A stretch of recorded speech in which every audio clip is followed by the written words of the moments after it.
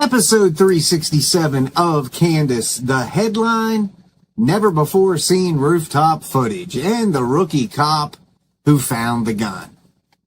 Zero named sources, zero footage that was actually shown to a court, and by the end of it, an insinuation that a Navy secretary, a rookie police officer, a search dog, and a prime minister of Israel are all somehow connected to the murder of Charlie Kirk. I watched the whole thing, and I pulled the clips. Here's what's actually true, what's spin, and what's simply made up. Ladies and gentlemen, this is Fax Me. All right, you guys, happy Tuesday. I am sorry that we are running late, but I promise you it is going to be worth the wait. First and foremost, I always just have to shout out Andrew Colvett because he has got me out here looking like the old woman from the movie The Princess Bride. You guys remember her?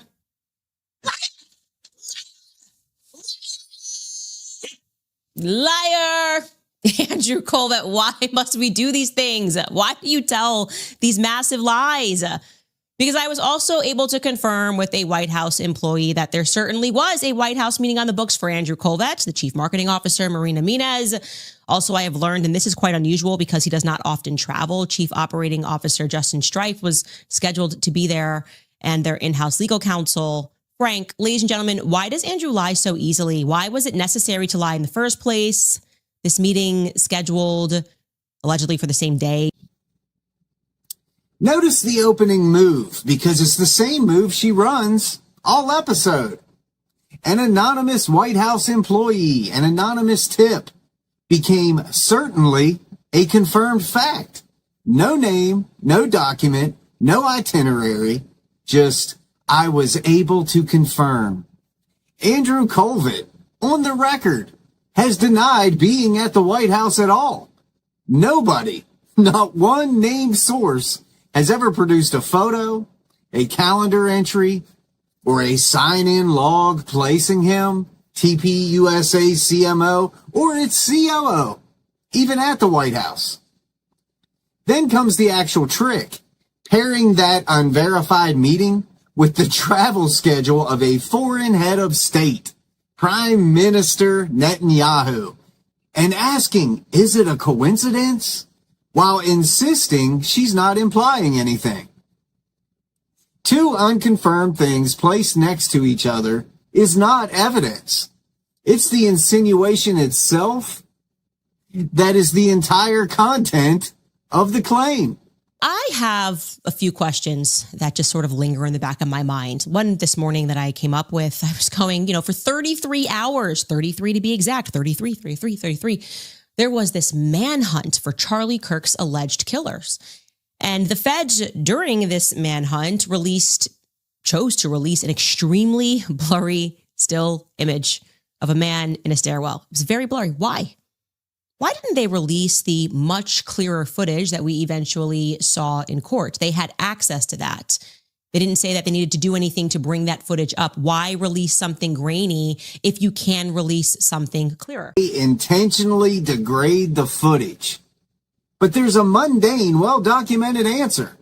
During an active 33-hour manhunt for an identified armed murder suspect, law enforcement pushes out whatever image is available fastest. Often a compressed still pulled straight off a security camera feed, because speed matters more than resolution when the public is being asked to help identify a fugitive. Higher resolution surveillance footage frequently takes additional time to extract, enhance, and legally clear for release. And it is then reserved for the actual court proceeding, where its evidentiary chain actually matters. That is the routine.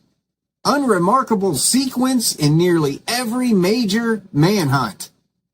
Why did they make it blurry on purpose? Assumes a deliberate act with zero evidence of intent. Morning is why was Zachariah Qureshi initially arrested by local police and feds? And then he was released. That seems like quite a big mistake for them to have made. What did they see? What was captured on camera or otherwise? What evidence did they have? Maybe it was a scent, the dog was chasing, I don't know. That the local police decided to go to Zachariah Qureshi's apartment in Provo, whereupon he was then brought in and interrogated by the feds and then released. Are we common sense people supposed to believe that was just bad luck? There was only 2 people that were detained. The first was George Zinn. We know why. Obviously, he said, I did it. It's a good reason to detain someone. I did it. Okay, we're going to detain you. The second was Zachariah Qureshi, and they just let it go. They let the error go. We got no explanation. I think we deserve one. And of all the people, they happen to select this kid who has got a father who's a career military man who owns and operates a military app tied to operations, tied to Fort Huachuca, got a bunch of money from the DOD. I just like to know more about that. 2 people were briefly detained near the scene of an active manhunt for an armed suspect.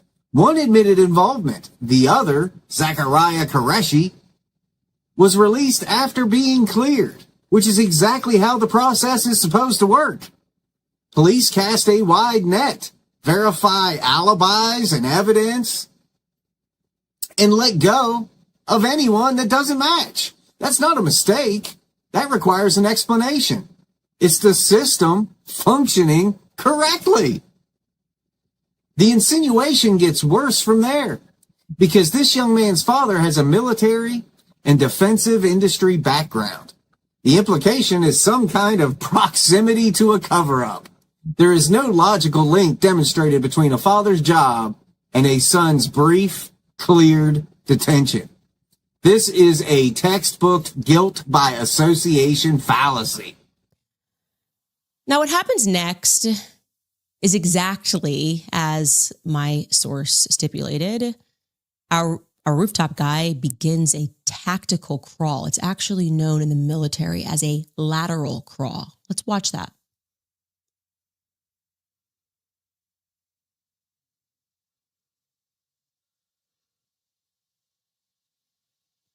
There he goes. And I actually do want to show you side by side so you can actually see a real military man do that alongside this person on the rooftop. Let's bring in that side by side clip. Here we go. That general action right there is known as a lateral crawl.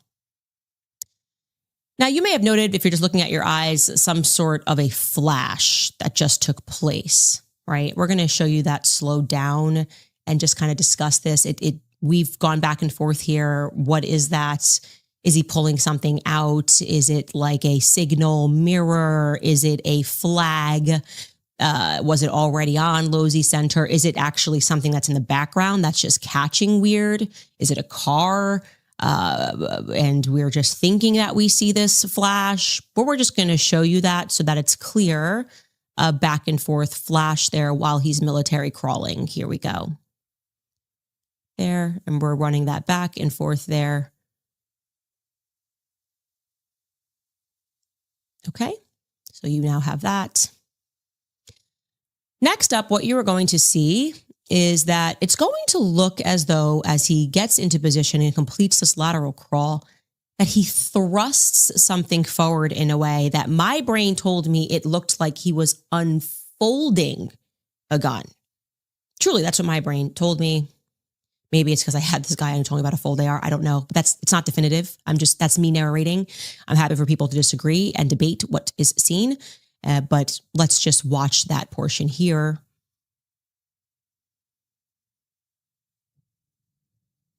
There we go. Something forward. And we can watch that again. Something forward. Again. But more importantly than what we see here is what we're not going to see here. So remember, this is supposed to be a German 98 Mauser family heirloom gun used during World War I and World War II.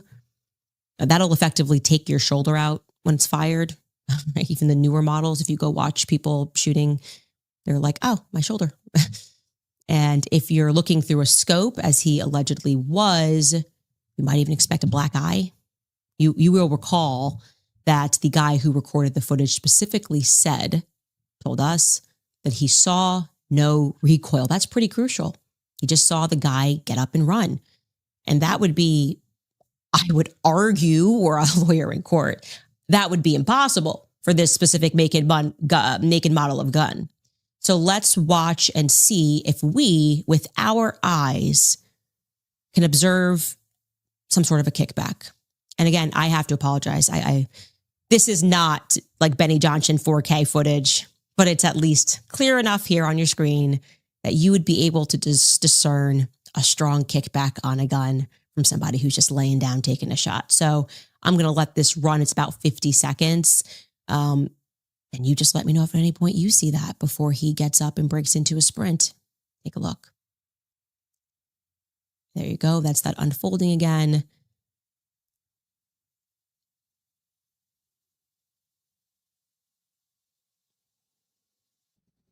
This is the centerpiece of the entire episode. The exclusive rooftop footage in the title. And it's worth slowing down on exactly what happens here because Owens tells you herself what it is. Watch her own language. That's what my brain told me. It's not definitive. I'm just narrating. What do you think? That is not a person presenting evidence. That is a person thinking out loud over blurry, zoomed in, recompressed video and inviting her audience to see what she primed them to see. A flash, a throw forward, a missing recoil. As if grainy footage of a distant figure can be forensically read for muzzle flash and shoulder kickback the way a scope-mounted lab camera could.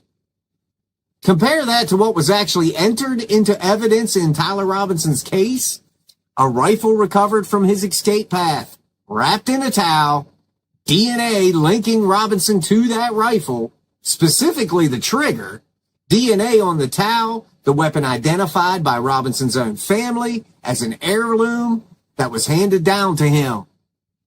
A single spent round and 3 unspent rounds consistent with a bolt-action weapon, which explains the absence of ejected shell casings at the scene, and a written confession in Robinson's own handwriting describing the shooting. None of that requires reading tea leaves in a 2-frame flash on a phone-recorded rooftop video. Owens is asking her audience to weigh an admittedly not definitive personal impression against a documented forensic and confession record. As I told you guys a while ago about this non-smoking gun, let's revisit what I told you. This non-smoking gun, by the way, which as we saw in the preliminary hearing, it had dust in the barrel indicating non-usage, which featured Tyler Robinson's fingerprints, which, if you need reminding, were described as the most degraded prints. Per the ATF testimony, among all the prints, his were the most degraded amongst 5 other sets of prints on this gun. How is that possible? Fingerprint examiners will tell quality depends on the surface texture, oil, moisture, pressure, and how long the object sat exposed to the elements, not on how suspicious the print looks to a podcast host. A rifle handled in a stressful, fast-moving situation, then left in a wooded area overnight before recovery, producing a smudged or partial print is unremarkable, not proof of tampering.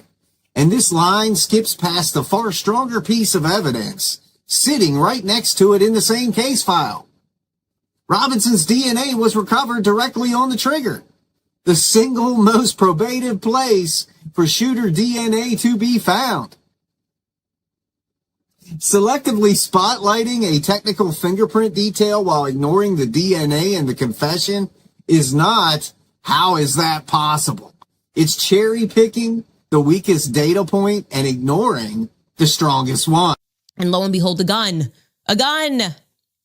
Who were those rookie cops? Might be relevant.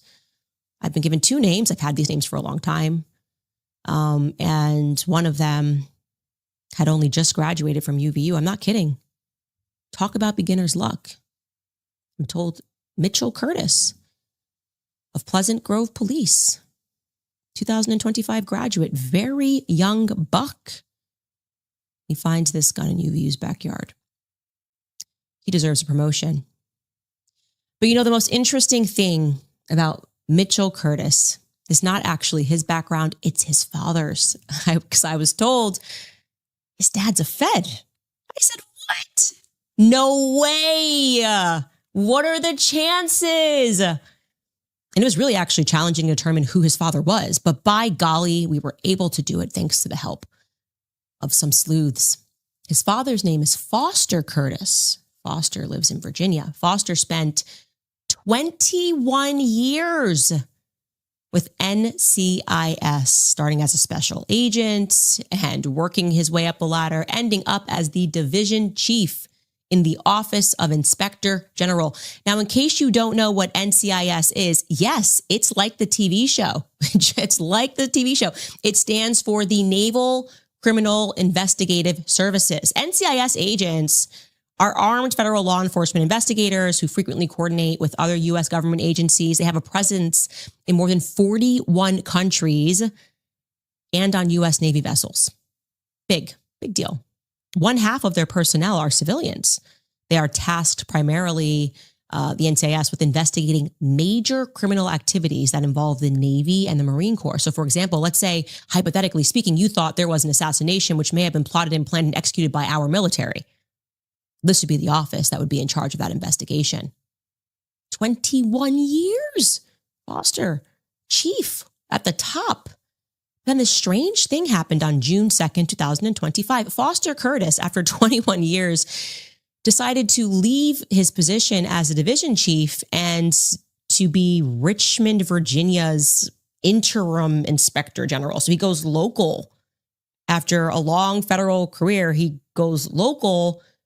Richmond, Virginia just fires the inspector general who was there, James Osuna, who had been in that position for 6 years. It was actually very controversial. They didn't understand why this was happening. Again, this is in June of 2025. The local news was going, what happened here? They were told, quote, no comments will be made on personnel matters. And NDAs were signed. Unusually, the local news noted, this is unusual. Never seen this before. So remarkably, guys, we can, that spreadsheet, the tree of brand new that just keeps growing. We can now add Mitch and Foster. Foster, his dad, being the first one that we can say the demotion was brand new. 21 solid years working for the feds. And then you just get this. Here's the entire chain of evidence in this segment. A rookie officer found a gun during a second, more thorough sweep of a field after a search dog mixed it, which is exactly what researchers are for. That officer's father separately changed jobs within federal and local government months earlier for reasons that were never established to have anything to do with the Kirk case at all. That's it. That's the whole claim. There's no financial record, no communication, no document linking the father's career move to the son's discovery of a weapon during routine follow-up police work. It's just credible. And it's just incredible. It's not evidence. It's an appeal to your sense of coincidence, standing in for something that was never actually shown to be connected. Given the scent, that bomb dog who was not given a scent and was searching the field, I am told that is Freya. That's her name. I like these Nordic names. You've got Loki, and now you've got Freya up by the field. Freya was the bomb dog, I am told. That she's the one who had a broken nose that day. It just wasn't working. And that's lucky for Tyler Robinson, because didn't he totally and legitimately just happen to text that was one of his concerns for Lance? Actually, it was one of his hopes to Lance. The text is really amazing. We should read it. Tyler Robinson wrote, when I checked the area about 3 hours ago, there was an officer with a canine walking nearby the area. I'm hoping that pooch has a bad sniffer. That's what the Gen Z kids are saying that day, hoping the pooches have bad sniffers. Sounds like someone's new to the English language, but this is Tyler's very formal. And yeah, it turns out Freya the bomb, lucky him, was the pooch who had a bad sniffer. Actually, actually, let me say allegedly here, because we know with my luck, I'll be the first person to be sued first by a sitting president of a foreign nation, and then like a literal female dog at the same time. The dog will be like, you said I had a bad sniffer, and Trump will root the lawsuit on Truth Social. I hope Freya bankrupts you. Real America first stuff, Trump. But I digress back. Canine detection dogs are excellent tools, but they're not infallible ones. False negatives over large, windy outdoor search areas are well documented in law enforcement canine literature, especially when a weapon has been concealed or exposed to weather for hours. A dog not finding a rifle in a field on the first pass, followed by human officers finding it on a second, more careful sweep, is an ordinary sequence of events in real searches, not a convenient failure that requires a name and a secret story about a broken nose. And notice the sleight of hand with the text message. Robinson texting that he was hoping the search dog had a bad sniffer reflects his own hope and anxiety as a fugitive. It is not proof that the dog actually failed for any special reason, let alone a staged one. Now back to the NCIS, because I got to be honest, I was thinking in my head, like, wow, these people, yeah, I guess that's why it probably has this very popular long running show. It's pretty powerful investigative unit, federal unit. I didn't realize they were present in that many countries. They had used plainclothes civilians. I wasn't sure actually who the NCIS reports to directly. I'm thinking, is it like Pete Hegseth? I look it up and it's actually, the Secretary of Navy.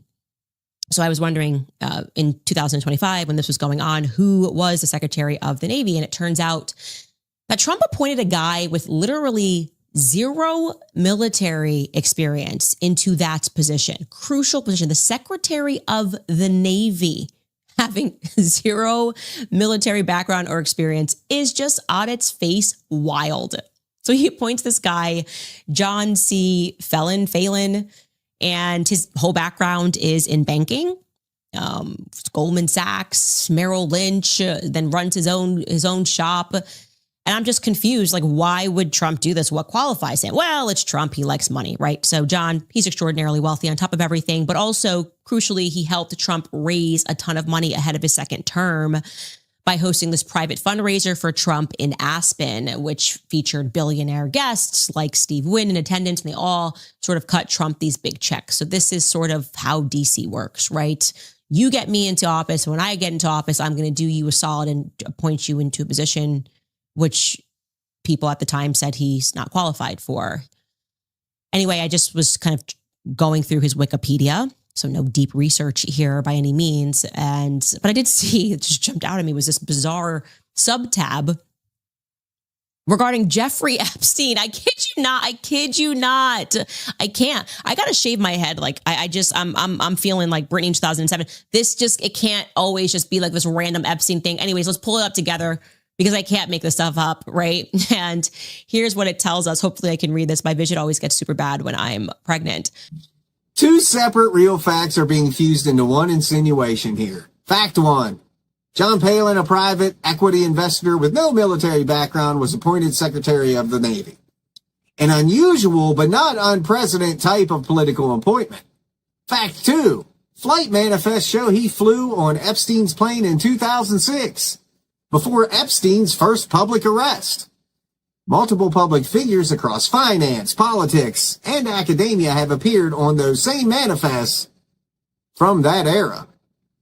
And appearing on a passenger list before a person's crimes became public knowledge is not, by itself, evidence of complicity. Fact checkers have had to correct this exact leap dozens of times about dozens of different names since the manifest became public. The specific claim being built here, that this decades-old fight connects a sitting cabinet official to covering up a 2025 assassination because NCIS happens to sit organizationally under the Department of the Navy and has supporting evidence, none, no communication, no document, no testimony. It's two true, unrelated facts glued together with suspicion. That's it. And that the Iranian propaganda, I don't know if propaganda means it's untrue or just that they're propagating their vision, because it certainly is not untrue, has been going viral. These Lego videos, you've seen the Lego videos on X, you've seen them on Instagram, people are sharing them. And there's a reason why these videos are resonating with Americans, because we feel like we have lost our country so that Trump can protect the elites, particularly Israel, particularly Jeffrey Epstein and his entire network. It seems Trump has completely abandoned and forgotten the American people. This is a direct, unqualified accusation that a sitting president is deliberately mishandling a murder investigation to shield a foreign government and an unnamed network, offered with no document, no whistleblower, no piece of physical evidence, and it's also not a new pattern. Watchdog groups, including the Anti-Defamation League, have specifically tracked an escalating pattern in Owen's commentary of attributing Charlie Kirk's assassination and its aftermath to Israel and Jewish influence. Folding a real separate news story, the Epstein flight logs, into an unrelated assassination case, and then asserting a presidential cover-up to protect Israel and the Epstein network in the same breath is exactly the kind of conspiracy trope engineering that watchdogs have flagged in her content by name. And why people put Trump into office, the reason why I backed Trump, somebody who, of course, we always know he had been bombastic, but we thought, oh, it's going to take somebody who's bombastic and somebody who is not institutional, somebody who's on the outside. Propaganda is not a synonym for false. It describes the purpose of a message to influence opinion for a political gain, independent of whether the message is true or false. Owen redefines the word live on air, specifically so she can wave away the propaganda label and instead endorse content that researchers have linked to Iranian state-aligned influence operations as basically accurate commentary. Whether or not any individual line in those videos contains a kernel of truth, explicitly laundering an adversarial foreign government's messaging apparatus as not untrue, which also insisting she's not vouching for it, is worth flagging on its own, regardless of what you think about the underlying political grievance. Can spot this, even though it's now reemerged and they're not the mainstream media, they're independent creators that are clearly all a part of these influenceable campaigns, all saying the same words and the same sentences meant to attack us psychologically. So you just submit and you just say that you see the thing that's not there. A literal CIA experiment, by the way, that took place. So they, I'm mixing what fruits they had up, but they had one person who was not in on it. The other, let's say 26 people were all CIA agents, and they held up a picture of a banana and asked every agent in the room, what do you see? And the agents were all told to say apple. They only wanted to see what that last person would say. So it's clearly a banana, but they're all going apple, apple, apple, apple, apple, apple, apple, apple, apple, apple, apple, apple, apple. The experiment being described, a group of Confederates giving an obviously fake answer to see if it pressures a real subject to conform, is the famous Ask Conformity experiment conducted by psychologist Solomon Asch in 1950s, using line length judgments, not fruit, and run out of a university psychology department, not the CIA. There is no version of this experiment, real or documented, involving a banana mislabeled as an apple. Dressing up a real, well-known academic study as a secret intelligence agency mind control operation to imply that anyone who accepts the official account of a murder case is a brainwashed 26th person in the room is misinformation about the history of science being used to delegitimize disagreement. Or whatever. I think I got all of these messages. Nope. Ali writes, JFK was murdered over 60 years ago, and there are still so many unanswered questions. So why are they so mad at people for asking questions and speculating about the possibilities? By their logic, you needed hard evidence to question JFK narrative 60 years ago. Yes, of course. That's why they launched Operation Mockingbird then, and why they launched it again this time. Same exact reason. That's what these influencers are. That's Operation Mockingbird. You can't just all say the same word, the same. If evidence supports her claim, that's proof she's right. If people push back with contrary evidence, that's proof of a coordinated psyop. Operation Mockingbird, garbled here as Walking Bird, recruiting them to say the same thing. That structure cannot be disproven by any amount of evidence because any disagreement is predefined as evidence of the conspiracy itself. Operation Mockingbird refers to a specific decade-old Cold War allegation about agency relationships with journalists examined by Congress in 1975. It is not a documented ongoing program controlling every journalist, fact checker, or commentator who finds a specific 2025 murder theory unconvincing. Reaching for it is a name drop of real history repurposed to make ordinary disagreement look sinister. She's the queen of that. No worries. We can't rely on the feds. We got that to tell us the truth. And of course, if they did capture him doing that, that wouldn't exactly. Running underneath every segment in this episode is the same undercurrent. Refer to the entire documented case, DNA evidence, a family identified weapon, ballistics, and a written confession, all part of the public record, as just the Fed narrative. Something not proven. Something the audience shouldn't feel overwhelmed into believing. But evidence being inconvenient to a theory is not the same as evidence being absent. Court reporting from multiple independent outlets confirms this evidence exists and was presented. Calling a documented presented case a Fed narrative doesn't make the documentation disappear. It just tells the audience not to look at it. 13 claims, not one of them, not one, was backed by a named source, a document, or physical evidence. What we got instead? An anonymous White House tip, a rookie cop's father's resume, a search dog's sinus problems, a decades-old flight manifest, a garbled misremembered of a 1950s psychology study, and a real foreign disinformation campaign laundered as not untrue, all stitched together into an insinuation about a murder of a real man in front of his real grieving family. Charlie Kirk was murdered.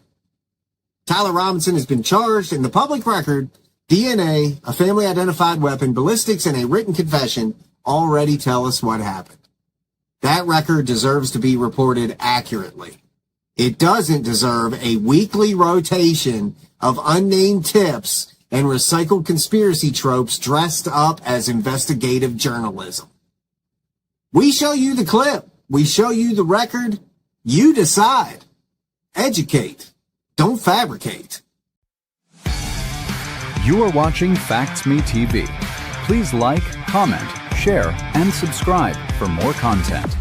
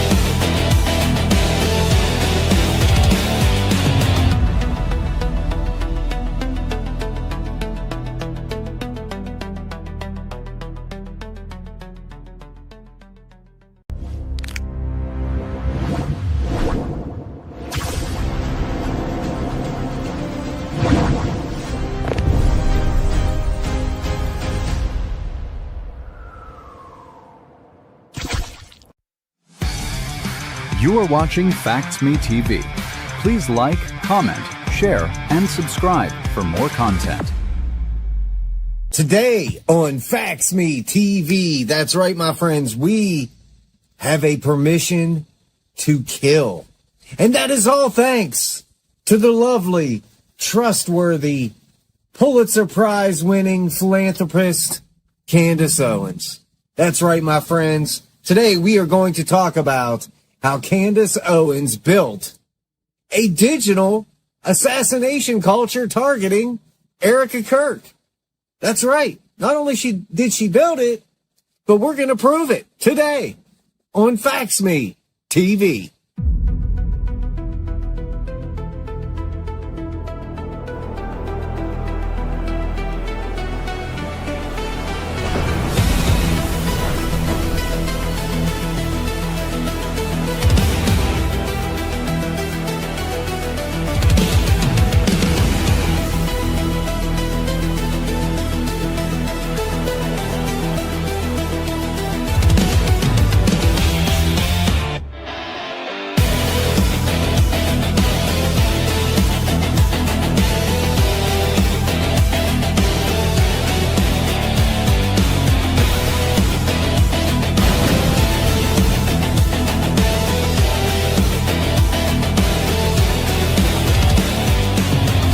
All right, my guys, welcome in. And my gals, all my factivists, welcome to another show. It is Thursday,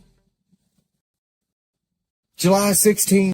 Thanks to everybody who tuned in yesterday. It was a good show. You know, we proved that Tyler's car is actually Tyler's car, and all these different cars that they were saying were Tyler's car that wasn't Tyler's car actually was Tyler's car. Anyway, guys, just watch yesterday's episode if you would like to see that. And what else did we cover yesterday? Oh, it was just a lot of crap.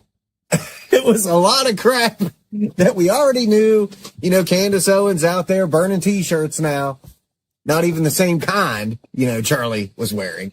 I'm sure she's waiting specifically, you know, just to get that freedom shirt so she can do it with a freedom shirt. Guys, I mean, how many different theories? This is what blows my mind. It's not, you know, I would have so much more respect if, hey, you know, last September she came out with one theory that seemed to have, you know, some substance to it and stuck with it and stuck with it this entire 10 months. You know, that would be one thing. That would almost be acceptable, you know? But to every week change your theory and then completely forget about the one you promised your audience the week before. And the thing is, they're so dumb, they don't even care. They just love the drama and the hate, you know? It's anyways. Guys, I got my hands on this new report from NCRI, and that is what we're going to be, that's what we're going to be going over today. I alluded to this at the beginning of the month. I had done a show where I had talked about, influencers. You know, it's not just a clever name, right? They're called influencers because they influence, right?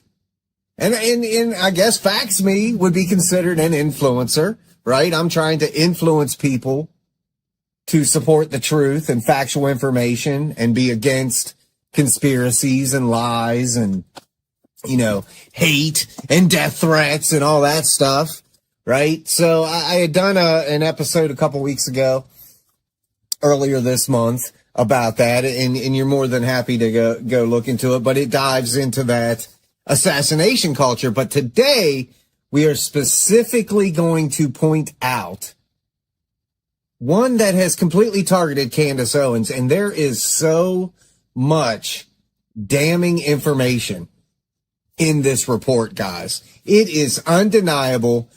I will go out on a limb and say that this report is going to end up in court. Somebody is going to use this report. Whether it's Brian Harpole, which I doubt, it may get referenced.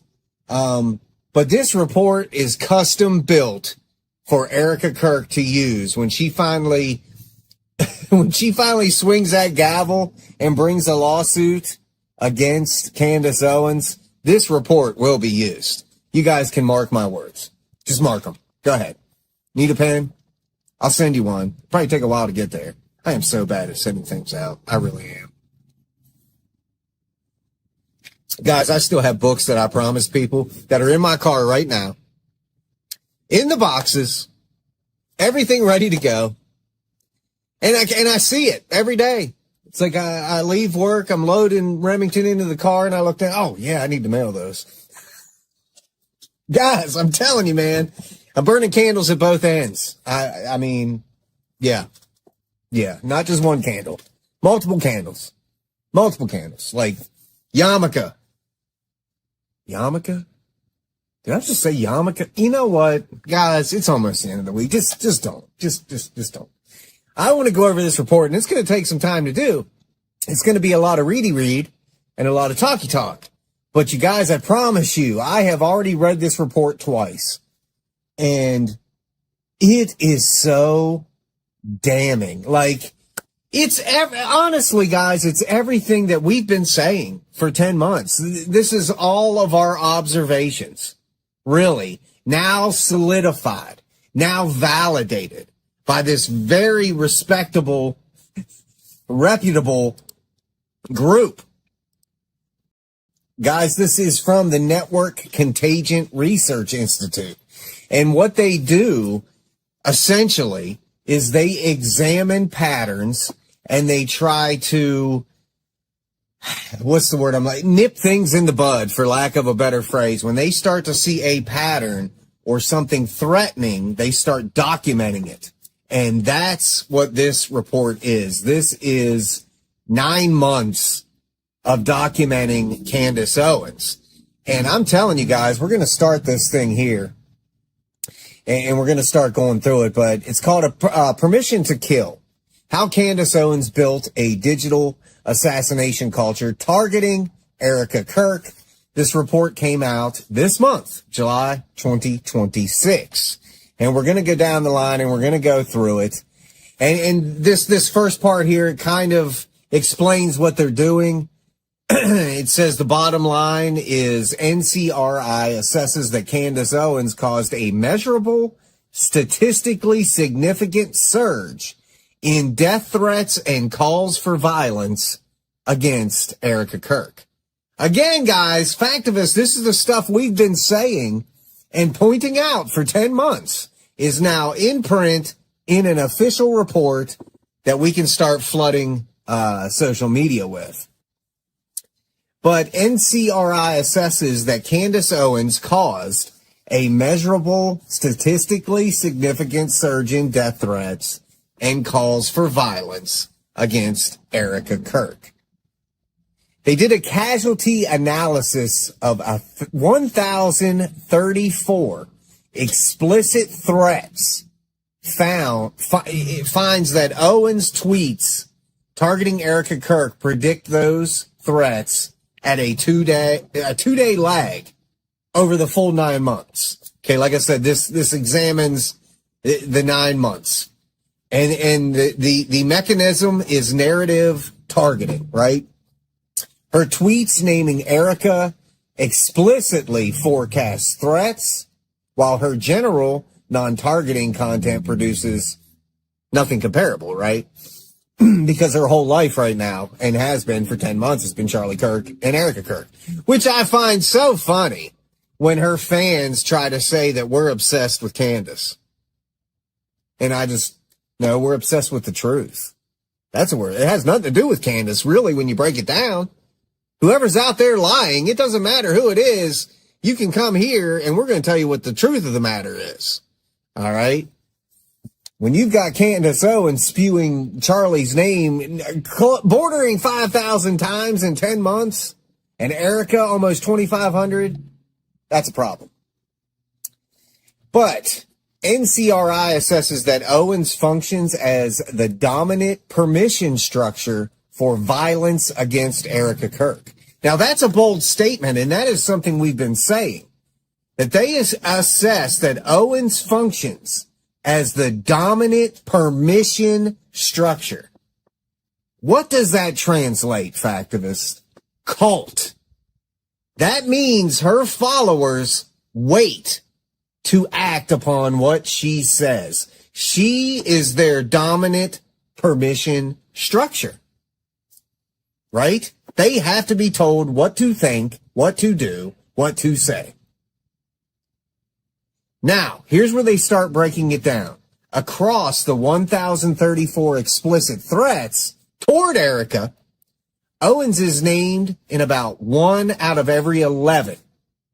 And that has risen over this 9-month period to 1 in 6 by February of 2026. So 1 in 6 references to killing Erica also references Candace Owens.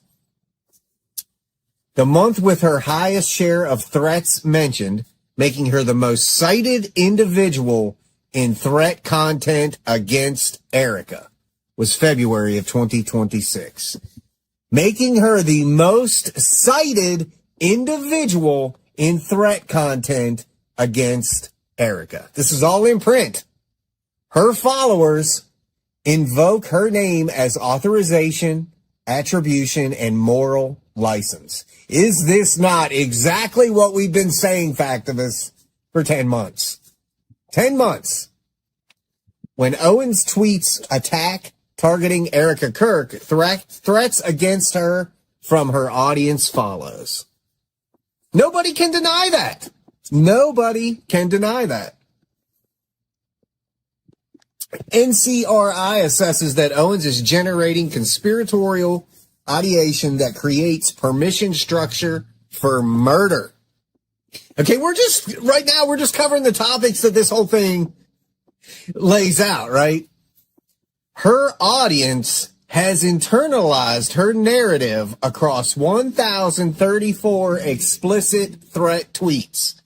Erica killed Charlie, Erica Epstein trafficking, Mossad operation, organized hit, right? This is all stuff that we've heard. This is the architecture of a murder permission structure. A named target, an accusation that morally justifies elimination, and an audience that treats the accusation as a call to act. Right? Now you guys have seen me cover many times the many assassins who have cited Candace Owens in their manifestos. Right? You guys hear me say this all the time. You can only call it coincidence so many times, right? Let's keep going down this. Now, this is interesting. They assess that Owens' campaign constitutes a sustained influence operation targeting a private individual for physical harm. Across 627.7 million views and 9 months of targeting, Candace Owens built a narrative ecosystem that her audience turned into explicit threats at statistically predictable intervals. Guys, we're good. That's all I got to say.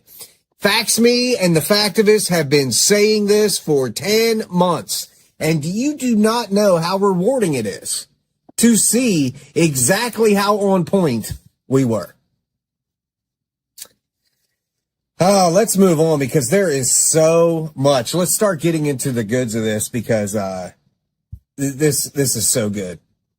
You know, and what's interesting is they literally use Charlie Kirk to feed this. They say political commentator Charlie Kirk read that research, and on April 7th of 2025, he amplified it to his millions of followers.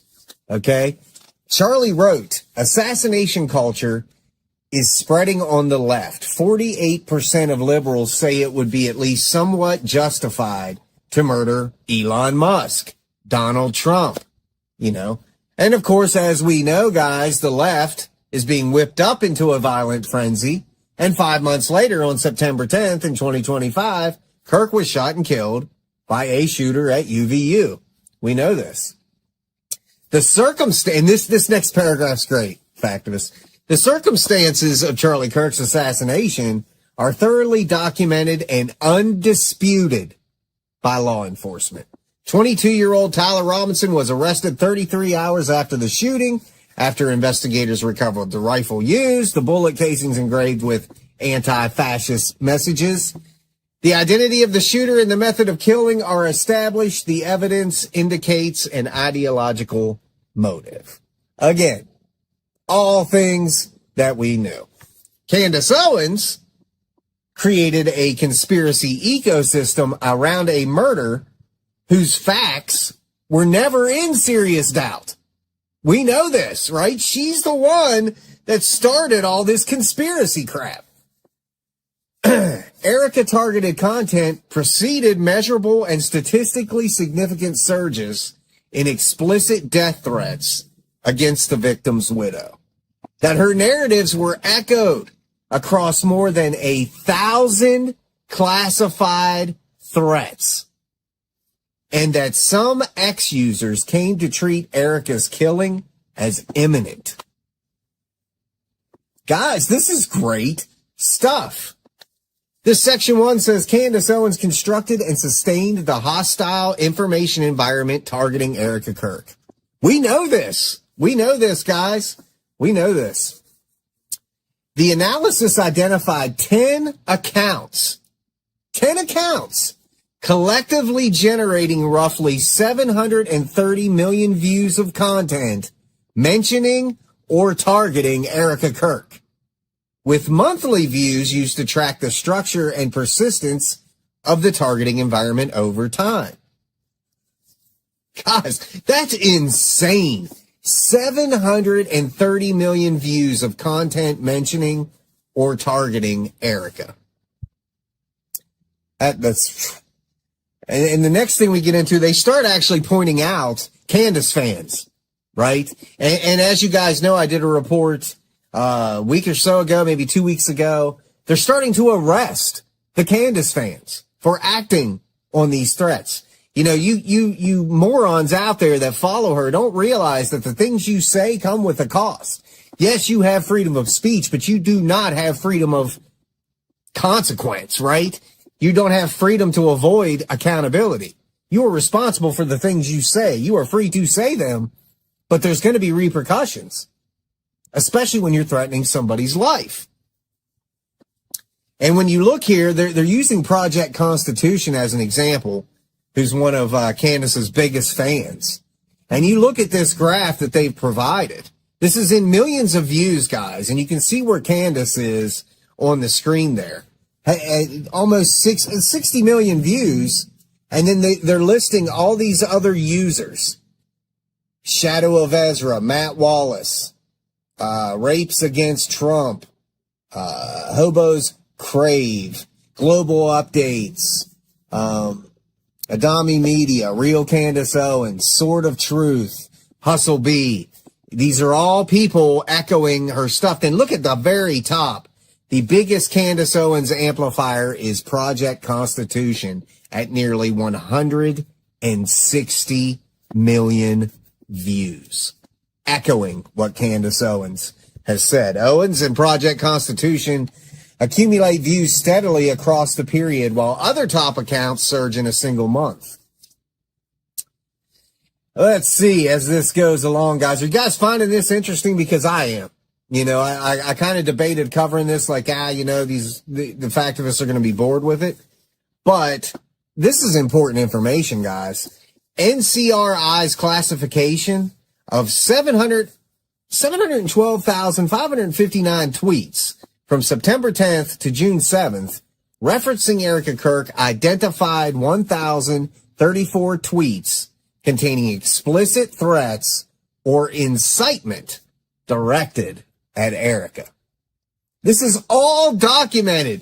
You morons out there following Candace don't realize that your tweets, your posts on Facebook, your videos on TikTok, it's all being saved. I have mentioned it more than once. I have a folder on my computer of every death threat that people have made against me, against Erica, against her family, against people of TPUSA. I have collected it all and will happily hand it over. There's over 1,000 screenshots in this folder of you morons making death threats, and you think it's cool. It's not. Okay, out of those 1,034 explicit threat tweets, 249 named at least one of a set of prominent public figures, resulting in 336 figure mentions across 14 individuals. And it goes on to list Candace Owens was the most frequent named individual in the figure mentioned death set.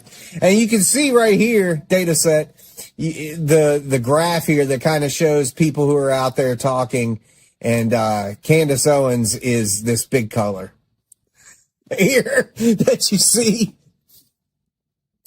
Anyway, so when they really break it down, and they're being fair about it too. I mean, they really break it down. Of the 1,034 threat tweets, 195 were coded as echoing an Owens-originated narrative. 29 of those named Owens directly while reproducing her framing.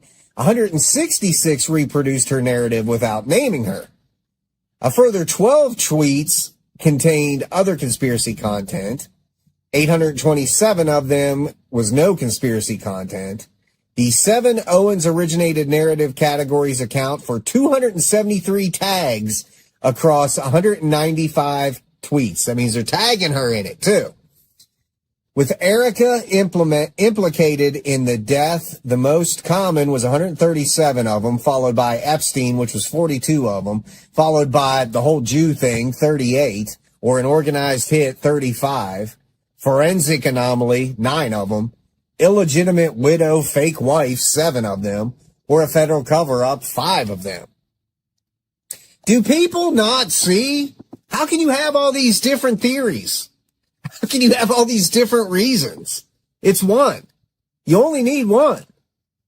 But right there, you go from Erica Kirk to organized hit, to Epstein trafficking, to the Jews, Zionist, Mossad, to forensic anomalies, illegitimate widow, fake wife, federal cover-ups. Which is it? Which is it?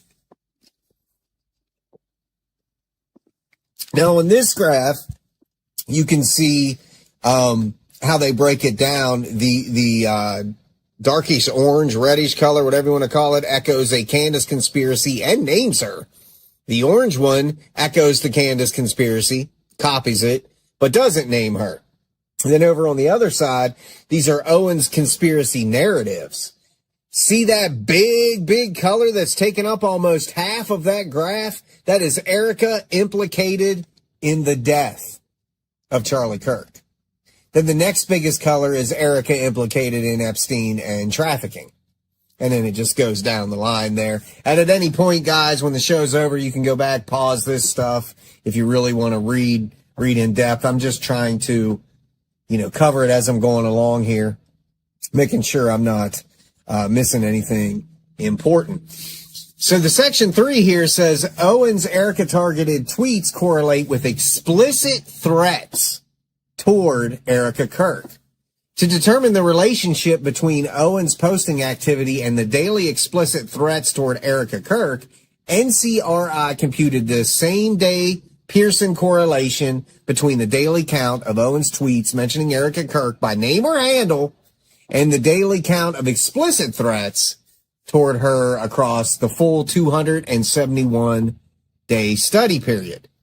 The 130 Erica-specific tweets drawn from Owens, 412 tweets mentioning Erica Kirk, Charlie Kirk, or TPUSA during the study period were used as the predictor, okay? Just so we're on the same page. Now, here's what's interesting, okay? This is just X. This is just X. This is just X. This is just X. So all of this is from just X, one social media platform. It's not counting all the crap she has said and done on YouTube, Instagram, Facebook, right? That's not even counting all that. This is just focusing on her tweets. Okay? So you can only imagine the scale of this once they start doing all of social media on her. This is just a simple little graph that kind of shows how it grew and has grown over time. Nothing really major to show there. Let's see what else we got here. This is kind of a boring section. A lot of algebra. I'm not going to cover that. I'm not. Let's see what this next thing is. This is the casualty table, where the way they lay it out is how long it takes for her to say something and then her cronies to run with it. And they give it like a day or two at most. That's it. That's what they're calling the lag. Erica targeted Owens' tweets predicting explicit threats across lags. So when you see that lag 1 through 6, it kind of shows like, just pause the screen and look at, because I've only got an hour to cover this. But the predictor shows the daily Owens tweets mentioning Erica Kirk by name or handle, 130 tweets, 75 active days. So they're breaking it down by how many tweets per how many days, that kind of thing. This one is a little more interesting. It shows the explicit threats toward Erica Kirk and Owens' Erica targeted posts across 7 days. And you can see the spikes, guys. The dotted lines are Erica targeted tweets over a 7-day average. Okay. The solid line are explicit threats across a 7-day average. So you can see how many tweets there on the right, and then on the left, explicit threats by the day. So it shows you that volume and kind of comes up with the average and predicts what's coming next. Let's see. This next section, I want you to really pay attention to this, and then we're going to take a quick break. Okay. This says it all. Okay. This says it all. I really like this right here. Okay. This report began with a fact that is easy to lose sight of the analytical machinery that follows it. Okay. Again, this cites Charlie Kirk. He amplified this group, the Network Contagion Research Institution, on his assassination culture 5 months before he was killed. And in the 9 months since, Candace Owens has constructed around his death precisely the kind of permission structure. Remember, I was highlighting that earlier. The permission structure NCRI identified as the precondition for targeted political violence. So in other words, Candace Owens is the poster girl for the permission structure for targeted political violence. She's literally the poster girl. Okay. People need to own this. People need to own this. And here's the great part. I'm going to read this next part, guys. And this is what I really want you to take away. Okay. Permission structures for violence do not require explicit instructions, right? You don't have to write it down. Here's how you need to go do it. Okay. That's essentially what that's saying. They require 3 elements. This is so good, guys. They require 3 elements: a named target, which we have, Erica Kirk, a moral justification for harming that target, which Candace is always giving her audience, and a community that internalizes both. That's her cult. Guys, that nails it. Permission structures for violence require 3 elements: a named target, a moral justification for harming that target, and a community or a cult that internalizes both. We've seen it happen with Donald Trump over and over again. Okay. So as this goes on, it says Charlie Kirk was killed by a shooter whose ideological motivation was documented and indisputed. In each case, the violence was preceded by a permission structure, a named target, a moral framework that justified harm, and an audience primed to act. Owens has provided all 3 to her audience regarding Charlie Kirk. I'm going to say that again. Owens has provided all 3 to her audience regarding Charlie Kirk. She has named Erica repeatedly, specifically, at a scale across 627.7 million views. She supplied the moral justification. Erica killed Charlie. Erica is a Mossad asset. Erica trafficked children.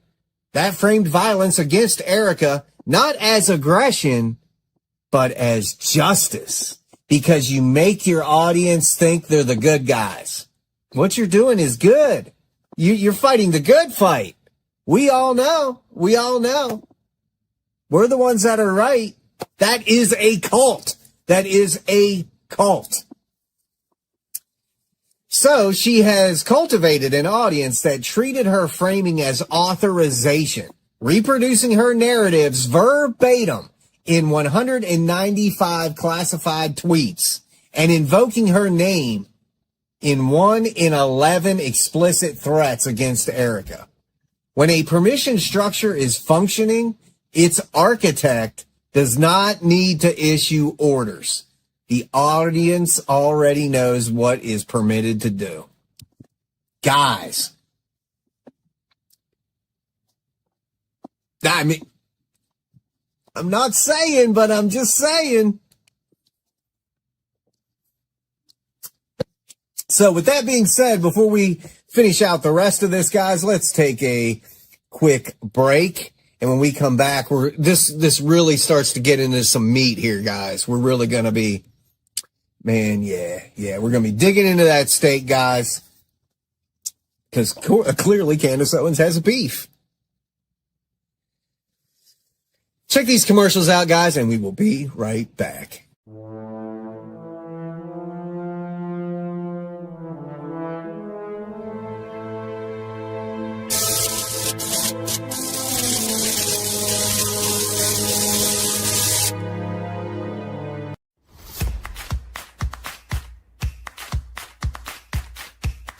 This is not red.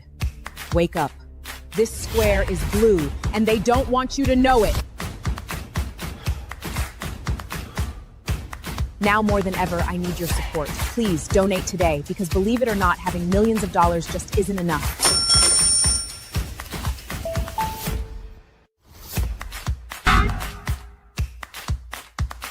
This message has been brought to you by FaxMe, critical thinking, common sense, and anybody wishing not to be viewed as a moron. Every week they lie, twist facts, and dodge the truth. We call it out.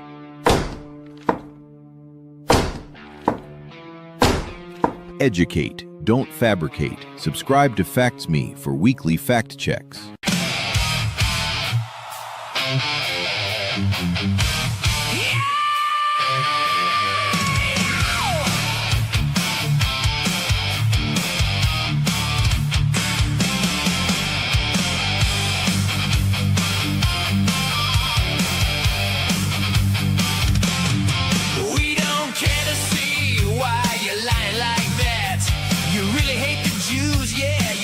Dirty rat. I have only one burning desire. Let me stand against this liar. Let me stand against this liar. Hey, let me stand against this liar. Oh, let me stand against this liar. Oh, moronic fans, stand against this liar. Yeah, baby. Now listen here, Candy. We all know you're crazy. Georgie ain't home, big words you'll never learn. Just don't try to pronounce big words to the world. I know only one guilty trans Tyler. Let me stand against this liar. Let me stand against this liar. Yeah, let me stand against this liar. Oh, let me stand, baby. Stand against this liar. Oh, moronic fans, stand against this liar. Oh.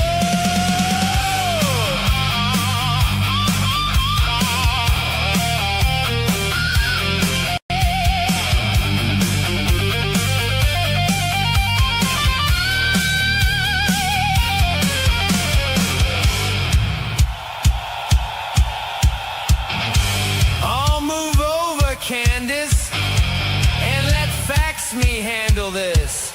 Yeah, you know what fake and gay is all about. Yeah, get on with it, Candace. Yeah!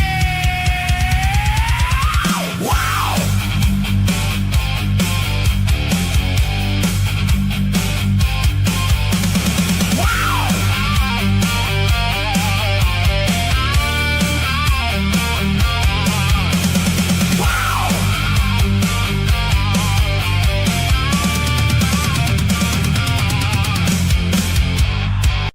my friends, this is Steven from Fax Me. Please like, comment, share, and subscribe. Stop!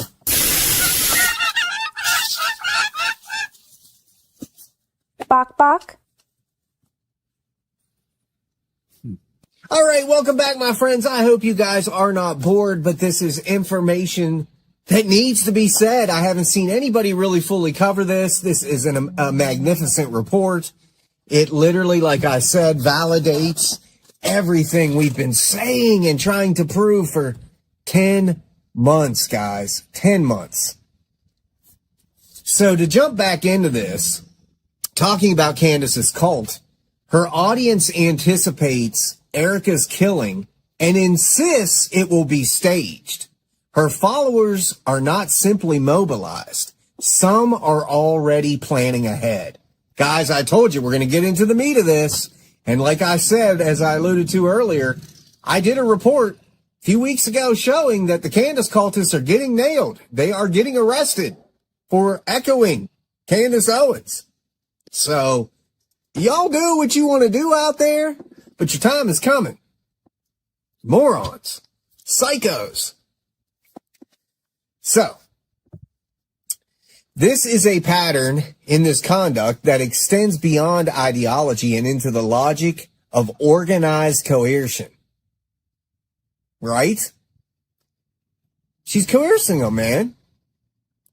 And this is great. Mafias demonstrate power by not targeting the powerful, but by targeting those with the least capacity to resist. Now, really think about that.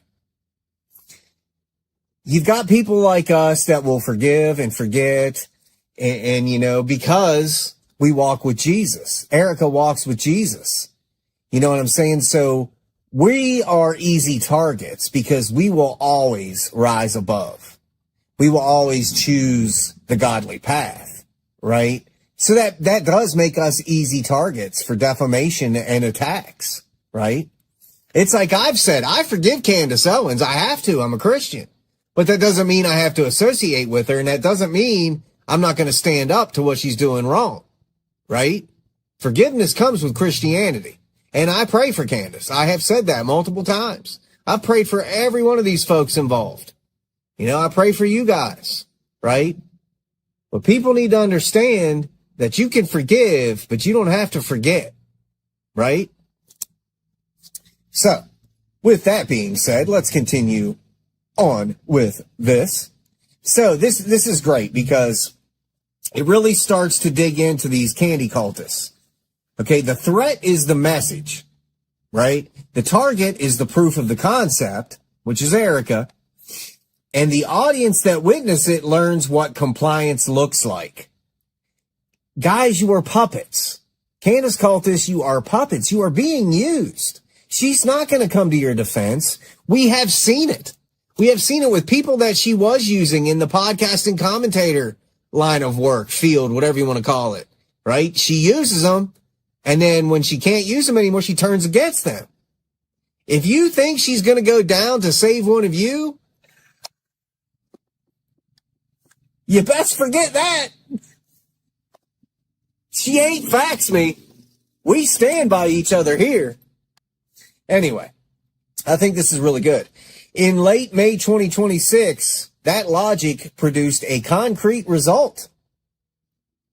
Jacob Wensk, 26, was charged in Bexar County with a felony terroristic threat for an alleged plot to bomb a Turning Point USA event where Erica Kirk was the keynote speaker, having sent communications including death to Erica Kirk.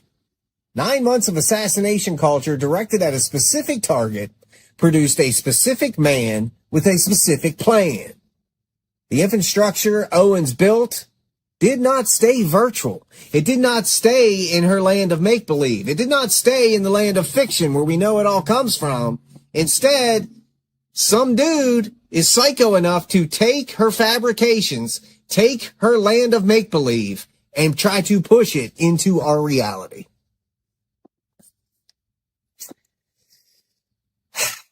Anyway, let's move on.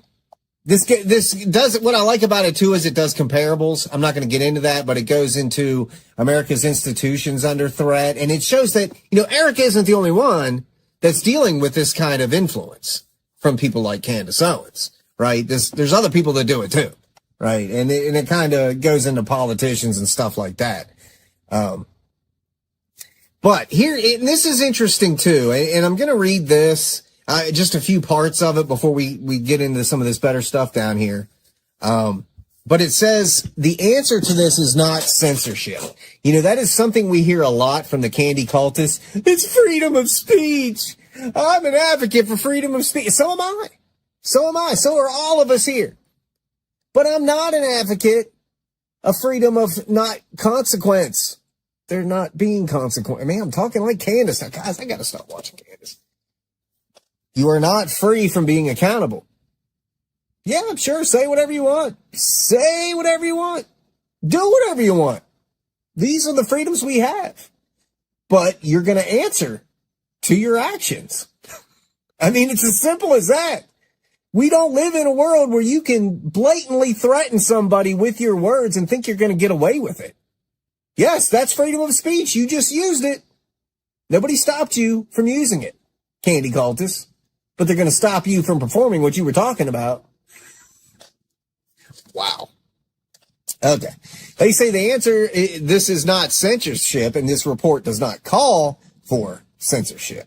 It says what NCRI documents here is a crisis of consciousness that legal prohibition cannot resolve, and that platform moderation alone will not contain. And that's what we're seeing. Many people have reported her videos for misinformation, for threats, all this stuff that would take any of us down. If we were doing that here on Facts Me, I wouldn't even have a channel. I would be taken down, right? So that responsibility is on Google, is on YouTube. Like, hey, what are you doing here? These are your rules, and you're not even going by them, right? Anyways, moving along here. This is interesting. To characterize threatening discourse directed at Erica Kirk following the assassination of Charlie Kirk, NCRI collected public tweets referencing Erica Kirk by her name, even her old name, her handle, across X. 712,559 tweets since September 10th. Holy crap. 712,559 tweets since September 10th. Holy crap. Right? Each post was evaluated by a large language model. Are you familiar with what that is? Using a structured coding prompt that captures the post target, the audience stance toward Erica, and specific forms of negative present. So I do this too. I use LLM every day for Facts Me. I'm basically sending out what I'm looking for using coding, and it brings it back to me. Does that make sense? That's an easy way to put it, because you got to evaluate. That's how I do the how many lies per episode. I'm using a large language model to do that. The LLM coding prompt was designed to read each post in context, including any quoted post, reply, or screenshot it was responding to, and to code the author's own stance and position. This is exactly what Facts Me does. Exactly what Facts Me does. And that's just another pat on the back that we're doing that here the same way these official research institutes operate. So that's a pat on the back for Facts Me, guys.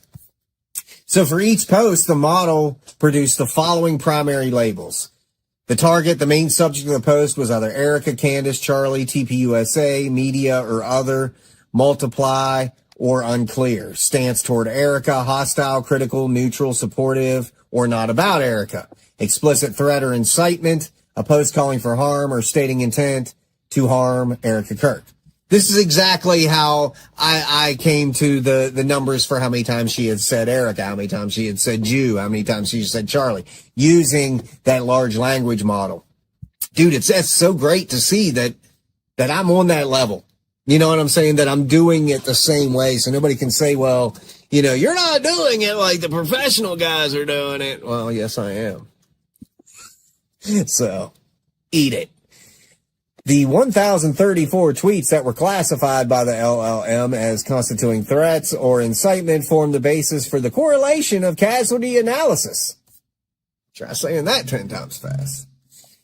To identify which conspiracy theories appeared in the 1,034 explicit threat tweets and how common each was, they ran a second pass on it. Which, guess what? That's what I do too. I think I've even said it.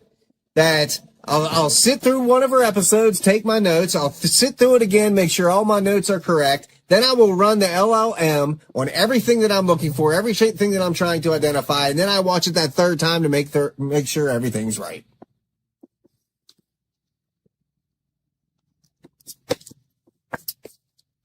So what they came to, the 7 labels were Erica implicated in the death that Erica knew about, helped plan, or is covering up the killing. Erica Epstein trafficking, that Erica is tied to Epstein's network or child sex trafficking. It was an organized hit, that the assassination of Charlie was coordinated rather than the act of a lone gunman. Her whole Jew thing, Israel, Mossad, Zionists were responsible.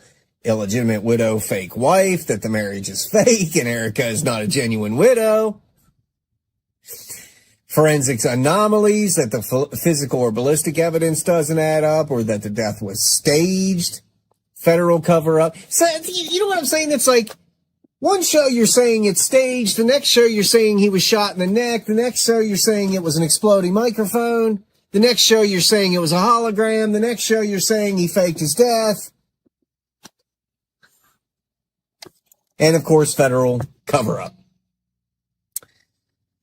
So, let's continue on. This is where they start bringing in actual examples here. This is Project Constitution, the guy that we talked about earlier, 160 million views on his reposted content of Candace Owens. And, he literally just, I'm not going to read through these, but I already have, but he just echoes everything that she's saying.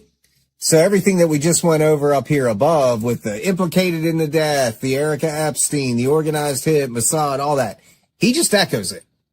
He just echoes it. And those are the prime examples for him. He will be the next to get arrested. He's on the list. I'm telling you. Mark my words. This video will age well. How about that? Candace Owens, Erica Kirk conspiracies. Here again, pulling exact ones where they show Candace Owens' tweet and what she says about Erica Kirk being embedded with Jeffrey Epstein's trafficking network, right? And then it shows what Candace posts, and then it shows her fans literally echoing it, right? Spreading it like a disease. Then, of course, the Freemason hit squad. How can we forget about that? The magical burning Bible that didn't burn, that survived a fire that you can't find anywhere, that is really everywhere, that you can buy on Amazon, Walmart, Books A Million, Barnes & Noble. Anyway, here we go. Charlie's death was a coordinated elite assassination rooted in France and Israel. Her anchor is a French case in which 22 people were tried over a Freemason hit squad. And she links it to Israel, of course. I mean, of course. So there is her saying it. Okay, again, completely different theory this time. Then, of course, she goes off on the magical neck. And it shows her saying in her tweet, automatically disqualified to speak if you were trying to tell the public Charlie got shot by a lone shooter on a rooftop with a 30-06 bullet that was stopped by a magical neck. We just don't have time for that. Guys, wasn't it just yesterday or last Friday I played a loop of her saying Charlie Kirk was shot in the neck? Wasn't it? Was it yesterday? Or Monday? I know I played that clip recently. Charlie Kirk was shot in the neck. Charlie Kirk was shot in the neck. I looped it over and over and over again. But here, she's saying he wasn't. She don't have time for that. And then, of course, you look at this, after she makes her post, this Kenzo the Buddha, Can we hang with Andrew Colvett and Erica Kirk by public execution live streamed? They want to hang Andrew Colvett and Erica Kirk publicly. Execute them on a live stream. That's one of her fans. Then, of course, you've got the Zionist plot. I don't even think I want to get into that because it's so stupid. But you can see what she posts. Then her cronies come in. Phantom Pain, Truth, Escaping 1984.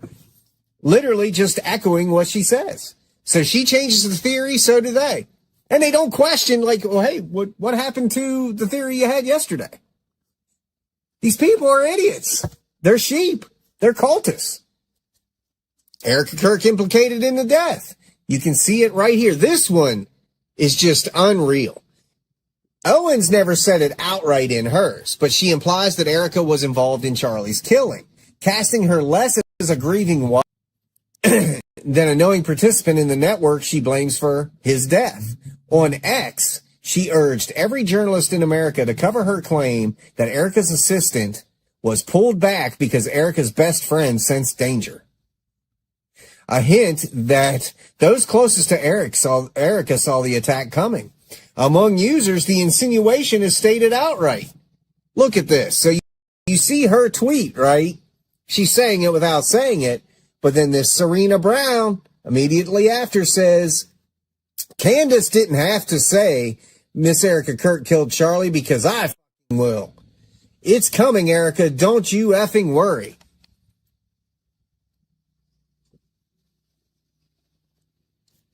Just saying. Just saying. Then, of course, she gets in the federal cover-up, and you can see, and yet it's the most well-funded federal operation since JFK to convince the public not to believe their own eyes. We do believe our own eyes, Candace. We've watched all the footage. We've seen all the evidence. I believe my own eyes. Oh. And then anticipating the killing, the false flag narrative, a distinct narrative circulating in the Owens community holds that Erica Kirk's killing is already coming, that it would be staged as a suicide or a fake attack, and that Owens will be blamed. The false flag framing functions as a permission structure for threats and violence, right? So when you have Candace the other day on her show saying that Candace was the real target, not Charlie, and because Charlie wouldn't kill her, okay, because like he really cared, right? He really cared. She was gone. That's why she has to keep pulling from 2018, because there was no relationship there after that. But now Charlie was assigned to kill Candace. He wouldn't do it, so they killed Charlie. This is what Candace is trying to say.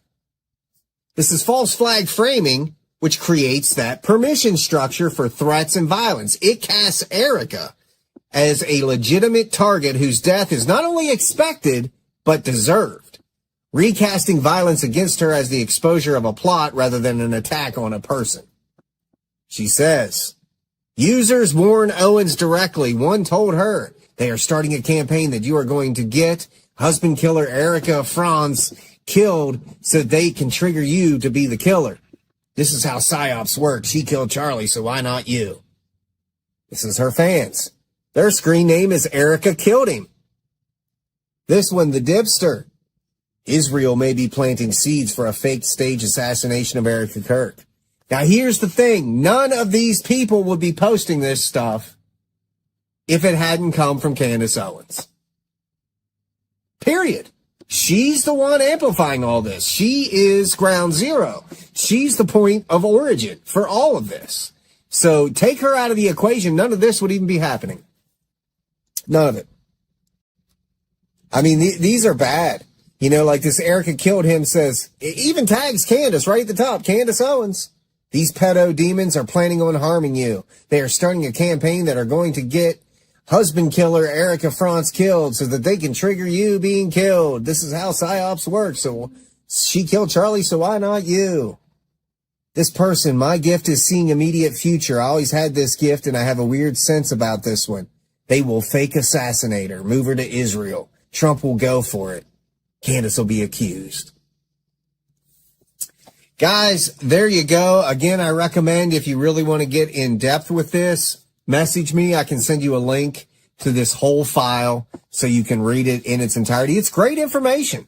And I foresee this being used in court somewhere down the line, probably from Erica Kirk herself, since it focuses so much on her and Charlie. But yeah, permission to kill. How Candace Owens built a digital assassination culture targeting Erica Kirk. Guys, I'm sorry it was such a read, talky talk episode, but that's really about the only way to cover something like this. And I hope you enjoyed the information. I hope you can use this in our fight for good against the candy cultists, these people that are trying to get innocent people killed because of Candace Owens. They are disgusting human beings. It's like I see these comments from the candy cultists now, and I just, don't even want to respond. Or now I'm just like, that's cool, man. Take care. You know, just being completely dismissive at this point, because I really don't care. If you think like this, I don't want to be affiliated with you, and you have no cred whatsoever. If Candace Owens is your source, you have no cred whatsoever. None. And I'm still waiting. It's 10 months now. 10 months and 6 days. I'm still waiting for you candy cultists to actually bring things she's proven. We all have been waiting. We've been waiting. I'd love to do a video on it. You guys, you candy cultists, bring me all the stuff, all the verified and empirical facts Candace Owens has proven over the past 10 months, and I will happily do a video for it just for you. But you got to bring it. Because right now, we don't know. We don't know. You guys keep saying she's right. But you haven't corrected us. So bring it or shut up.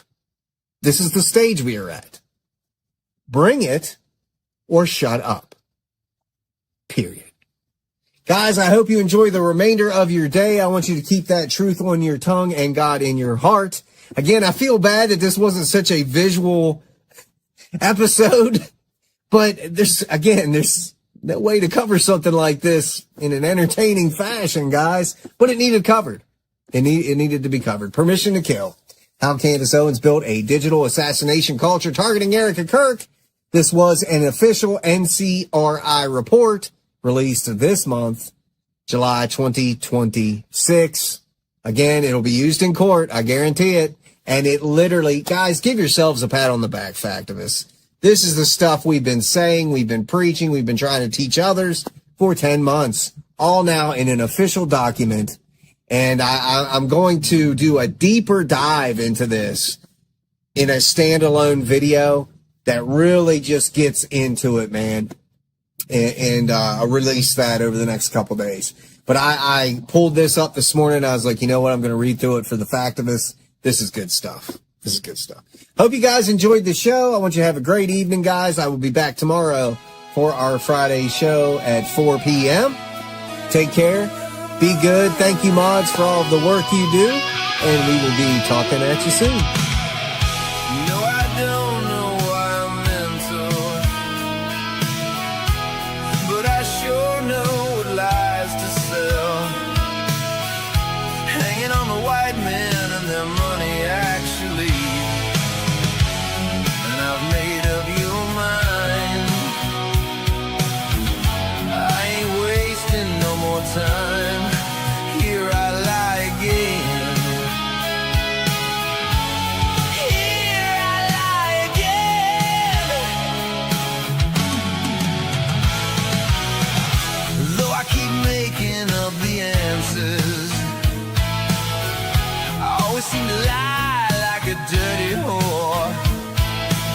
Oh Lord, I pray you give me legs to carry on, 'cause I live to deceive, to talk so long with Charlie in my dreams. And here I lie again on my show, running circles around the truth I've never shown. Like a grifter, I was born to talk alone. And I've made up your mind.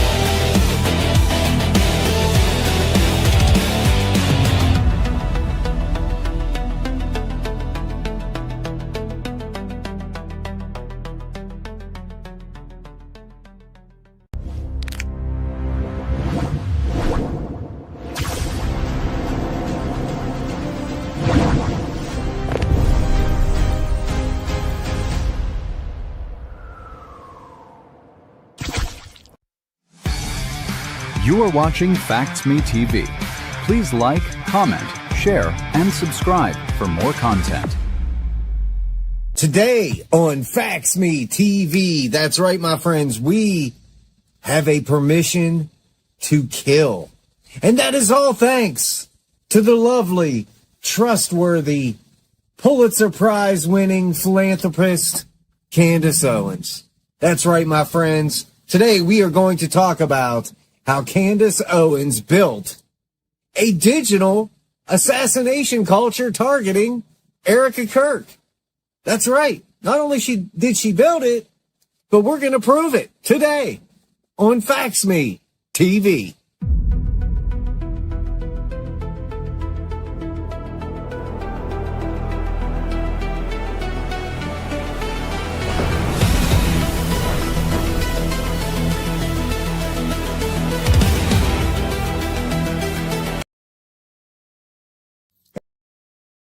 Each post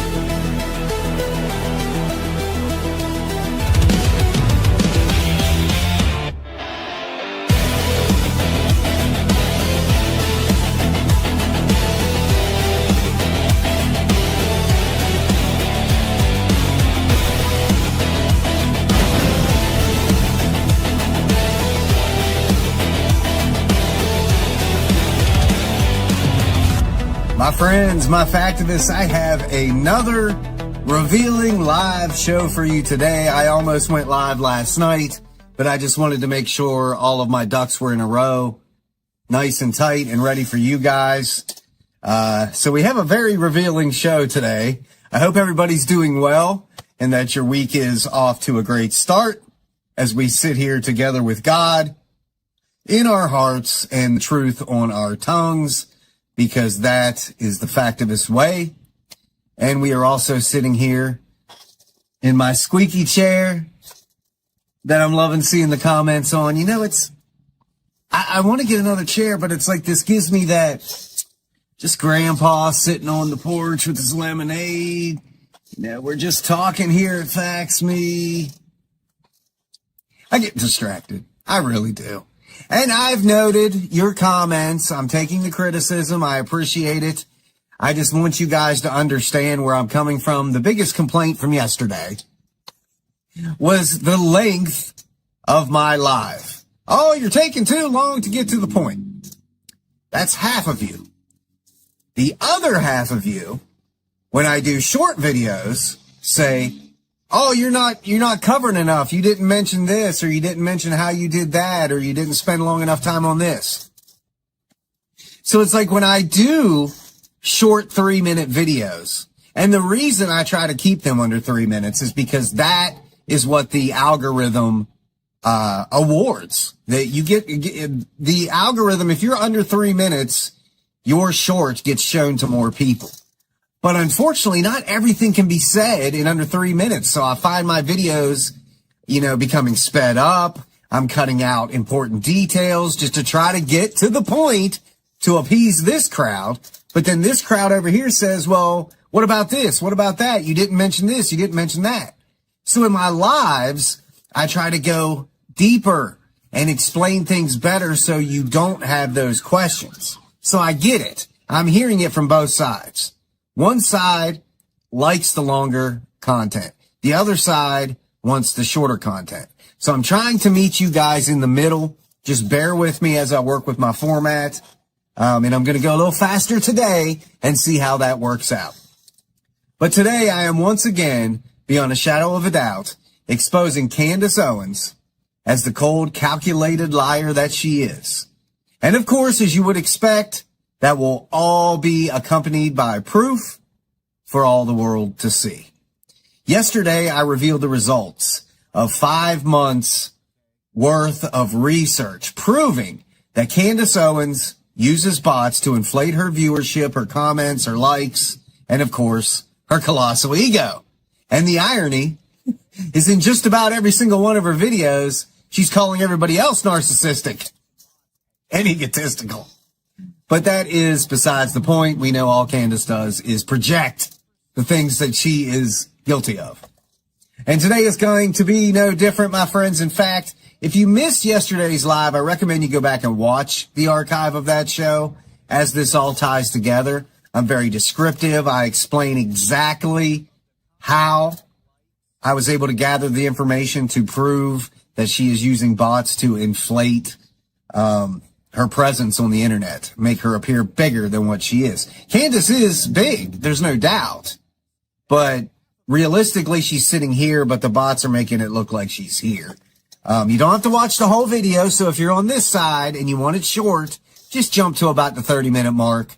And then if you have any questions after that, like where I got this, how I got this, how I obtained this, you're just going to have to watch the rest. I don't know what to tell you. But for the rest of you, you can watch it all. You don't have to see it to get what's about to go down today, but they do kind of go hand in hand. But as a quick recap, I revealed yesterday that a large portion of her following is manufactured and fake. Candace Owens uses bots to manipulate her social media and lead her viewers down a very deceitful road. Because when you have programmed chat messages, saying things in her favor, favoring the narrative, and then real people come on and they see all these people saying this, they start to buy into it. It's a scam, man. But today's reveal, and let me tell you, today's reveal is locked, stocked, and completely undeniable, even though she tried. And you guys are going to love this. I was so excited about it. I almost went live last night, but I wanted to sit on it, get my ducks in a row, and go from there. But this all starts with a post that Candace made on X. I'm going to put the post on the screen for you. And this is what the post said. Love this challenge. I have never used bots, nor did we spend a single dollar on advertising. We also took $0 from investors. After my highly publicized firing, we made a conscious decision to come back truly solo. Team of just 4 on the podcast, including me and just 1 person in ads. Now, Factivus, please note her 3rd grade level grammar here. She goes on to say, I have never used bots, nor did we spend a single dollar on advertising. Let me say that again. I have never used bots, nor did we spend a single dollar on advertising. Me Candace, me smart. That's all I can think of when I try to read her rubbish. But I digress. I'm sorry. She continues. We also took $0 from investors after my highly publicized firing. Which one? I'm assuming she's talking about Daily Wire because she's been fired from everything. She says we made a conscious decision to come back truly solo. Team of just 4 on the podcast, including me, and just 1 person in ads. So there was the tweet, the post, the great black grifter herself. But let's unpack this. She says, nor have we spent a single dollar on advertising. Now I'm going to say it correctly. Now I cannot keep talking her bad grammar. Hold that line in the back of your mind because I'm going to revisit that. Nor have we spent a single dollar on advertising. She said they made a conscious decision to come back truly solo. Truly solo. Does Candace even know what the definition of solo actually is? I'm just asking questions. Because she immediately followed that up with team of just 4 on the podcast. She made a conscious effort to truly come back solo. Truly solo. And then followed that up with a team of just 4 on the podcast. My dear Candace, a team of 4 does not qualify as solo. I mean, honestly, I wish you were so low that we couldn't hear you. But that is not the case. Okay, instead, you are a quartet. That's quartet. A team of 4. But that's not even the truth. And we'll get to that too. And then she wraps up the tweet by saying she just has 1 person in ads. Remember that too. So I have questions. And I think you guys do too. For instance, why do you have a person working in ads if you don't spend money on advertising? Why would that position even exist? You literally say in one breath that you don't pay for advertising. In print, your own words. And in the next, you say you have an employee working in ads. That's lie number 1, okay? Next, Candace says she has a team of 4. Candace, by my count, just running your Facebook alone, this is just running your Facebook, you have a team of 10. A team of 10 just running your Facebook page.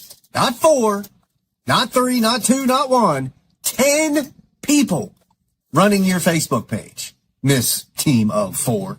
And that's just your Facebook page. That is a team of 10. Really pay attention to this, kids. That is a team of 10 that is spread out all over the world. How do you know this, Fax Me? Hey, that's a great question, and we'll get to that.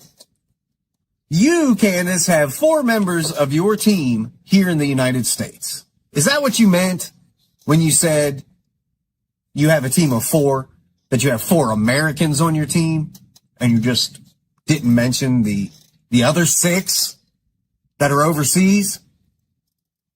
Why did you leave them out? Because you have 3 in Australia, 1 in Brazil, 1 in New Zealand, and 1 in the UK. That is 10 total. You're 4 Americans, and everybody I just mentioned, operating just your Facebook page. Because by law, this is what's great, guys, if you know where to look. By law, Facebook has to reveal who does what and where. And straight from your Facebook page, Candace, it says, people who manage this page. Primary country locations for people who manage this page include 4 in the United States, 3 in Australia, 1 in Brazil, 1 in New Zealand, and 1 in the United Kingdom. So there is lie number 2 from your post. And this isn't even the good stuff. So should we continue, guys? Or am I going too slow? Now this is the good one. Candace says, and again, I'm going to speak it properly, nor have we spent a single dollar on advertising. Candace, that makes lie number 3. 3 lies in just one post. In fact, to this, you're probably sitting there wondering how I know that she has paid for advertising. And that answer is pretty simple. I saw it for myself. I saw it down to every last penny. But how many pennies? Candace Owens, on just Facebook alone, this is just Facebook, spent $1,140,245 on over 3,000 ads. Over $1 million for more than 3,000 ads to promote herself. You know, Candace, court documents reveal a lot. You can't lie about something in a legal document. You try, but you can't. It's there. It's in print. It's immortalized. So I started pulling your legal documents yesterday, And we're just getting started. One in particular from the Supreme Court of the state of Delaware, which completely contradicts your claim that you have never spent money on advertising. So let's take a look at this document. Straight from this court document, it says, plaintiffs further assert in the amended complaint that plaintiffs had recurring prospective business opportunities with Facebook, where plaintiffs would pay Facebook to run advertisements on Owens' Facebook page. The plaintiff is Candace Owens, LLC. Notice the usage of the word recurring. This means that advertising was constant on Facebook. Candace Owens' business states they had a working relationship with Facebook where they paid money to advertise their content, posts, videos, her book, all on her Facebook page. Something she claims she has never done. This is straight from a legal document, period. Candace, you can't lie your way out of that one. State of Delaware, right there in print. Supreme Court. In fact, I'm going to take it a step further. And I'm going to show you, Factivists, exactly what I found. I'm going to bring up my screen, and I'm going to show you how much advertising Candace Owens really does. Check this out. All right, my friends, check this out. This is Candace Owens' advertising page on Facebook. She has put out over 3,000 ads. These results include ads about social issues, elections, or politics. And you start going down the line here, paid for by Candace Owens. Look at all these ads, guys. Paid for by Candace Owens, LLC. Jeez, look at this over here. Spent $35,000 to $40,000 on that particular ad. That is insane to me. That is just insane. Look at all these ads, guys. Look at them all. Over 3,000 ads this woman has paid for. This is unreal. It's almost like you can't believe a word she says. Oh my gosh. Look at all of them. Holy cow, man. And look at this one. This is just a screenshot I took. I mean, as if you can't tell, but 88 ads just use that same ad over and over again. But right there it is in print. Candace Owens, sponsored, paid for by Candace Owens, LLC, the woman who doesn't pay for ads.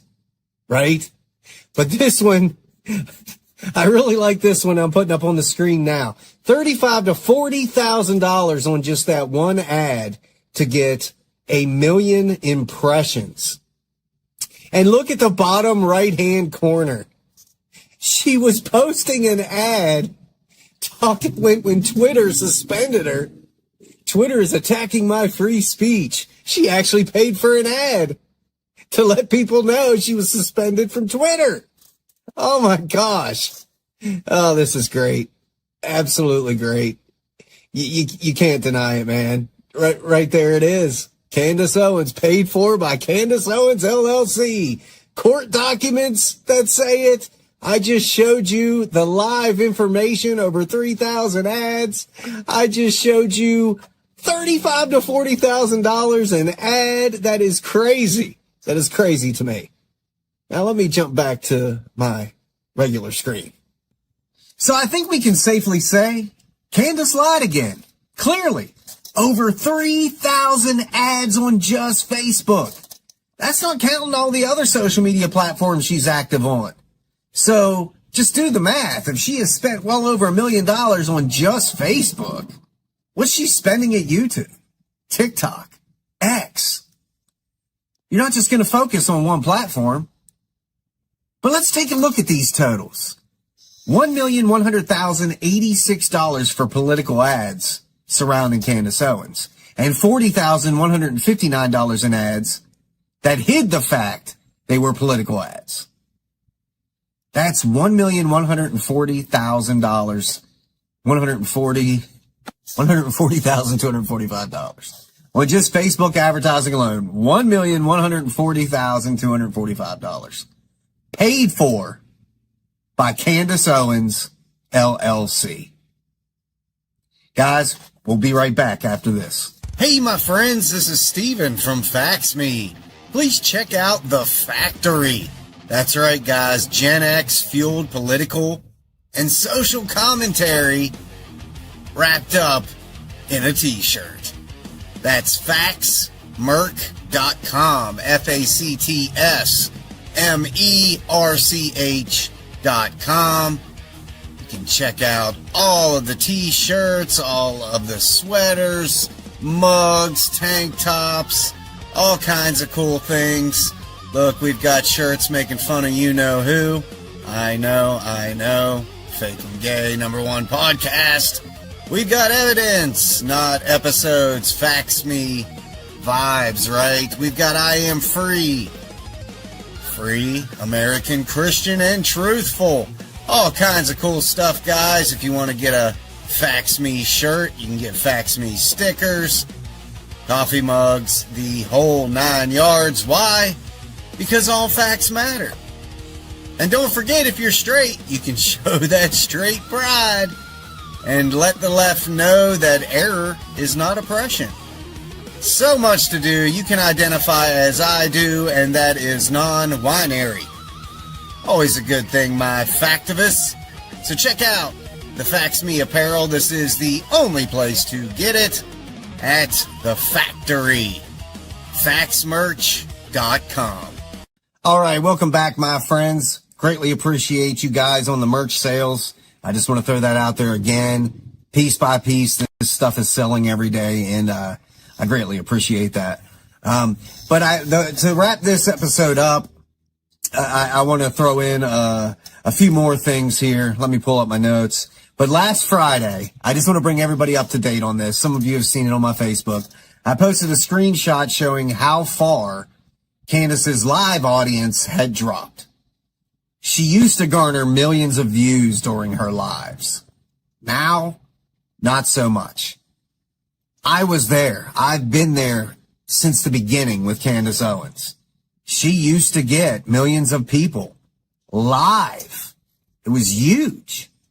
No denying it, live. But now, not so much. And I made that post last Friday, and her cronies weren't having it. They came with every excuse in the book that had nothing to do with my post. They just wanted to rebuttal the video, they wanted to rebuttal the post by saying, oh, now it's up to 2 million views. Well, they're talking about archive listens, right? Or views, whatever you want to call it. I was talking about the live. And it was hundreds of comments from these morons, not getting the fact that I was talking about a moment in time, her live moment. So I made a rebuttal video. Check this out. Because what just happened under a post I made the other day wasn't disagreement. It wasn't debate. It wasn't even a difference in interpretation. I made a post the other day. I saw that Candace Owens was going live on Friday. And I went because I watch this crap so you don't have to. And I saw her live viewership and that she was at 250 on the YouTube charts for her live at that moment, the live moment. So I took a screenshot and I shared it on my Facebook page and said, look, something's clearly having an effect here. Her live viewership used to be in the millions. And clearly it wasn't per the screenshot, right? So I was referring to very clearly the live audience. With me so far? But what I saw in that thread was a full-blown collapse of basic comprehension. Again, just showing the average mentality of the people who follow Candace Owens. And I'm not saying that for effect. I'm saying that because the evidence is sitting there right in plain sight. If you haven't seen this thread, go look at it. Read my post and then read all the comments. I think you'll have a hard time disagreeing with what I'm about to say. When I made that post about Candace Owens, I didn't hide the premise. I didn't bury the lead. I didn't cloak it in ambiguity or wrap it in layers of nuance that required a decoder ring and a graduate degree in linguistics to unpack. It was plain and simple. Yet I have a lot of you morons tell me, are you going to retract that now? Because her video is currently at 1.2 million or 1.6 million or 2.2 million. You know, you're the Facts Me guy. I thought you were all about facts. I made a very specific, very measurable, very time-sensitive observation. Live viewership. I said nothing about the hits or views on an archived live video. Nothing. Read the post. Live viewership was at a record low for Candace Owens, sitting at 250 on the charts, per that screenshot I took during the live. Live. Not total views, not replay metrics, not cumulative engagement over 24 hours.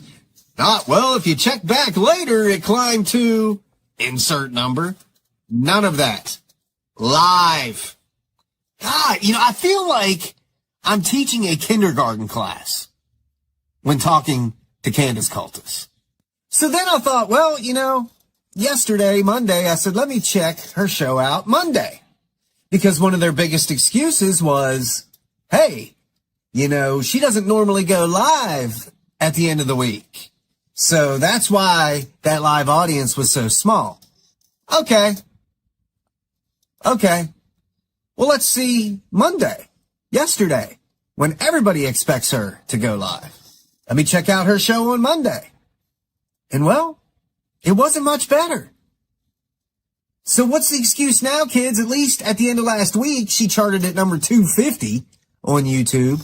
Yesterday, the day everybody knows she goes live, to kill your excuse, she didn't even chart on YouTube and had just a little over 100,000 live views. You guys have been seeing that on these screenshots. Here's the screenshot from Friday. That was her live viewership charting at number 250. And of course, her cronies just went nuts. They were all sheeping all up and down that original post on Friday. They weren't having it. Every excuse, all they wanted to keep throwing. Their two big excuses were, she doesn't normally go live that day. And then they just completely ignored the fact that I was discussing live and was bringing me archive totals. I don't know why. I really don't. So I went back, and then you can see Monday, yesterday, just about the same, a little over 100,000, same, you know, low likes. The comments were destroying her. It was about 50-50, maybe 60-40, of positive and negative.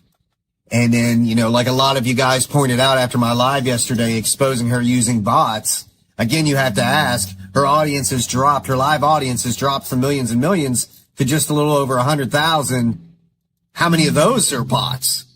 You know, how many of those positive comments were bots? So that brings the number down even lower, you know, but now they're still coming back. They're still coming back even on my post yesterday with archive numbers. They just don't get it, man.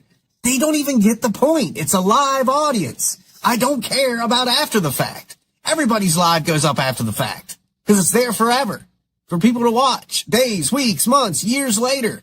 I've got videos I posted in 2013 that people are just seeing for the first time.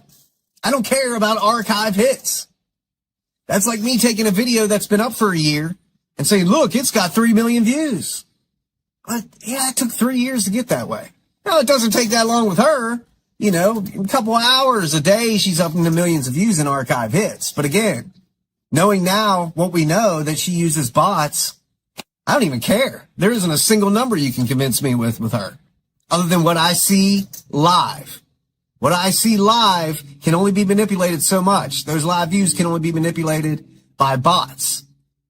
So even if she isn't using bots or is using bots, that number is extremely low for her, period. So there it is. Candace is feeling it now, whether the Candace cultists want to admit that or not. They come back with deflecting. They come back with evidence to something I'm not even talking about. But these are the consequences, and the people are starting to hold her accountable. Guys, this has been a short live. Maybe it's for the better. I don't know. Straight to the point. Let me know what you guys think. Do you like the longer content or do you like the shorter content? You guys got to let me know. I'm here for you. I'm trying to find a middle ground to make both sides happy. So just let me know what you guys think in the comments, and we'll go from there. Do you like things being overly descriptive, or do you like them being short and to the point where you're going to have a bunch of questions afterwards? Because I'm here to tell you, I don't have time to answer everybody's questions after the fact. I try, but I work a full-time job. And you see me when I'm doing Fax Me. And then I'm back to my job. Then I'm stopping and doing a video. Then I'm back to my job. So let me know, short form or long form? Or do you even want me to go live anymore? If lives aren't where it's at, I can just do short reels like I was doing. It doesn't matter to me. I'm here to get the information out however you guys want to take it. So if you want me to continue just doing shorts, I'll do that. But if you want long form, let me know. Just weigh it out in the comments today. Of course, drop your thoughts on everything I just showed with another 3 lies in one post from Candace Owens. I completely debunked everything she lied about right there, all on the screen. So drop your thoughts about that.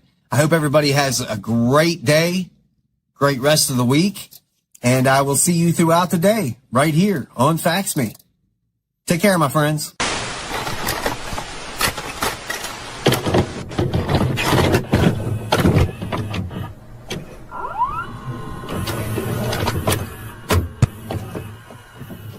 Remembering the great music from 2024 doesn't have to be difficult. For the first time ever, experience all the hits you've come to know and love. From Spotify to Apple Music, the extraordinary hard rock act Phantom Music Box is making it easier for you to access their entire catalog.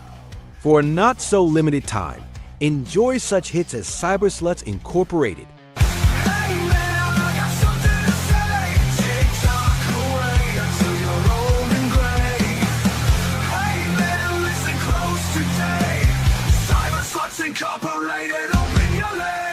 Experience the powerful? Believe Me, I'm on TV.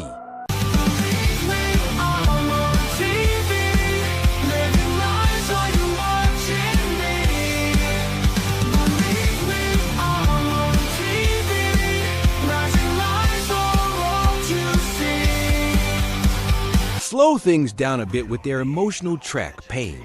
Hey, do you feel the same way? Do you steal the shame? Hey, do you breathe like I do? Hey, do you scream like I do? Drink away and fade away. My blessing and my curse come first. Enjoy such bangers as Lies.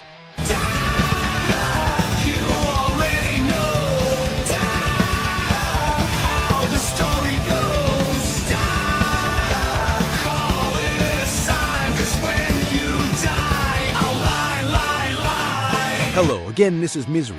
You are heartless, Mrs. Misery. Hello again, I'm anarchy. Mrs. Do you miss me?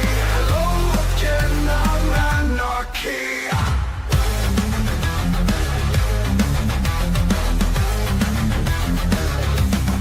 And welcome to Doom. I won't lie, 'cause you're way out of line. I won't lie, you've got to know when to stop. Candidate speaks when no one will listen.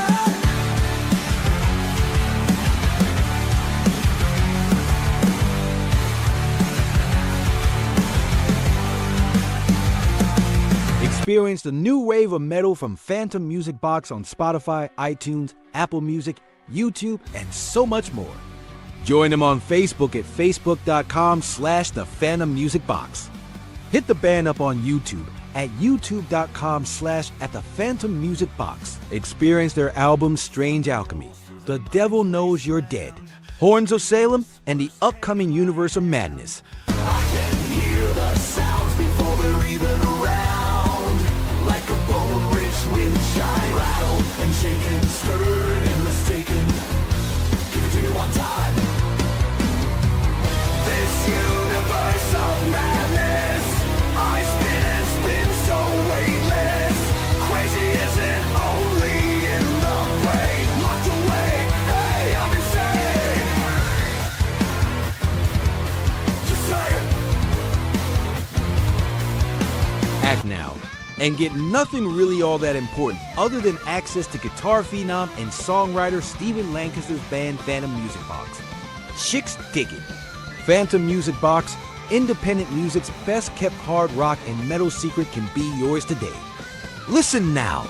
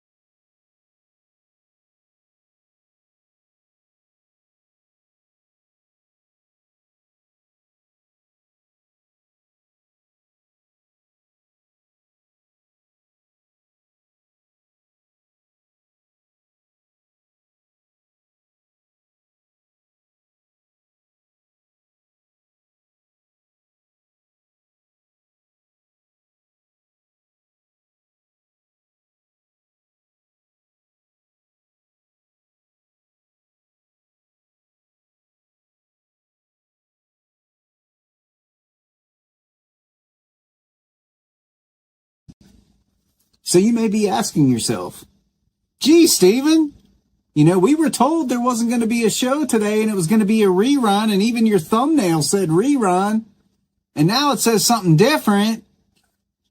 Well, let me tell you how this all happened. I woke up this morning. First thing I get is, tons of messages. And as I alluded to many times, I only click the messages of the people I recognize, which is you, Factivus. And that's how I'm playing it on X as well when it comes to comments. If I recognize a Factivus, you have my attention.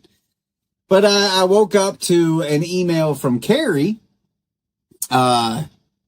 Raven Black, who had sent me a video. Some big name guy, I'd never heard of him, had promoted me on X yesterday or last night, I guess. alphawarrior.tv, alphawarrior.tv. Seems like a really nice dude. I watched most of his show. Covers a lot of, he's on our side.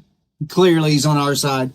But she had sent it to me and said, hey, this guy's got a huge following and he's boasting you or showing your stuff, however it was worded. I was like, oh, cool. And I went and looked at it and I'm like, hey, this is awesome. I'm going to show that to you guys here in a minute. So I get up, I'm sitting there with my wife. We're doing our coffee thing. And she's like, well, so what you got for today? And I said, well, I'm giving it all up today, man. We're just going to dedicate it to you. Now I have 2 days off in a row, today and tomorrow. This is why you see my studio, which I miss my studio, which, by the way, I want to show you guys something really cool I picked up the other day. Sidetracked. So as we're sitting there, I'm playing Candy Crush, being productive. And she says, man, I got to go help, our daughter-in-law with Tanner, my grandson. And I'm like, oh, hey, what's going on? And his sodium levels were low this morning. So we have a local hospital here that will draw his labs. so we don't have to go all the way up to Duke for something that could be simple. And she said, I'm going to go with her and take Tanner down there to get his blood drawn so we can figure out why his sodium levels are low. This happens all the time, Factivist. This is normal to his condition and medical treatment. Probably every 2 weeks this happens. Nothing major, guys. So she said, so if you want to work on your show while I'm gone, I was like, hey, it's just, it's amazing. I don't have to be the bad guy. I get to do the show today. Now, whether or not I'll go a whole hour, I don't know. But anyways, I wanted to show you guys something. So that's why I'm here. I'm all over the place, guys, because I wasn't planning on being here today. So I'm like, okay, throwing this show together. But I did watch Candace's episode last night, and that's exactly what we're going to tear apart today. But I picked this thing up yesterday, and I'm going to get it back here as part of my wall. Now, I want you guys to check this out. Oh, this is really cool. This is, now you can see my lighting, really beautifully framed Captain America. Look at that. Look at that. On the Declaration, man. How cool is that? I was like, man, I got to get this. The owner of the comic and collectible shop that I run, he's the one that got this.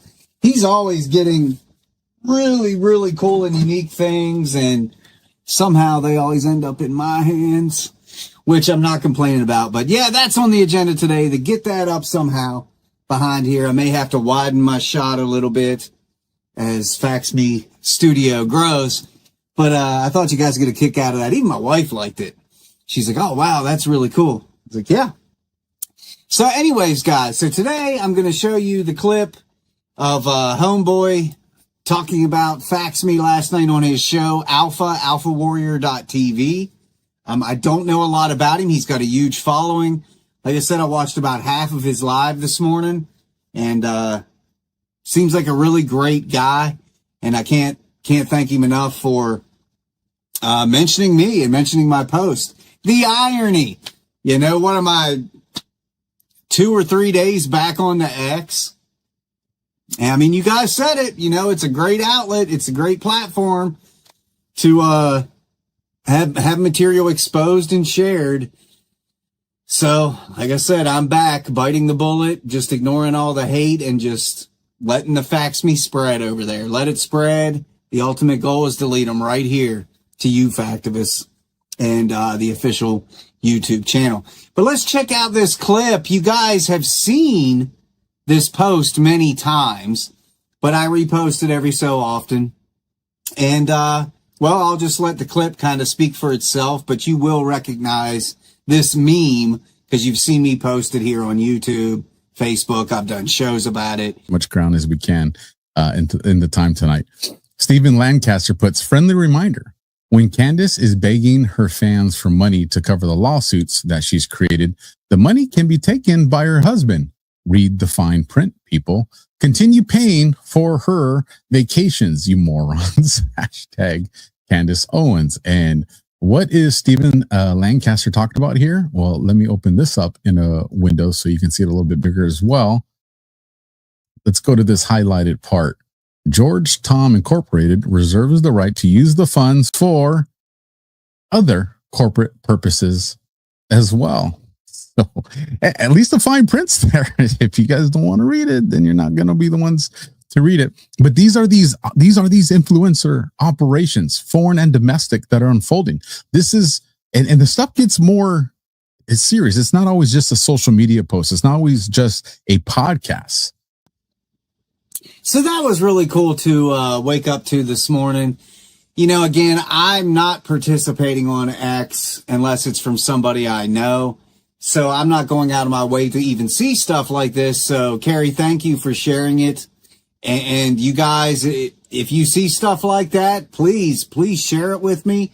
So not only do I know about it, but I can promote it, and I can promote the individuals that are spreading Fax Me. So you guys check out homeboy here, Alpha Warrior TV. He has platformed me, so now I'm platforming him, and he seems like an all right guy. But of course, Candace was back last night. New hairdo intact. Not sure what she's trying to accomplish here. But maybe she thinks if she changes her look every day, it'll change the way people view her. I doubt it. I really, really doubt it. So I watched her episode, and that's why I chose this shirt today.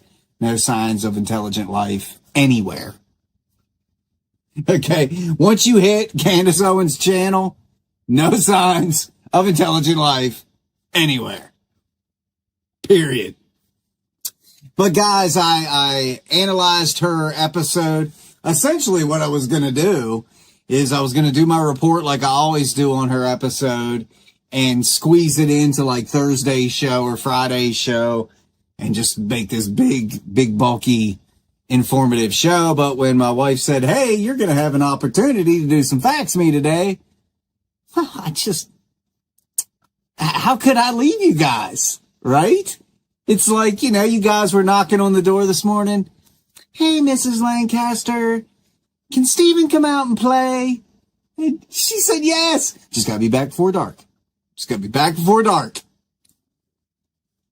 So anyways, let's jump to breaking down, which I do, Candace Owens' episode from last night. Guys, it's so pathetic. Let's just jump into this and get it done. On September 10th, 2025, Charlie Kirk was shot and killed on a college campus in Utah in front of a crowd of students. Tyler Robinson was arrested days later and now faces the death penalty. That is not in dispute. What is in dispute is what happened after. Because in the months since, One Voice has built an entire content empire out of insinuation, unverified tips, and in some cases, outright fabrication about that murder. Tonight, we're taking one full episode of Candace line by line and separating what's actually true from what is not. 2024. And now we can exclusively report that Dr. Deidre Amaro has resigned from her position. She's no longer the chief medical examiner of Utah now. This is where the episode opens, and it's a fabrication right out the gate. Dr. Deidre Amaro is real. She is Utah's chief medical examiner. But there is no resignation. No news outlet reported it. No state record shows it. In fact, Utah's Department of Health and Human Services has continued publicly promoting her in her role, including features on the Office of the Medical Examiner's ongoing work. As recently as this year, the state was publishing profiles introducing her to the public as their current medical examiner, not a departing one.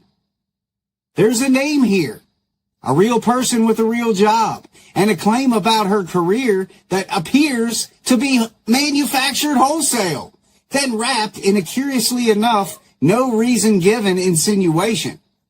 A rhetorical trick designed to make a fictional event feel like a cover-up.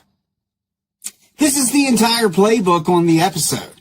State a false premise with total confidence, then imply the silence around it, which is silence because it didn't happen, is itself suspicious. By Charlie, wherein he tells me to stand up to the Jewish mob, that I was being intentionally targeted by them. I was. That the targeting was inorganic, that he knew that the Daily Wire was behind it, that he had my... Let's separate two different things happening in the same breath. Candace Owens is very good at that. First, the underlying text messages. Andrew Colvett, Turning Point USA's own spokesperson, publicly confirmed that the text Owens released from Charlie Kirk were authentic. So on that narrow point, yes, those specific messages are real. But listen to what she wraps around them. Jewish mob, Zionist bees, a donor class secretly threatening to give more money or take it away, based on who Charlie could be friends with.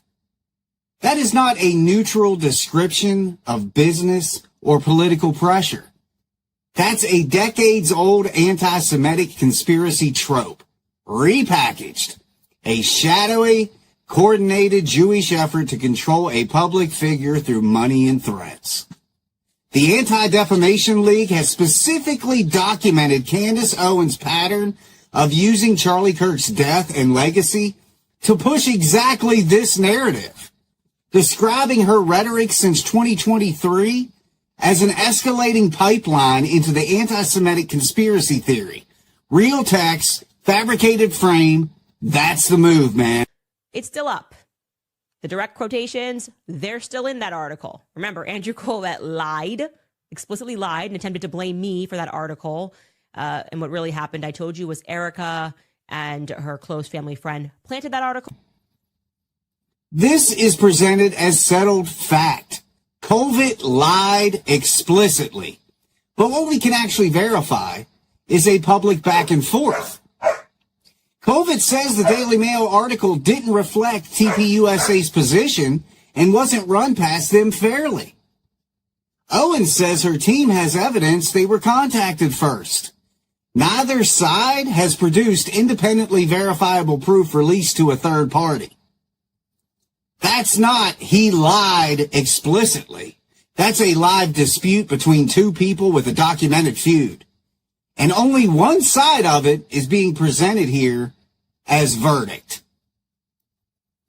On what is and is not our business, because I'm so old. I actually remember when Charlie's dead body in a casket less than 24 hours after he was murdered was in fact made the public's business. And I've noticed the rhetorical sleight of hand, because a grieving a widow allowed a public viewing and a memorial. Owens argues she has now forfeited any right to privacy about burial details forever on any topic. That's not how grief or privacy works, Candace. Choosing to share one moment publicly doesn't obligate a family to answer every follow-up question a commentator invents. And on the specific suspicious details raised elsewhere in this episode about Kirk's appearance in that casket, the yellowed skin tone, the waxy look, the missing ring, licensed embalming professionals have explained these on record. Yellowing and waxy texture are standard results of embalming and post-autopsy restoration, not signs of foul play, and the wedding ring was most likely kept by the family for safekeeping. A common and unremarkable practice, kids. None of this requires a conspiracy to explain. Can I have one thing? Can my children have one thing? Everything was public. We will be building the most beautiful memorial for my husband at Turning Point USA, and it will be for the world to see, and it will be spectacular, and it will have... This clip is real. What Owens adds to it, that TPUSA staff told her backstage exactly what to say, is not sourced to anyone, on or off the record. It's an assertion about another person's private grief, presented in the same confidence as a verified fact, without a single named source. Thing to say now on What's Your Emergency, we got him and we're taking him to the hospital. Maybe it was supposed to be said. Almost sounds to me almost like a status update, followed by chaos, followed by a voice saying, get out of the way, followed by what sounds like high rates of speed is coming across, so the car is moving quickly. But here's where it gets super interesting. Also, allegedly not for long, the statement, get that off of him. Get that off of him is captured on this alleged 911 call. This is the emotional centerpiece of the episode, and it is directly contradicted by public record. Utah emergency dispatchers released the 911 audio from the day of the shooting. Multiple newsrooms, the Salt Lake Tribune, ABC4 Utah, CBS News, obtained, reviewed, and reported on that audio. It was not hidden. It was not purged. It exists in the public record right now. What Owens then does is build an entire new tip, an alleged unrecorded second call with the exact quotes, "We got him, get that off of him," sourced to nobody. I believe that is true. That's not reporting a fact. That's presenting a rumor as though it already happened, using the specific damning sounding phrase, "get that off of him," to imply evidence tampering around a real murdered man, with zero named source, zero recording played, and zero corroboration. Here's the pattern. It just mocks, broadly speaking, so this is not about Erica, just this new culture of sweet nothingness, Christian girl boss podcasting, which just feel everyone, yes, yes, yes, and nobody really knows what they're saying. Again, state that two unrelated things are certainly unrelated, while spending an entire segment implying the opposite. Andrew Colvett directly denied being in Washington, denied TPUSA's in-house counsel and CMO were there, and challenged Owens to check her source. Owens' response was to demand more detail rather than produce the receipt she has claimed to have. As of this recording, no confirmation, itinerary, photo, or independent report has surfaced showing that meeting took place. An unverified tip is not a fact, and pairing it with a foreign head of state's travel schedule to imply a hidden agenda is speculation dressed up as an exclusive. And this whole narrative, which has still not been proven, that Tyler Robinson confessed to the murder and turned himself in, that his dad turned him in, and we saw a preliminary hearing, none of that was presented. That would have been key evidence to. This is the single most consequential claim in the entire episode, and it's flatly false. At Tyler Robinson's preliminary hearing, a state investigator testified under oath in open court that Robinson confessed to his father, Matt Robinson, a 27-year law enforcement veteran who then contacted authorities. ABC News, The Hill, and Court TV all reported that prosecutors presented a written note in which Robinson wrote, in his own words, "I had the opportunity to take out Charlie Kirk and I took it." That footage and DNA evidence were all entered as part of the state's case. In that hearing, on the record, in front of Kirk's own family. Separately, some corners of this conspiracy ecosystem have pointed to an inconclusive ATF bullet analysis as if it clears Tyler Robinson. Forensic experts have explained on record that an inconclusive ballistics match is common and does not mean the weapon is unconnected to the crime, especially set against DNA evidence and a signed confession. Selectively citing one ignoring a confession and DNA evidence is not still unproven. It's literal cherry-picking, Candace. To call this not proven and not presented when it was presented in court is not spin. It's a false statement about a matter of public record made about an active death penalty case to millions of people. Likely to kill you, that is a fact, or to collude to kill you, that is a fact. So the fact that these people were not questioned meaningfully by. Give credit where credit is due. As a general statistic, this is roughly accurate.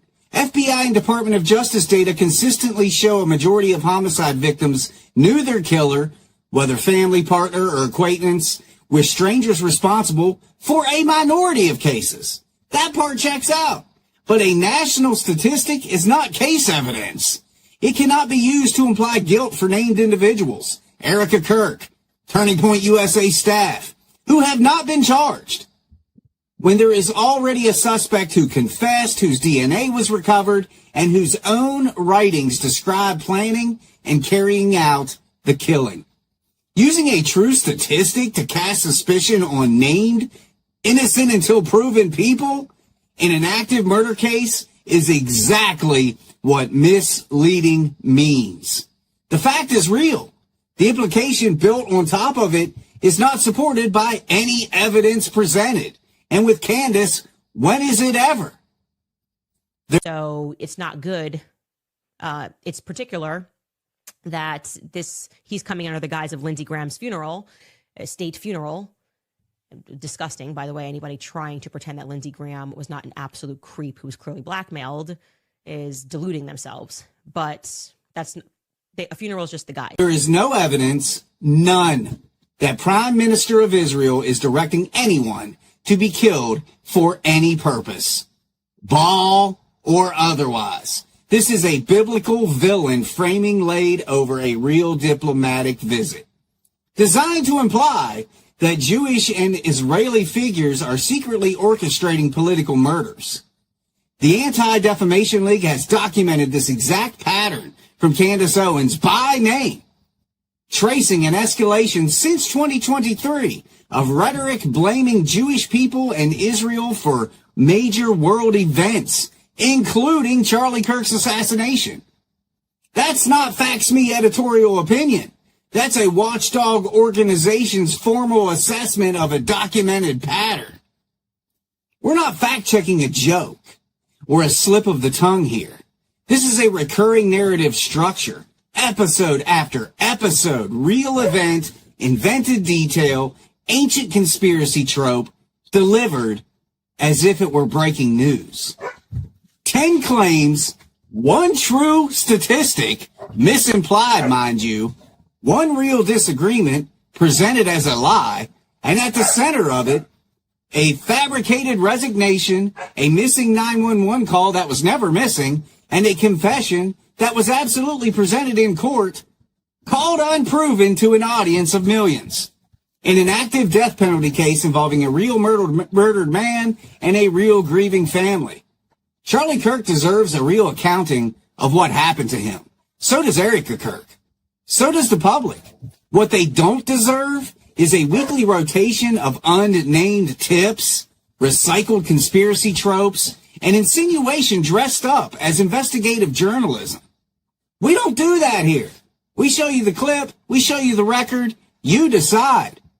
Educate, don't fabricate. Every week they lie, twist facts, and dodge the truth. We call it out.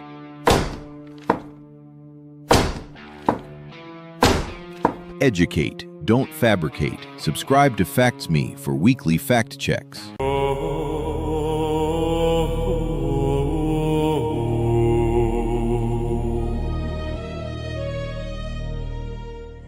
Facts Me presents a documented association timeline, Candace Owens and Andrew Tate.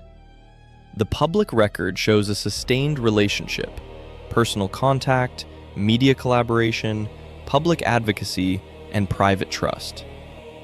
Owens has called Tate her friend.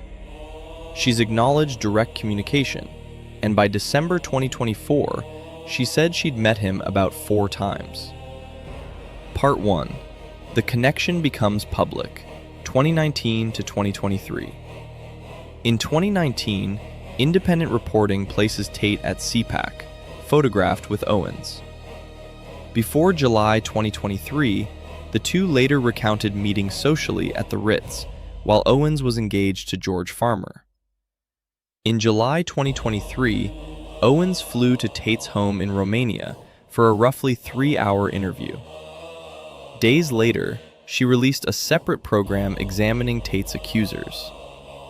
That August, her husband George Farmer confirmed he'd known Tate, quote, for many, many years, since before Andrew was Andrew.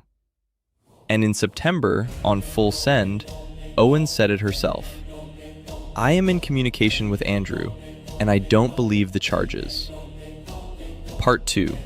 From contact to sustained alliance, 2024. In March, Tate publicly named Owens his G of the Week. In June, Owens described a level of personal familiarity, saying if they were enemies, he wouldn't be asking about her children. In July, she publicly defended the Tate brothers, saying the charges appeared to be falling apart.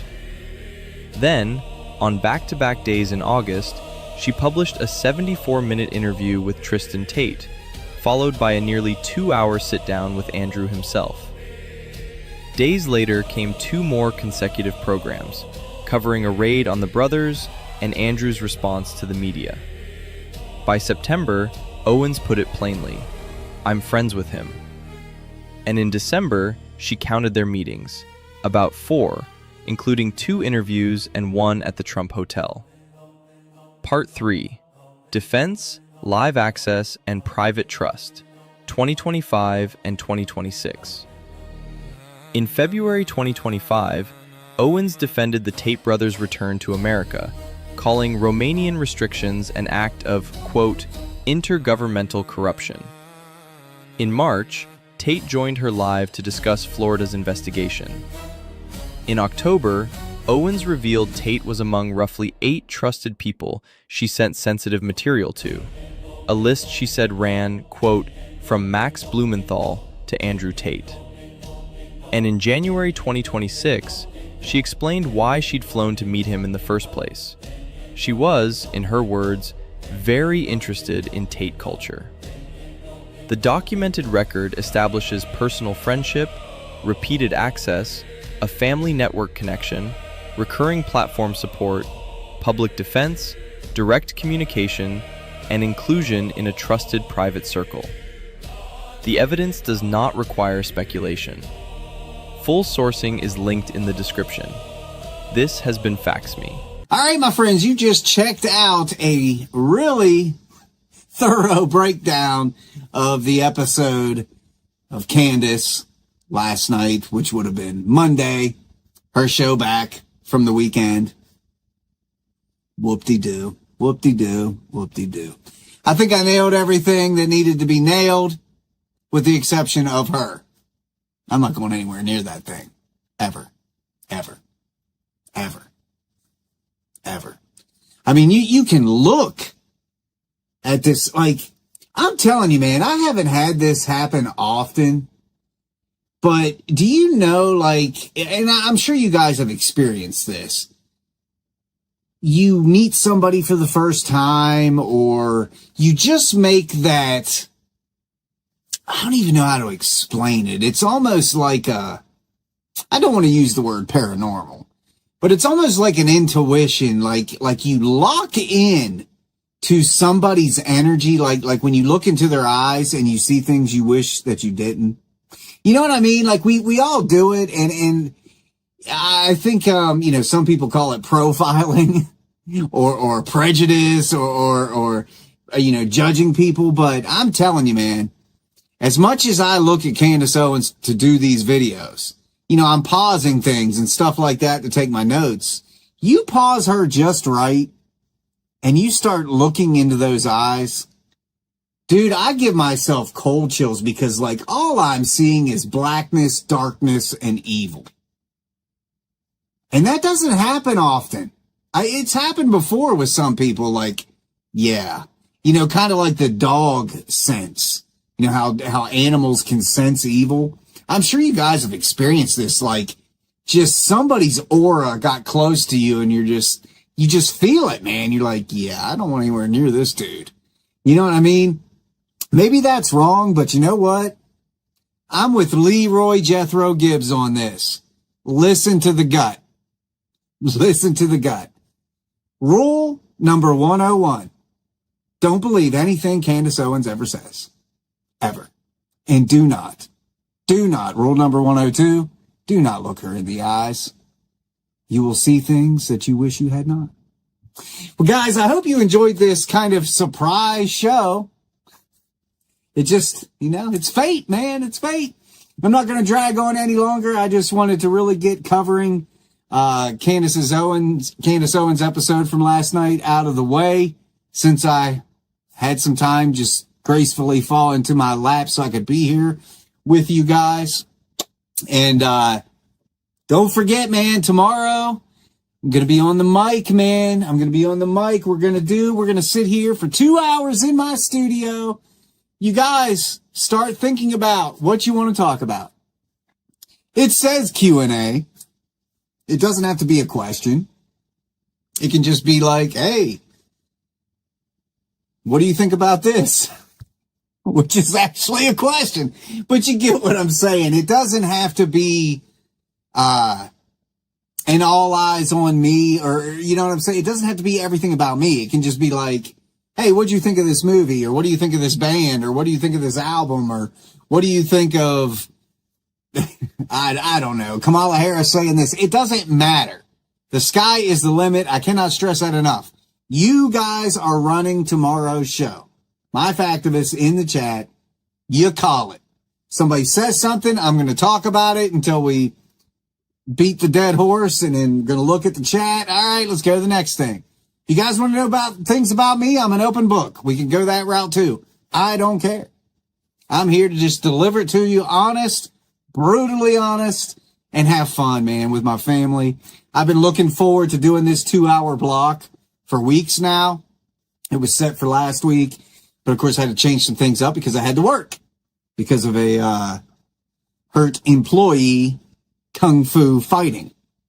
Anyway, so guys, I will see you tomorrow, 4 p.m. Eastern, special 2-hour open forum with the Factivists. Be thinking about your questions, be thinking about the topics you guys want to cover. It's going to be a great time, live in real time, right here at Facts Me Studio. You guys have a wonderful evening with your family and your friends. Be safe out there. Keep that truth on your tongue and God in your heart. And I will see you guys tomorrow. Take care, my friends.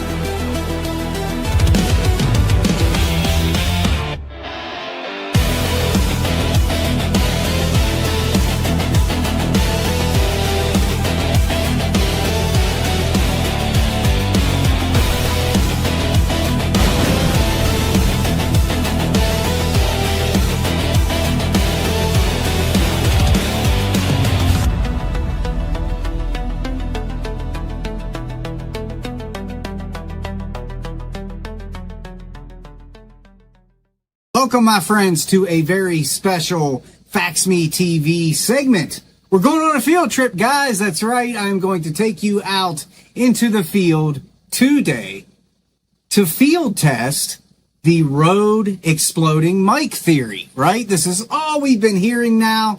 You know, it started early last year.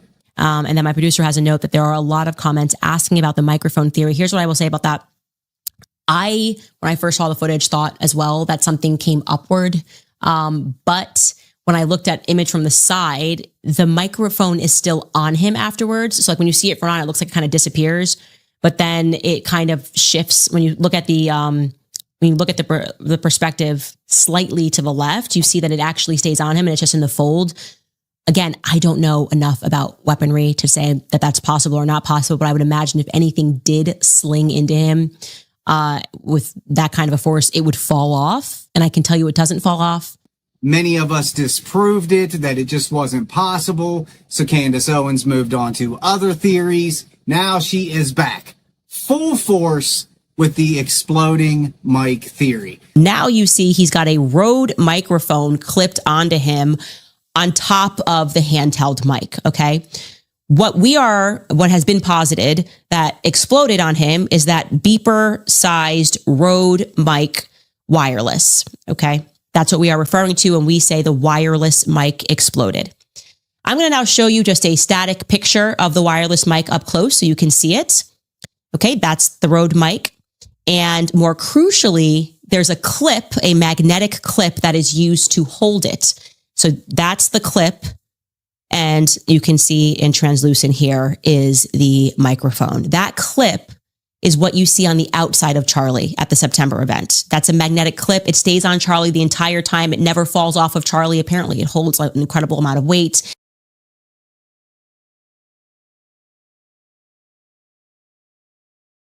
So the actual microphone, the Rode mic, is on the inside. So that's something new as well. So they got the microphone, that's the magnetic clip on the back, and on the inside of that is going to be his Rode microphone. Assuming he was using Rode, I think it's Rode that he's using, but that's going to be that Rode wireless mic on the inside. I know that's a lot of explaining, but I feel like it really helps people who aren't into tech like me.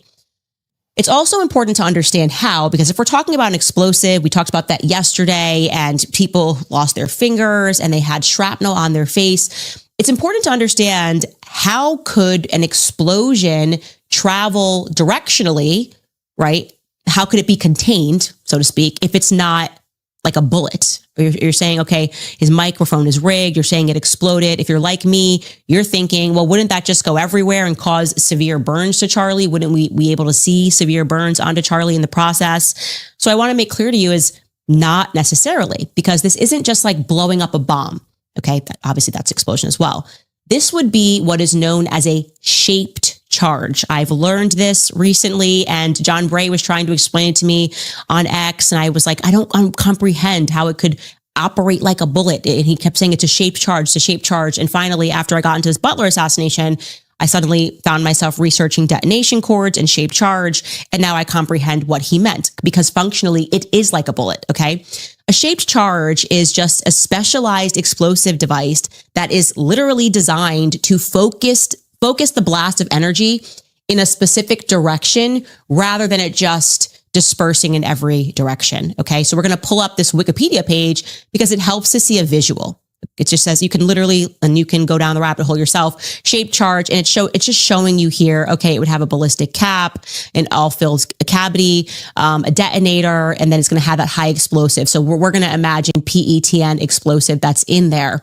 And it tells you, it also tells you, sorry, if you can go back to just the Wikipedia page, that there's all different ways to form it, right? Typically, people are going to use copper. You can use lead. Think of it as just a little capsule that's kind of holding the explosive, but it allows you to direct it in a way so it doesn't go everywhere. So yes, it pretty much functions like a bullet, but it's not a bullet. It's not going to have that same power to pierce through a neck. And I also want to be clear that it's not going to be exacting. So they can get that shape charged in there. They can get it directionally to go one way. But they're not going to be so precise to go, I want it to hit his artery and his neck. And frankly, when I think through it, and this is just totally me speaking in my opinion, I don't think they wanted it to hit his neck. I think that is what went wrong. I think the best case scenario, if I'm, just as an example, I'm theorizing here and I'm the Israelis and I'm rigging his device, I want it to hit his chest. I want it to be here and I want it to hit his chest, and I want people to think they hear a shot, and then I want blood to come out, and everyone will go, he got Charlie Kirk got shot in the chest. I think there is a lot of evidence that they would have found explosives, which, if I guess the way PETN is said is like, what do you guys say? Petin. I'm trying to learn all of the inside terms and sound like I know what I'm talking about on all the military guy stuff. But if Petin was the explosive that was used, and I think there is a strong theory that should be explored, that a shaped charge was used to kill him, and that what killed him was on him. If you look into Petin, it is pretty resistant. It stays on soil. There you can read tons of articles about it. You just have to remove the soil. So you think that I think there was explosives. Now, guys, as you know, if you've been following me for a while, I have done many videos on the exploding mic, from the ballistics aspect of it, to the mathematical aspect of it, to the physics side of it. And it is not possible. That is not what we saw on September 10th, 2025. Now, it is absolutely possible to rig something to explode, but that's not what happened in the case of Charlie Kirk. Yet that is the biggest narrative being pushed right now from the grifters. So what do? We've disproved the physics of it. We've disproved the math of it. We've tackled the science of it, any ballistic aspect. What do? Well, the next thing to do is to recreate it exactly how Candace Owens claims it happened. So we're going to do that today. We are going to blow some stuff up per the instructions provided to us from the great investigator, the most honest person we all know, Candace Amber Owens. And this is going to be a lot of fun. You know, we've done a lot of research here at FaxMe on the exploding pagers. Guys, you know that I have brought those up on the show, you know, because that seems to be the key factor missing from all of the footage regarding the Charlie Kirk assassination. The explosion, the fire, the smoke, yet somehow this magic shrapnel from a Rode microphone made its way from that tent to the floor of an SUV. Now, the argument is it was all in his shirt. All of the debris from the Rode microphone was in his shirt. And it wasn't until they got to the SUV that it started falling out. And that's where all of that black shattered glass came from that Candace Owens is proudly toting as real evidence. Well, I ordered me some Rode microphones, and we are ready to go out there today with a mannequin, put this thing on and hook it up as if the mannequin is going to be performing a show. And then we are going to detonate this to show you, Factivists, my audience, any new people, anybody who comes by who wants to see the truth, what happens when a Rode microphone is set up and rigged to explode just like the exploding pagers. What will happen? What will be the results? Will we have a hole in the t-shirt? Will we have burn marks? Will we hear an explosion? Will it sound just like a gunshot? These are all the questions that's about to be answered. Will there be shrapnel? Are we going to see a bunch of shattered glass? As we went over, guys, when we were researching the Rode microphones, there isn't a single glass component to these. And after the demonstration out into the field, which is locally here on our farm, by the way, so it is completely safe. The animals aren't going to care for it. But hey, what do you do, right? We've got to fact around to find out, right? There isn't a single glass component to this. What this reflective, shiny look is enamel. It's epoxy, right? It's an epoxy. That's all that is. That's not actual glass. But we're going to take one of these apart because I ordered multiple Rode microphones in case my first explosion doesn't work out. No glass components. We're going to break this apart a little bit later. We're going to show you what this looks like shattered so you can compare it to the pictures that are floating all over the internet of the floorboards of the SUV after Charlie Kirk was hauled away to the hospital where he ultimately and tragically died. So, regardless, we are going to put this to the test today. This is going to answer all of the unanswered questions because apparently bringing you guys science, bringing you guys mathematics, bringing you guys ballistics, and the knowledge of all of that isn't enough. Isn't enough for the candy cultists. So, with that being said, I am giving Candace Owens the benefit of the doubt, and I am going to build one of these to her specifications directly from her show.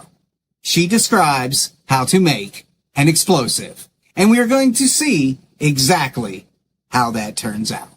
So guys, are you ready? Are you ready for this? I mean, it's been hyped now for what, 2 weeks? Are you ready? You ready to go outside and see our poor mannequin? He's headless, by the way. He's headless, by the way. I didn't want to put a head on it. Just mannequin body, t-shirt. You guys will see. You know what? Let's just go. You know, I'm kind of prolonging it because it's like 115 degrees out there. And then I'm going to put an explosion on top of that? Whew, guys, don't ever say, Stephen of Facts Me won't take one for the team. Because, I mean, all right, my friends, we are out here in the field. I've got everything clear and ready to go. I've got the mannequin behind me, got the Rode mic all set up and ready to go. We are about to field test this and, put this theory to the ultimate test. Would it actually work? And what would be the outcome? What would be the residue? What would be the remains? What would be left for forensics? So let's find out. Let's find out.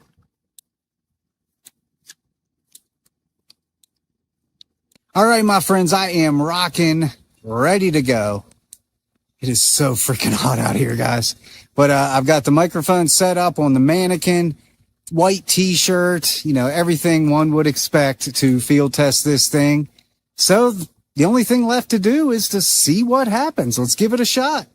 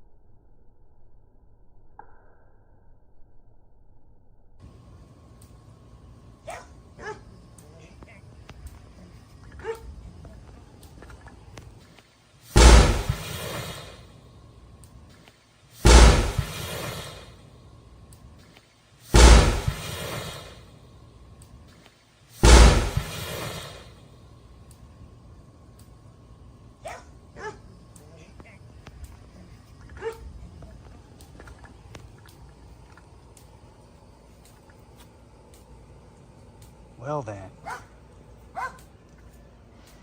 there you go, ladies and gentlemen. That's what happens with an exploding microphone. Sounded nothing like a gunshot. And look at that t-shirt. Holy cow. Waiting on this Rode mic to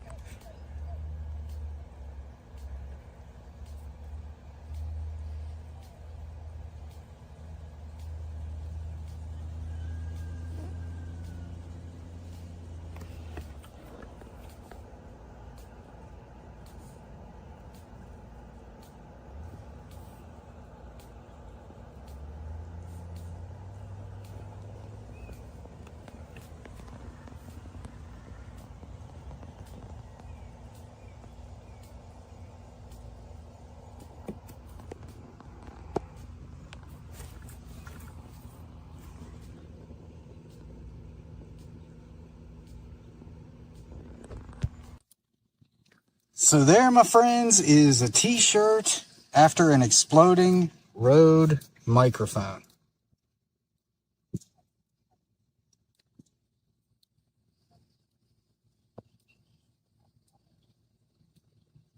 There, right at this point, was the biggest part of the explosion. Look at that.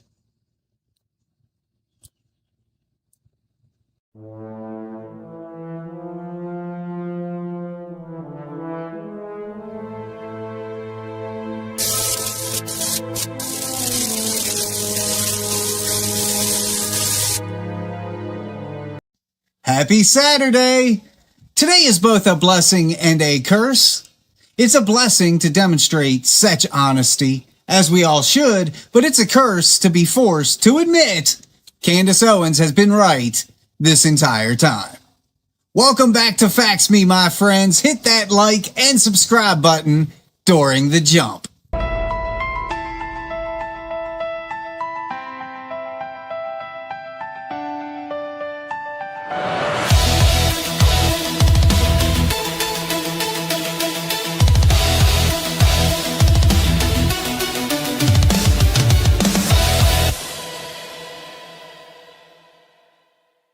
Welcome back, guys. Before I begin, do understand this wasn't an easy thing to come to terms with.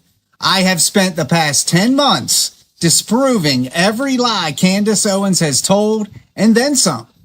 All of that material is right here on my channel if you want to see what I was so passionately doing up until this video.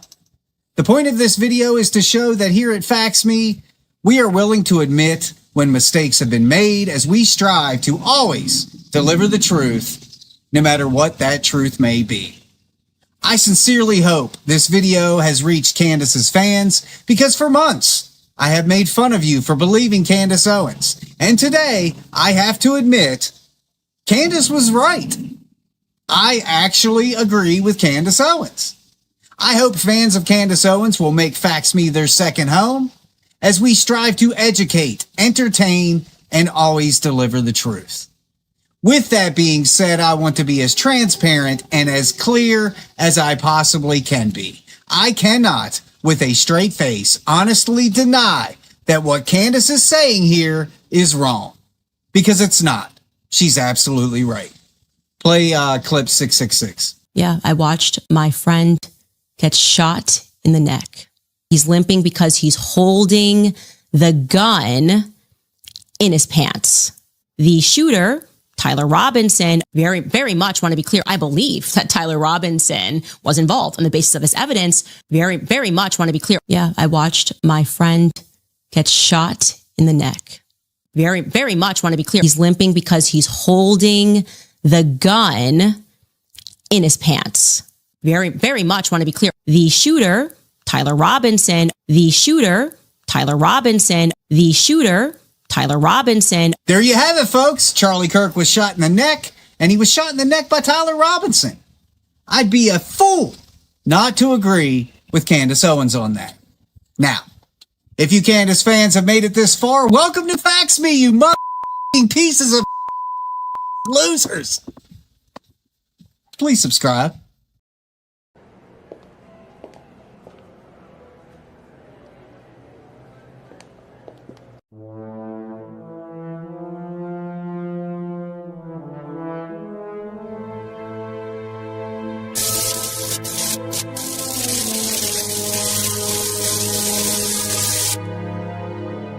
So we're going to start out by showing you some John Bray here, guys. Okay? What you're seeing on the screen right now is John Bray with a Rode microphone underneath his shirt, and he is demonstrating with a stick of some sort, right, how this poofing and his theory here. Now, this video has no sound, so you're not going to learn a lot. And in fact, when I was watching this, and maybe you guys will get the same feeling, I just kept picturing him drooling. As this demonstration was going on, like, because that's all I can think about these people. They're so moronic. This guy, the purpose of this video that you guys are seeing is he's trying to demonstrate how this Rode mic exploded and shot something into Charlie's neck on the opposite side. Right? Again, you know, before we talked about the magic shrapnel that went from the tent, out from underneath the tent, took a right turn in midair, and landed in the SUV onto the floor of the SUV, right? Well, he's demonstrating here the same thing. We take something from this side and fire it off. Just watch this guy. And again, just picture the drool coming from his mouth. Like I said, guys, there's no sound to this. This is just him doing everything he can to prove how ridiculous this theory is. But he's actually saying this is what happened, and this is what Candace is going from. So I wanted you guys to see this. See, he's showing you guys, he's showing you where it's at.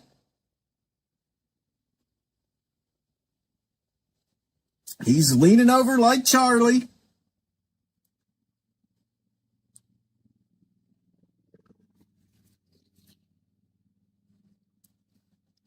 So he's matching everything up with the actual footage.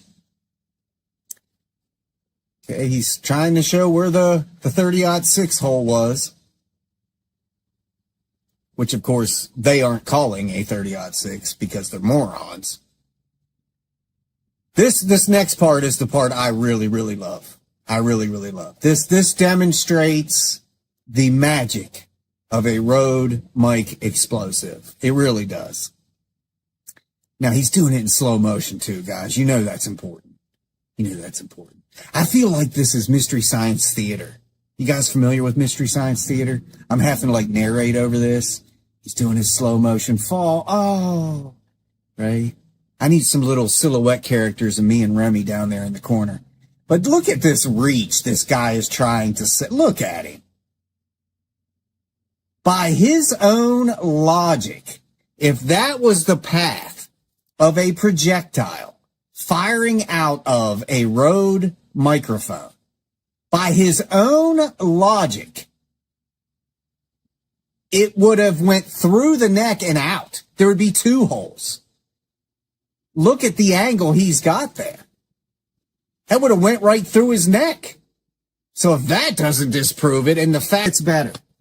Okay, I don't know how familiar you guys are with thermal imaging. I think most people have enough sense to realize it's a special kind of camera. I have used thermal cameras my entire life. You know, fire departments use them to determine the hottest spot of a fire so they can kind of nail down where the fire started. Electricians use them. I use them in the paranormal research field. You know, I had a $30,000 from Fluke. We didn't pay for it. They were just letting us use it for our paranormal show because it advertised them. But you cannot, here's the important part, you cannot take existing camera footage, whether it was from a stationary camera, a surveillance camera, a cell phone, it does not matter. You can't take existing footage and then use a thermal camera on it. Thermal cameras rely on reality. You have to use the thermal camera to film. If I'm filming this drink to show how cold it is, I have to use the thermal camera, and it will show me all the cold spots, the warm spots, which would be me, you know. But you have to use a thermal camera. I couldn't film what I just did now with my cell phone and then layer thermal imaging over it. It doesn't work that way. And he's done this twice. Twice. Okay, what you're seeing on the screen now is him trying to show a poof of smoke using after-the-fact imaging, which does not work. This is nothing more than a filter. That's it. Nothing more than a filter. We all have used filters. That's all this is. Okay? And he's trying to say that there was a poof of smoke, which would have been from the Rode exploding mic. But it gets even better. He took the actual footage. Now, trigger warning, guys, you don't see anything here graphic. But you do see him getting, okay? This is thermal imaging that he layered over the existing footage of the assassination. It doesn't, and again, he's trying to show that there was heat around Charlie, and that, again, was the Rode mic exploding. Okay, again, scientifically, there is nothing plausible about this. You cannot layer thermal imaging over existing footage. It has to be shot with a thermal camera right out the gate. Right out the gate. And this is what he is selling to people. And if you go to this video on his channel, people are buying it left and right, lock and stock, man. Hook, line, and sinker. Oh yeah, we can see the heat from the bomb, blah, blah, blah. It's a fake filter. It's fake. There is no data to this whatsoever other than it being fake. And this is the material that Candace Owens is going by. Are you with me so far? Are you with me so far? But let's take a look. Just a little quick video I put together that covers these theories from John Bray and Candace Owens. So let's check this out. Ladies and gentlemen, gather around the campfire because the internet just out-engineered NASA. Today's theory, the microphone, exploded. Not the shooter, not the wound ballistics, the microphone. Let's break down exactly how these self-appointed forensic engineers say a wireless mic became a bomb. Exhibit 1. They'll walk you through the physical components of a wireless mic like they've personally soldered one. Capsule, transmitter, battery pack, as if description alone equals detonation. Exhibit 2. Enter the shaped charge, a term borrowed from military ordnance, deployed here to explain how a lapel mic supposedly directed an explosive blast with surgical precision. No lab, no test, just vibes and a whiteboard. Exhibit 3, the big one, the claim that this mic was assembled at, quote, an explosives factory in Tennessee. No paperwork, no shipping manifest, just a Tennessee-shaped hole where evidence should be. And then, the sequel.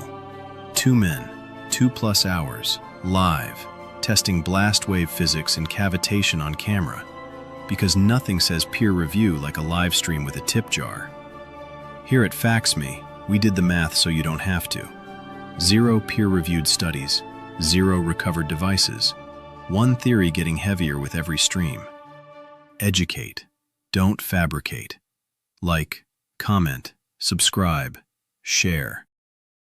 All right, my friends, we are out here in the field. I've got everything clear and ready to go. I've got the mannequin behind me, got the Rode mic all set up and ready to go. We are about to field test this and, put this theory to the ultimate test. Would it actually work? And what would be the outcome? What would be the residue? What would be the remains? What would be left for forensics? So let's find out. Let's find out.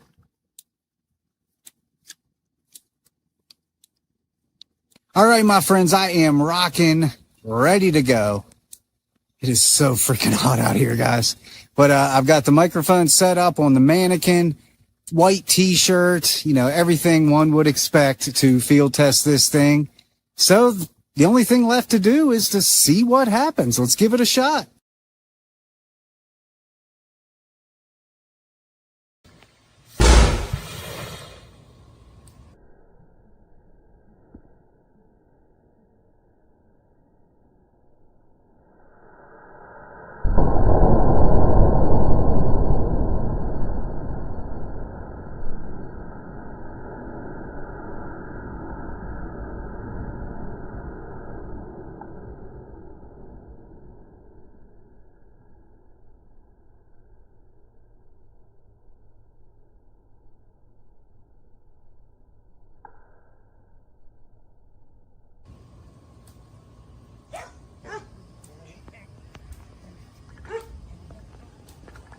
Welcome, my friends, to a very special Fax Me TV segment. We're going on a field trip, guys. That's right. I'm going to take you out into the field today to field test the Rode exploding mic theory, right? This is all we've been hearing now. It started early last year. And then my producer has a note that there are a lot of comments asking about the microphone theory. Here's what I will say about that.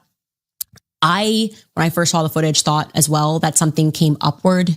But when I looked at image from the side, the microphone is still on him afterwards. So like when you see it from on, it looks like it kind of disappears, but then it kind of shifts. When you look at the perspective slightly to the left, you see that it actually stays on him and it's just in the fold.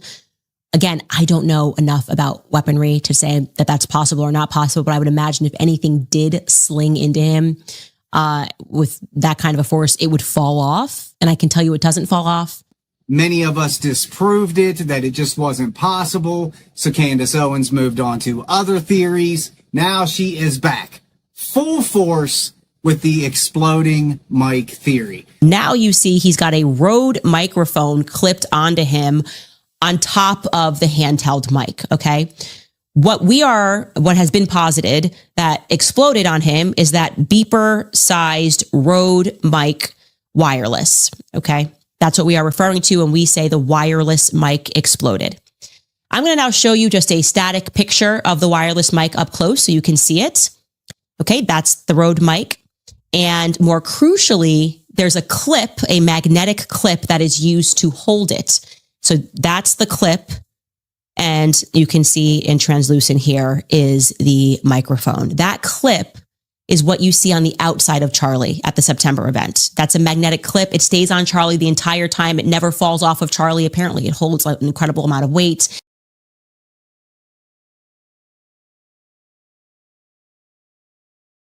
So the actual microphone, the Rode mic, is on the inside. So that's something new as well. So they got the microphone, that's the magnetic clip on the back, and on the inside of that is going to be his Rode microphone. Assuming he was using Rode, I think it's Rode that he's using, but that's going to be that Rode wireless mic on the inside. I know that's a lot of explaining, but I feel like it really helps people who aren't into tech like me.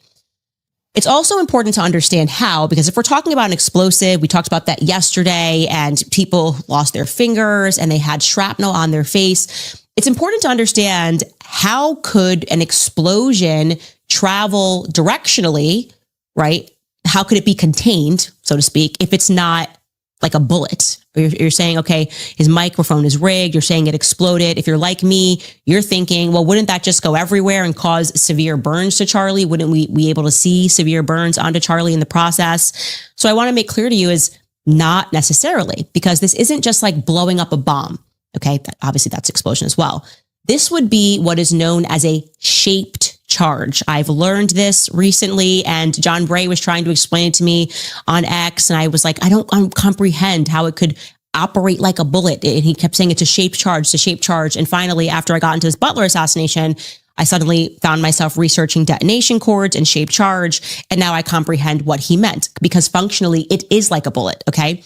A shaped charge is just a specialized explosive device that is literally designed to focus the blast of energy in a specific direction rather than it just dispersing in every direction, okay? So we're going to pull up this Wikipedia page because it helps to see a visual.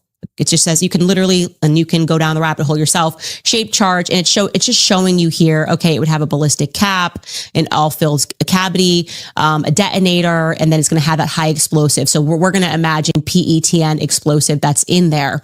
And it tells you, it also tells you, sorry, if you can go back to just the Wikipedia page, that there's all different ways to form it, right? Typically, people are going to use copper. You can use lead.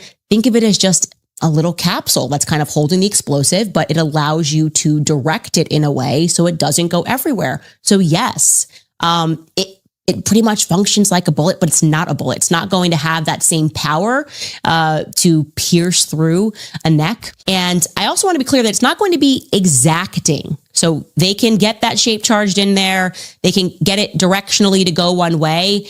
But they're not going to be so precise to go, I want it to hit his artery and his neck. And frankly, when I think through it, and this is just totally me speaking in my opinion, I don't think they wanted it to hit his neck. I think that is what went wrong. I think the best case scenario, if I'm, just as an example, I'm theorizing here and I'm the Israelis and I'm rigging his device, I want it to hit his chest. I want it to be here and I want it to hit his chest, and I want people to think they hear a shot, and then I want blood to come out, and everyone will go, he got Charlie Kirk got shot in the chest. I think there is a lot of evidence that they would have found explosives, which, if, I guess the way PETN is said is like, what do you guys say? Petin. I'm trying to learn all of the inside terms and sound like I know what I'm talking about on all the military guy stuff. But if Petin was the explosive that was used, and I think there is a strong theory that should be explored, that a shaped charge was used to kill him and that what killed him was on him. If you look into Petin, is pretty resistant. It stays on soil. There you can read tons of articles about it. You just have to remove the soil. So you think that I think there was explosives. Now, guys, as you know, if you've been following me for a while, I have done many videos on the exploding mic, from the ballistics aspect of it, to the mathematical aspect of it, to the physics side of it. And it is not possible. That is not what we saw on September 10th, 2025. Now, it is absolutely possible to rig something to explode. But that's not what happened in the case of Charlie Kirk. Yet that is the biggest narrative being pushed right now from the grifters. So what do? We've disproved the physics of it. We've disproved the math of it. We've tackled the science of it, any ballistic aspect. What do? Well, the next thing to do is to recreate it exactly how Candace Owens claims it happened. So we're going to do that today. We are going to blow some stuff up per the instructions provided to us from the great investigator, the most honest person we all know, Candace Amber Owens. And this is going to be a lot of fun. You know, we've done a lot of research here at FaxMe on the exploding pagers. Guys, you know that I have brought those up on the show, you know, because that seems to be the key factor missing from all of the footage regarding the Charlie Kirk assassination. The explosion, the fire, the smoke, yet somehow this magic shrapnel from a Rode microphone made its way from that tent to the floor of an SUV. Now, the argument is it was all in his shirt. All of the debris from the Rode microphone was in his shirt. And it wasn't until they got to the SUV that it started falling out. And that's where all of that black shattered glass came from that Candace Owens is proudly toting as real evidence. Well, I ordered me some Rode microphones, and we are ready to go out there today with a mannequin, put this thing on and hook it up as if the mannequin is going to be performing a show. And then we are going to detonate this to show you, Factivists, my audience, any new people, anybody who comes by who wants to see the truth, what happens when a Rode microphone is set up and rigged to explode just like the exploding pagers. What will happen? What will be the results? Will we have a hole in the t-shirt? Will we have burn marks? Will we hear an explosion? Will it sound just like a gunshot? These are all the questions that's about to be answered. Will there be shrapnel? Are we going to see a bunch of shattered glass? As we went over, guys, when we were researching the Rode microphones, there isn't a single glass component to these. And after the demonstration out into the field, which is locally here on our farm, by the way, so it is completely safe. The animals aren't going to care for it. But hey, what do? Right? We've got to factor around to find out, right? There isn't a single glass component to this. What this reflective, shiny look is enamel. It's epoxy, right? It's an epoxy. That's all that is. That's not actual glass. But we're going to take one of these apart because I ordered multiple Rode microphones in case my first explosion doesn't work out. No glass components. We're going to break this apart a little bit later. We're going to show you what this looks like shattered so you can compare it to the pictures that are floating all over the internet of the floorboards of the SUV after Charlie Kirk was hauled away to the hospital where he ultimately and tragically died. So, regardless, we are going to put this to the test today. This is going to answer all of the unanswered questions because apparently bringing you guys science, bringing you guys mathematics, bringing you guys ballistics, and the knowledge of all of that isn't enough. Isn't enough for the candy cultists. So, with that being said, I am giving Candace Owens the benefit of the doubt, and I am going to build one of these to her specifications directly from her show. She describes how to make an explosive, and we are going to see exactly how that turns out. So guys, are you ready? Are you ready for this? I mean, it's been hyped now for what, 2 weeks? Are you ready? You ready to go outside and see our poor mannequin? He's headless, by the way. He's headless, by the way. I didn't want to put a head on it. Just mannequin body, t-shirt. You guys will see. You know what? Let's just go. You know, I'm kind of prolonging it because it's like 115 degrees out there. And then I'm going to put an explosion on top of that. Whew, guys, hey, don't ever say, Stephen of Fax Me won't take one for the team. Because, I mean, all right, my friends, we are out here in the field. I've got everything clear and ready to go. I've got the mannequin behind me, got the Rode mic all set up and ready to go. We are about to field test this and, you know, put this theory to the ultimate test. Would it actually work?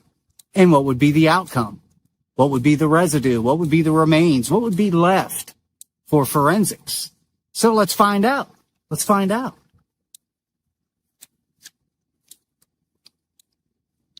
All right, my friends, I am rocking, ready to go. It is so freaking hot out here, guys. But I've got the microphone set up on the mannequin, white t-shirt, you know, everything one would expect to field test this thing. So the only thing left to do is to see what happens. Let's give it a shot.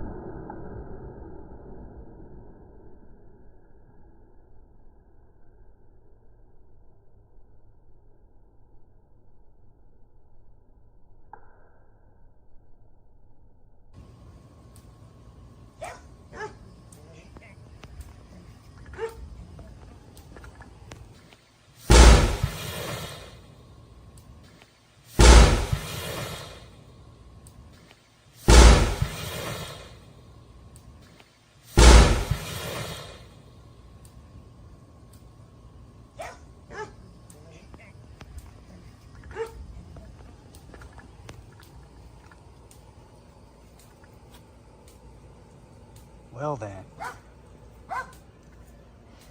there you go, ladies and gentlemen. That's what happens with an exploding microphone. Sounded nothing like a gunshot.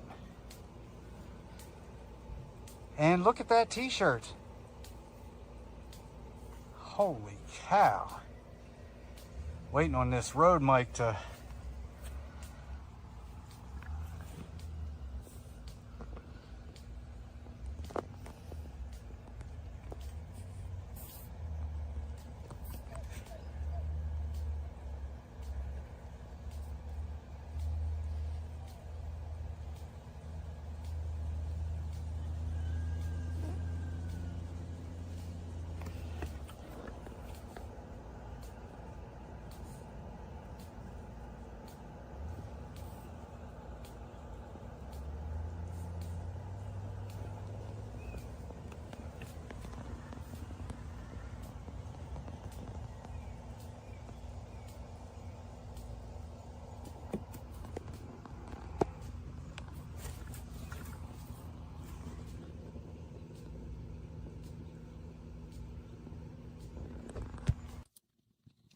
So there, my friends, is a t-shirt after an exploding Rode microphone.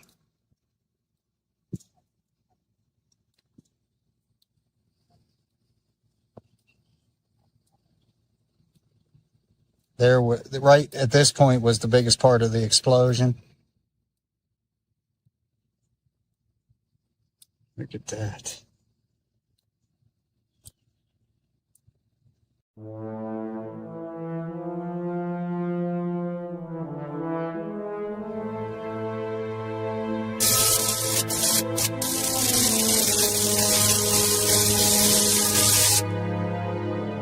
So we're going to start out by showing you some John Bray here, guys. Okay? What you're seeing on the screen right now is John Bray with a Rode microphone underneath his shirt, and he is demonstrating with a stick of some sort, right, how this poofing and his theory here. Now, this video has no sound, so you're not going to learn a lot. And in fact, when I was watching this, and maybe you guys will get the same feeling, I just kept picturing him drooling. As this demonstration was going on, like, because that's all I can think about these people. They're so moronic. This guy, the purpose of this video that you guys are seeing is he's trying to demonstrate how this Rode mic exploded and shot something into Charlie's neck on the opposite side. Right? Again, you know, before we talked about the magic shrapnel that went from the tent, out from underneath the tent, took a right turn in midair, and landed in the SUV onto the floor of the SUV, right? Well, he's demonstrating here the same thing. We take something from this side and fire it off. Just watch this guy. And again, just picture the drool coming from his mouth. Like I said, guys, there's no sound to this. This is just him doing everything he can to prove how ridiculous this theory is. But he's actually saying this is what happened, and this is what Candace is going from. So I wanted you guys to see this. See, he's showing you guys. He's showing you where it's at.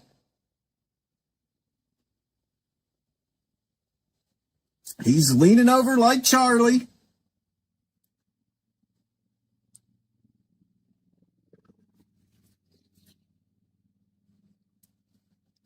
So he's matching everything up with the actual footage. Okay, he's trying to show where the 30-06 hole was,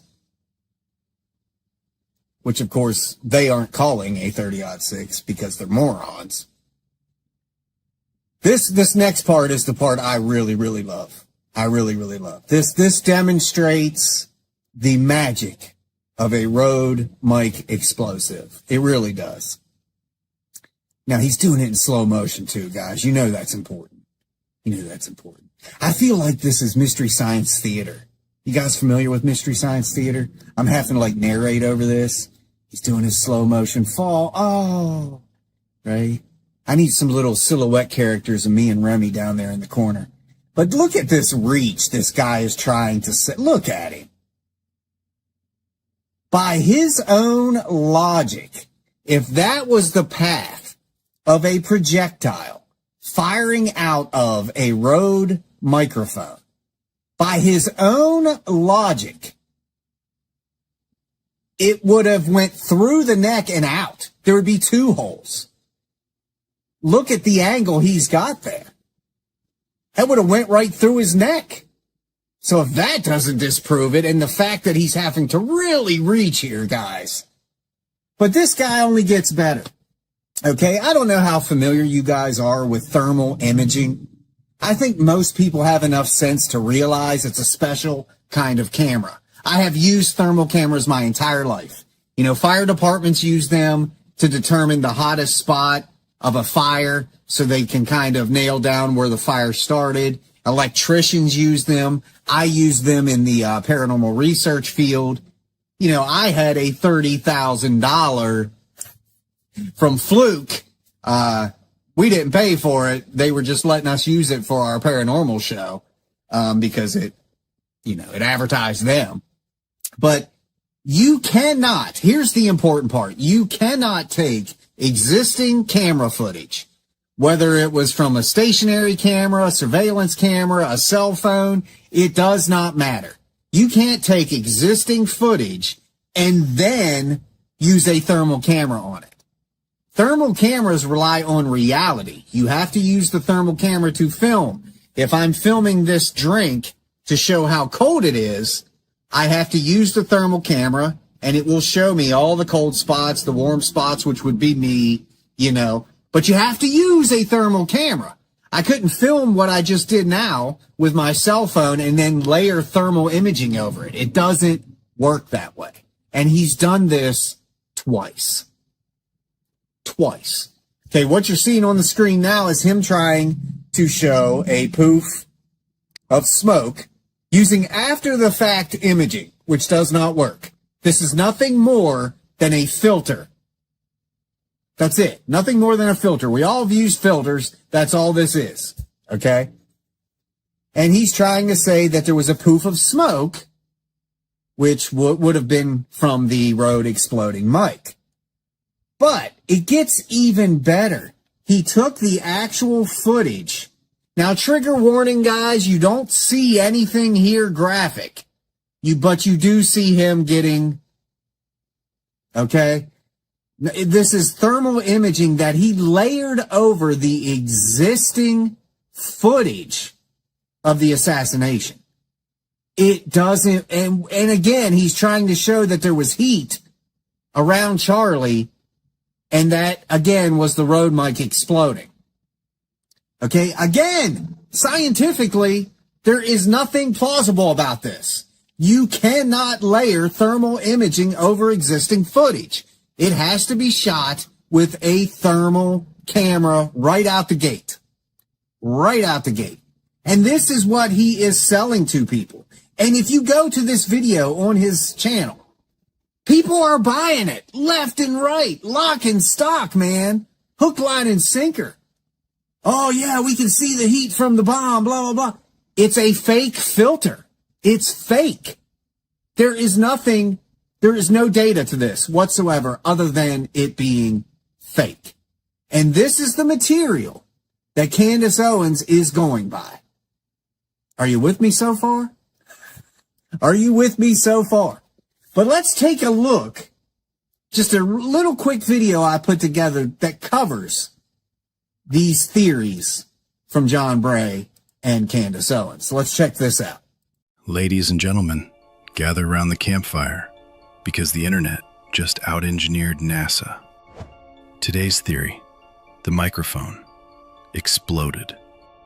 Not the shooter, not the wound ballistics, the microphone. Let's break down exactly how these self-appointed forensic engineers say a wireless mic became a bomb. Exhibit 1. They'll walk you through the physical components of a wireless mic like they've personally soldered one. Capsule, transmitter, battery pack, as if description alone equals detonation.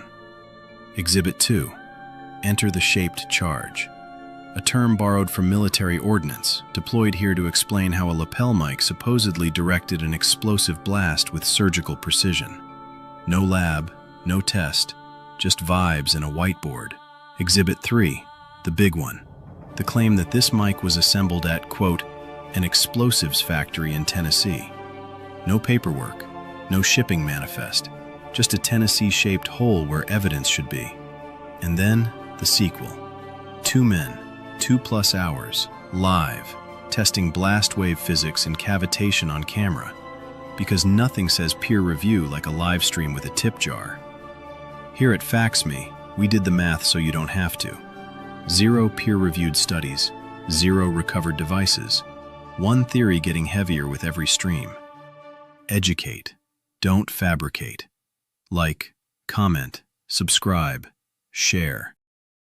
All right, my friends, we are out here in the field. I've got everything clear and ready to go. I've got the mannequin behind me, got the Rode mic all set up and ready to go. We are about to field test this and, put this theory to the ultimate test.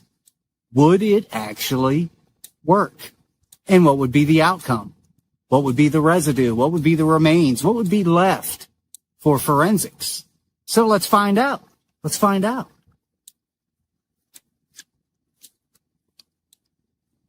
All right, my friends, I am rocking, ready to go. It is so freaking hot out here, guys. But I've got the microphone set up on the mannequin, white t-shirt, everything one would expect to field test this thing.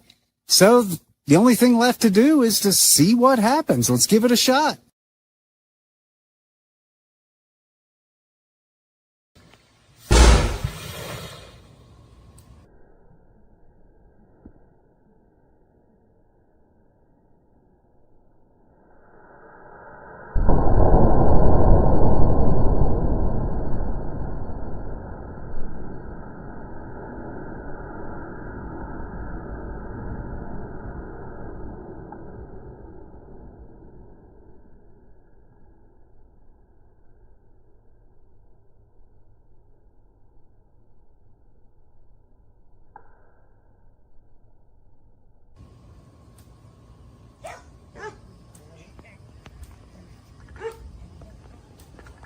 A microphone, a tragedy, and a claim so specific, so confident, it sounds like science.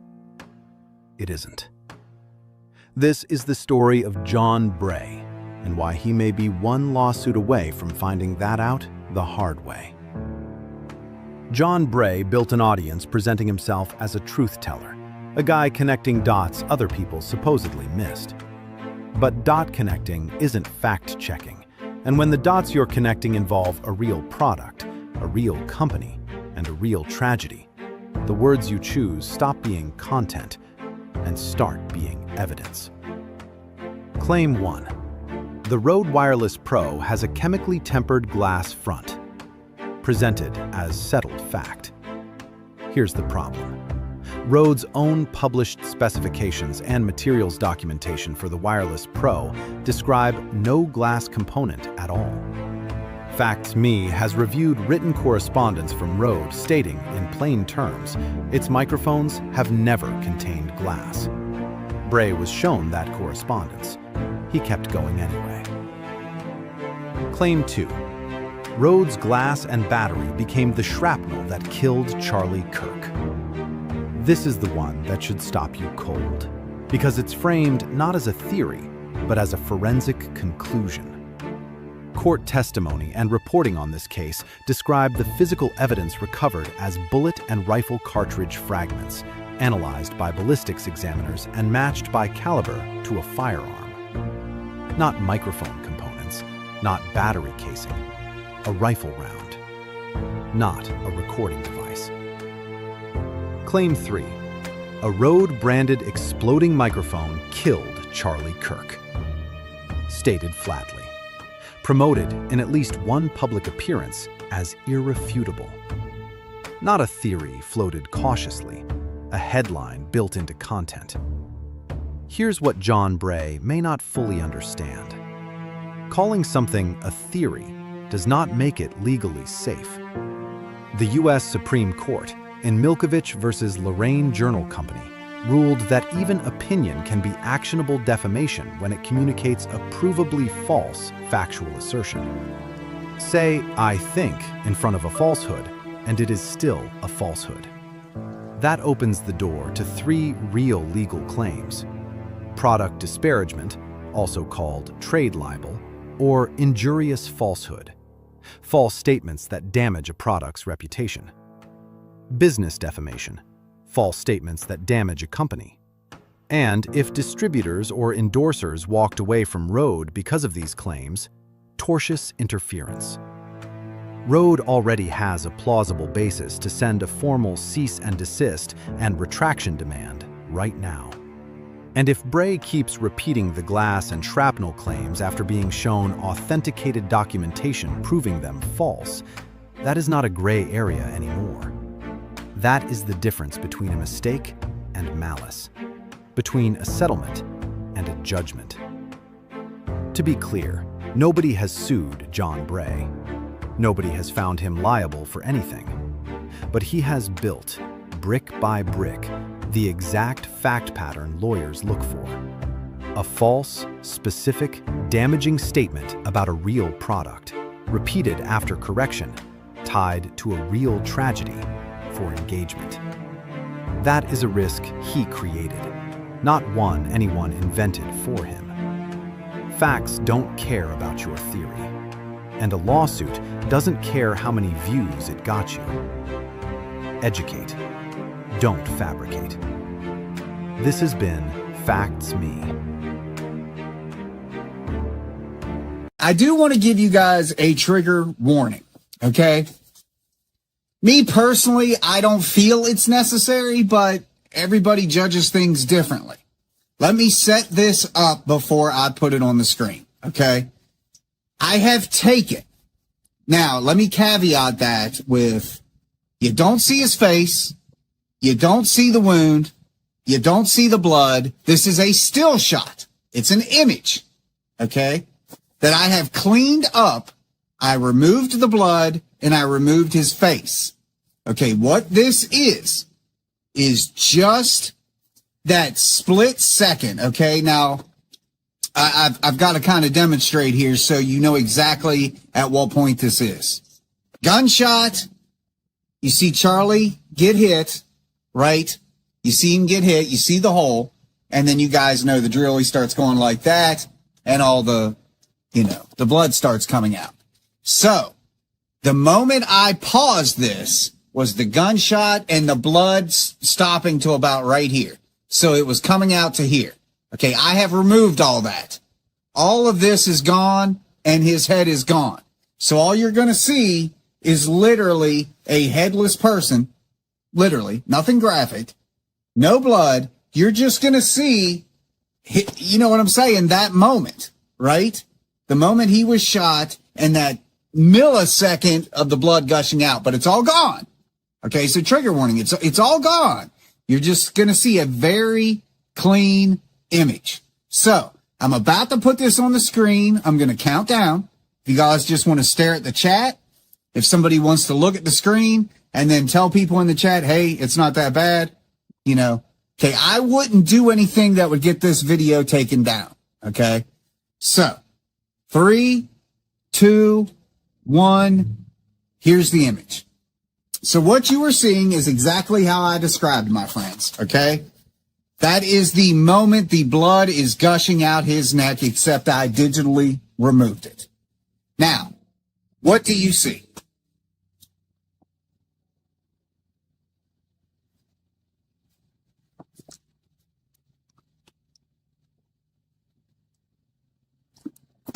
Nothing.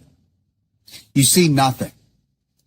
This again is the moment the hole is clearly visible, blood coming to right here before it really, removed all that. So you're seeing him, right? No explosion, no smoke, no fire, no damage to the t-shirt, nothing. Where his hand is at, right directly behind it is where the road mic would be, right? You can clearly see there is not a lick of damage to that shirt. All right. John saying, you can see whatever, the battery fall, and there's nothing. Dude, there's nothing. This is crystal clear. I took this straight from the HD version, the high definition version of his assassination, and digitally removed only the blood, the wound in his head, okay, in his neck, clearly. So that's what you see. And I've got this meme right here that I will be going out today. You guys are welcome to share it. Again, nothing graphic, no explosion, no shrapnel, no smoke, no glass, no burns, no fire, no bomb.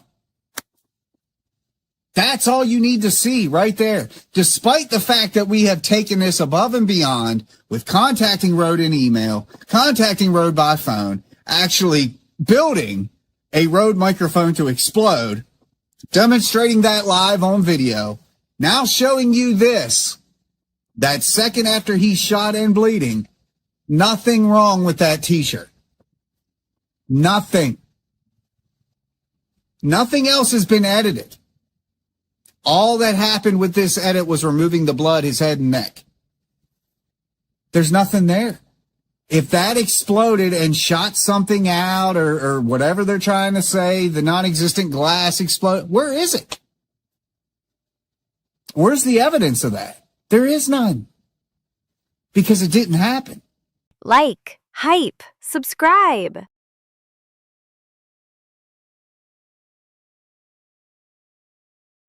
If you'd like to maintain your place in the queue and receive a callback, press 2 at any time while you're on hold.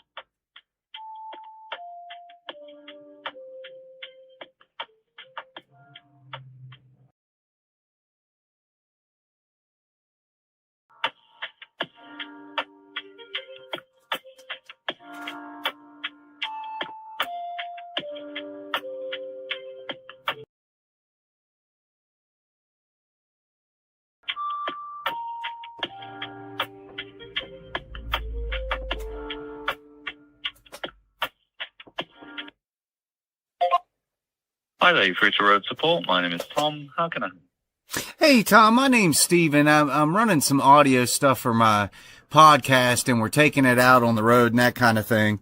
And I'm looking at the all the different Rode wireless, the Pro and the 2 and all that.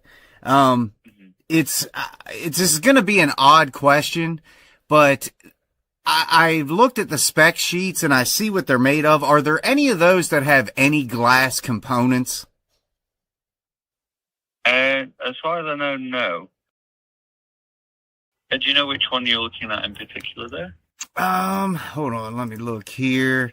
It would be the Rode Wireless Pro, the older model. There's no glass.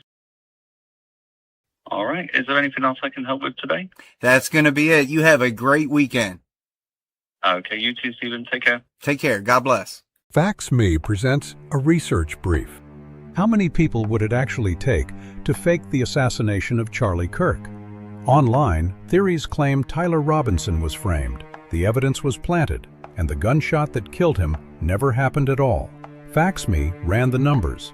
Here is what a cover-up on that scale would really require. At an absolute minimum, 40 to 60 people would have to knowingly participate. Realistically, that number climbs to 75 to 125 people lying or hiding the truth. And as many as 200 people would need their work, their records, or their testimony controlled or fooled.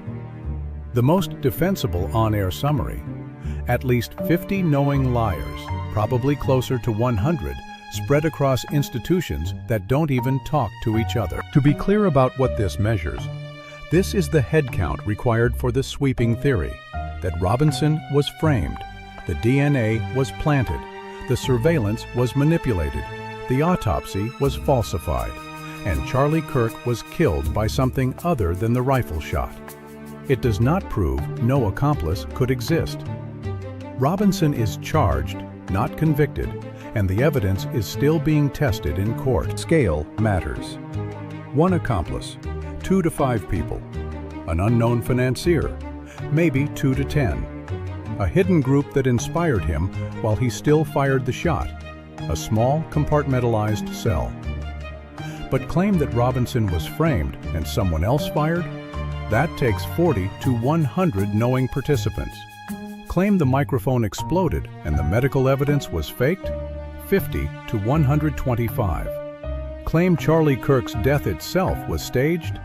100 to 250 people, and growing. The bigger the lie, the bigger the workforce it takes to keep it quiet. The official case record already spans the shooting scene, campus surveillance, hospital treatment, the medical examiner, rifle recovery, DNA testing, Robinson's own surrender, and both prosecution and defense review. Investigators allege Robinson surrendered after a 33-hour manhunt, with DNA on the rifle, and his own parents and roommate providing corroborating information. Break it down by compartment, and the math gets harder to hide. Security and production crews around Charlie, 12 to 25 people. Campus police, dispatch, and surveillance, 10 to 25. Hospital staff who treated him, 10 to 20. The medical examiner's team, 5 to 10. Crime scene and rifle recovery, 15 to 30.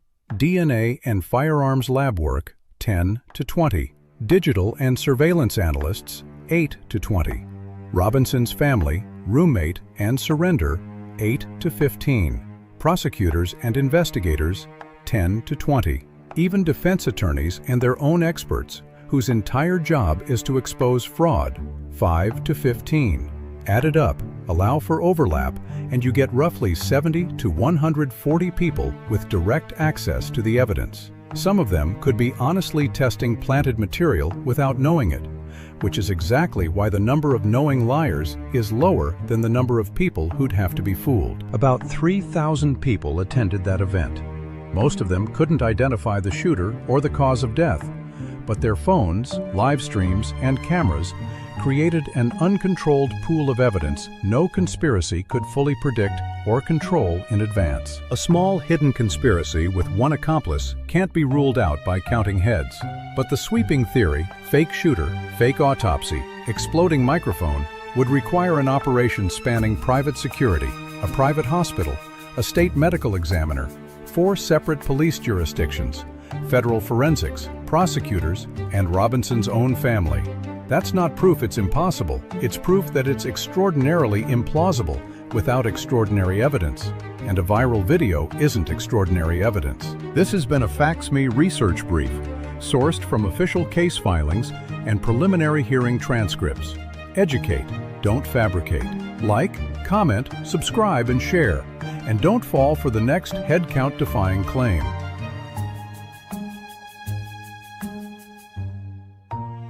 But guys, as you're seeing on the screen, Solo Journey.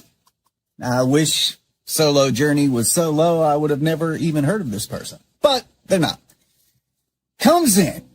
This was a couple days ago. I know the screenshot says 14 hours ago, but that was when I first saw it.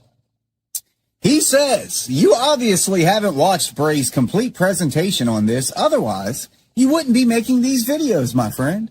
Go back and do your due diligence and then come back and apologize for being wrong. Or maybe you're doing this to get views and engagement, even though you know you're wrong. Okay, so let's dissect Solo Journey's comment there, because I really love the part, I haven't watched Bray's complete presentation. Solo Journey, what you just said confirms you haven't watched mine. Because I have watched every little thing that John Bray has put out. I've watched every show he has done interviews on. Every piece of video that he has released is in my videos critiquing him. So you clearly have come onto my channel and haven't watched crap. Or you wouldn't say, obviously haven't watched Bray's complete presentation. So anyways, I respond to Solo Journey. I say apologize. You must be bent. I thoroughly reviewed all of his material, and there isn't anything in my presentation that can be proven wrong. Period. The man is a liar. Right here, right now, in your own words, prove the truth wrong. Go ahead, type it up. Let's hear how you can possibly prove everything I presented wrong, while, for some reason, believing the fake photo filters applied to existing video provide genuine thermal readings, or that glass, which doesn't exist and has never existed in Rode microphones, somehow turn into shrapnel. I have spoken with Rode. John Bray is an idiot. Rode confirmed that its products have never contained glass components. Your boy John claims that the exploding pagers didn't produce smoke, shrapnel, or even fire, even though footage of those explosions is readily available online and shows all of it. So go ahead, Solo. Step up and debunk this. John Bray wants to say the pagers never showed any signs of explosions. He's got his little cronies saying they never showed any signs of explosions. What is this? So, old Solo Journey decides to come back and say, I'm not going to waste any more breath on you. You should be ashamed of what you're doing with your life. Why would you want to be a part of the corruption? My friend Solo, you are the corruption. Let's just put that out there right now. Don't you want to be a good person? He says. But no, you're just another piece of trash. Just stop. Go away. By the way, go back to school on the road, Mike. Homeboy tells me to go back to school while spelling road wrong. This is the mentality of the people believing John Bray's moronic theory. So this was the guy I asked, just come prove it. And just like clockwork factivists, just like the candy cultists, they can't. They go to insults. So I said, thank you for proving my point. You can't debunk this. Head on back to drooly John Bray now. The rest of us grown-ups will stay in reality. This is why nobody takes you morons seriously. You can't even back up what you claim to believe. Piss off. All right, so that was that guy. But wait, John Bray himself decides to come in, and let's just see what John has to say.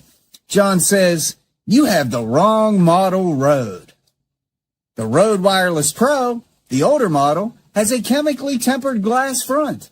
When chemically tempered glass shatters, it creates jagged edges with shards that function like hooks, which get caught on any loop-style fabric like jersey knit.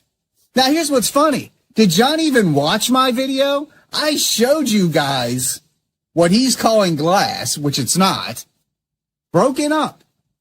I showed it to you. I showed you how gummy it was, the whole 9 yards. But he said it's shards that function like hooks. I couldn't even get it to cut my skin. I was trying. John, did you even watch? Clearly you didn't. But he says everything about your test falls apart from that point on. Shrapnel from the explosion is the recoil. The shrapnel from the Rode Pro can benefit seen, whatever that means, identified and tracked from the explosion to the shirt collar and neck wound. The battery can be seen falling out of the neck wound and seen falling to the ground from 3 different camera angles. An unidentified high-rise time frequency was captured on every camera recording the event. This guy can't even write. And this frequency originated from underneath the tent. The pagers were attached using AA batteries and had no fire or smoke. The debris seen from the pagers were the AA style batteries' internals being atomized. Now, here's what's interesting. He says the debris seen from the pagers. But earlier, y'all were trying to say that there was no explosion from the, well, how are you seeing debris if there was no explosion from these pagers? What is wrong with you? The Rode didn't have the explosives hidden inside the battery, so the whole battery was turned into shrapnel. Oh, now the battery was turned into shrapnel. Now, you guys saw my exploding mic demonstration. The battery was still well intact. It was just melted. It melts, not explodes. Pretty much every detail of your video is not correct, not scientific, not mathematical, and I love this part, just boomer slop. You gotta love it, man. You have got to love it. You know, historically speaking, there is a reason in every literary text, all throughout history, that older people are held on a pedestal as wise. And why is that? Why is all throughout history, why do people seek out the wise people? Because they've lived life. We've got decades of experience on you, John, decades of education, decades of research, all this stuff. That's why calling us boomers isn't a flex. It's a compliment. You might as well just say, you smart people. Because that's what boomer translates into. Your idiot generation puts fake filters on existing video and calls it scientific. Okay? Boomer is not negative. We are the wise people of our generation. Something you will never know. So I responded to old John here. Let's see what I had to say. I said, LOL, thanks, John. I appreciate that. Meanwhile, the rest of us will remain grounded in reality. John says the Rode Wireless Pro, the older model, has a chemically tempered glass front. I said that is a flat out lie. The older model does not have a tempered glass front. Even if it did, which it doesn't, explain how that volume of glass could have come from such a small piece on the front of the microphone, or how it could have made its way to the SUV. Because if you remember, he said it creates hooks that sticks to the clothes. Well, if it's hooked to the clothes, how would it fall out, John? I contacted Rode John, and the company confirmed that its microphones have never been made with any form of glass. I have every model spec sheet. Do you? Now, keep in mind, he hasn't responded to me at all, and this was over 2 days ago. He says it creates jagged edges with shards that function like hooks, which get caught on any loop-style fabric, just like jersey knit. So, you are essentially saying the glass would have become stuck in the shirt. Got it. Laugh my ass off. The pagers were attacked using AA batteries and had no fire or smoke, John says. I said that is also a flat-out lie. I have literally shown footage of the pager attacks on my show. And there is an abundance of smoke and debris flying everywhere. You are lying. Then I continue on, because you guys know I am a continuing honor. Anyways, you haven't tracked anything other than ballistic velocity. There was no explosion, period. You are lying to promote a grift. Where's the explosion, John? You are the same person who puts thermal filters over existing footage and calls it science. Thermal imaging does not work that way. At best, you are entertaining people who do not understand the technology. Dude, you are ignorant, dishonest grifter desperately clinging to your 15 minutes of fame. I'm glad you finally put this in writing. I had been giving you the benefit of the doubt and simply calling you ignorant. Now, however, you are flat out lying. Dirt. The lot of you, all dirt. If you are confident about it and have all the spec sheets and scientific data to back it up, come on my show and defend your position. I will happily show you the pager attacks on video, my emails with Rode, stating no glass was ever used, and anything else you wish to lie about. Come on my show, John. My audience would freaking love it. They would love it, but you won't do it. You haven't even responded to this comment. You tucked your tail and you ran. You are watching Facts Me TV. Please like, comment, share, and subscribe for more content.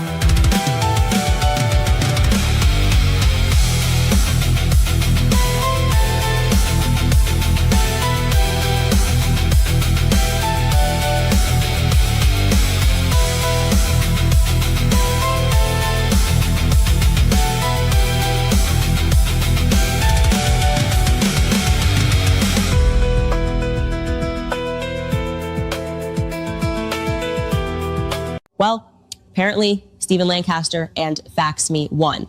And let me just say something here. I don't get handed many victories these days. Despite rebuilding my entire brand from the ground up after being publicly dragged, despite independently podcasting with a tiny team, despite clawing my way back onto the charts while everybody preyed on my downfall, somehow I still found myself becoming the centerpiece of the Fax Me universe. And honestly, you can imagine there was this tiny little glimmer of realization when I saw Stephen Lancaster dedicating endless live streams, thumbnails, monologues, graphics, timelines, investigations, and dissertations to me. I mean, think about it. What exactly did I do to deserve becoming the main character of Fax Me programming? Apparently, I occupy so much real estate in Stephen Lancaster's mind that every week there's a new cinematic thumbnail, a new breaking live stream, a new 20-minute speech explaining why Candace Owens is simultaneously irrelevant, yet somehow worthy of nonstop coverage. And let's be honest here. Hasn't he already made these points? I'm low IQ, I'm a grifter, I'm evil, I'm destroying society. I'm responsible for every conspiracy theory on Earth. At a certain point, you start wondering if maybe the narrative ran out of fuel 3 months ago, but nobody told the production team. What's especially fascinating is that this has become a full-time obsession. We've got charts, we've got analytics, we've got timelines, we've got frame-by-frame breakdowns. We've got investigations into my facial expressions, my business filings, my podcast pauses, my friendships, my lawsuits, my marriage, my guests, my sponsors, my camera angles, and probably the arrangement of furniture in my house next. And the irony? For people constantly claiming I'm finished, irrelevant, collapsing, desperate, and fading away, they sure do spend an extraordinary amount of time making me the center of attention. I mean, this is like the 4th, 5th, 6th, 10th live stream in 2 weeks where Stephen Lancaster is passionately explaining to the audience how little I matter. At some point, you have to stop and ask yourself, if Candace Owens is supposedly so insignificant, why does Facts Me revolve around her 24 hours a day? It's because I'm lying. Constantly. I don't tell my followers that, obviously, but Facts Me and Stephen Lancaster does. So go check out his channel if you really want to know the truth about me. Because the truth, if fake and gay, and that is why I don't ever speak it,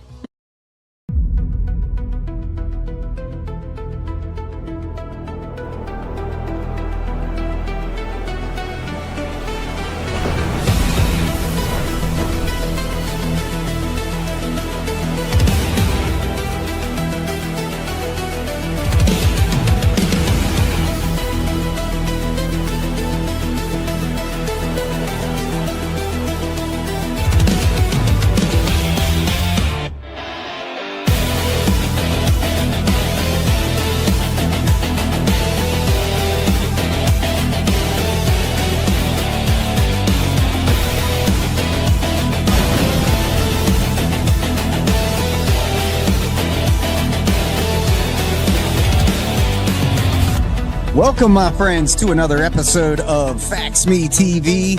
And I'm very excited today because I've got the great who?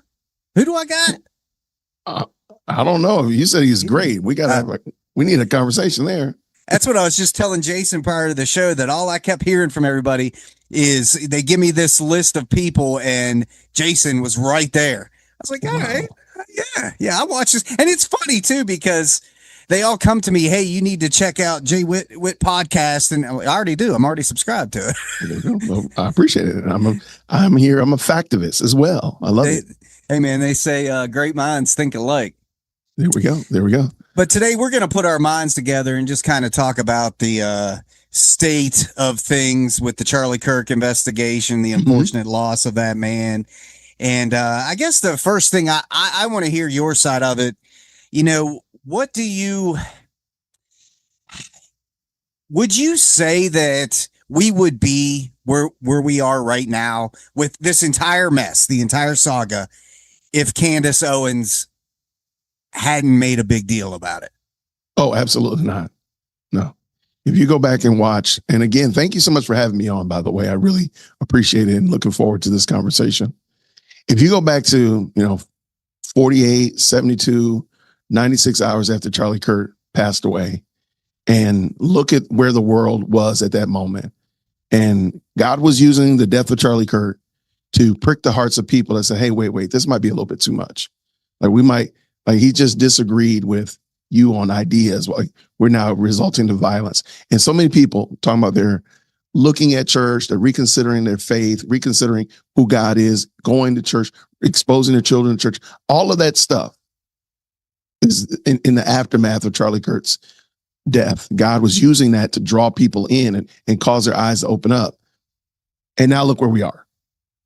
And if you go back and say, okay, well, how did we get where we are today in comparison to where we were 96 hours after Charlie Kirk's assassination? And you can only point your finger in one direction. And it's Candace Owens and her sycophants.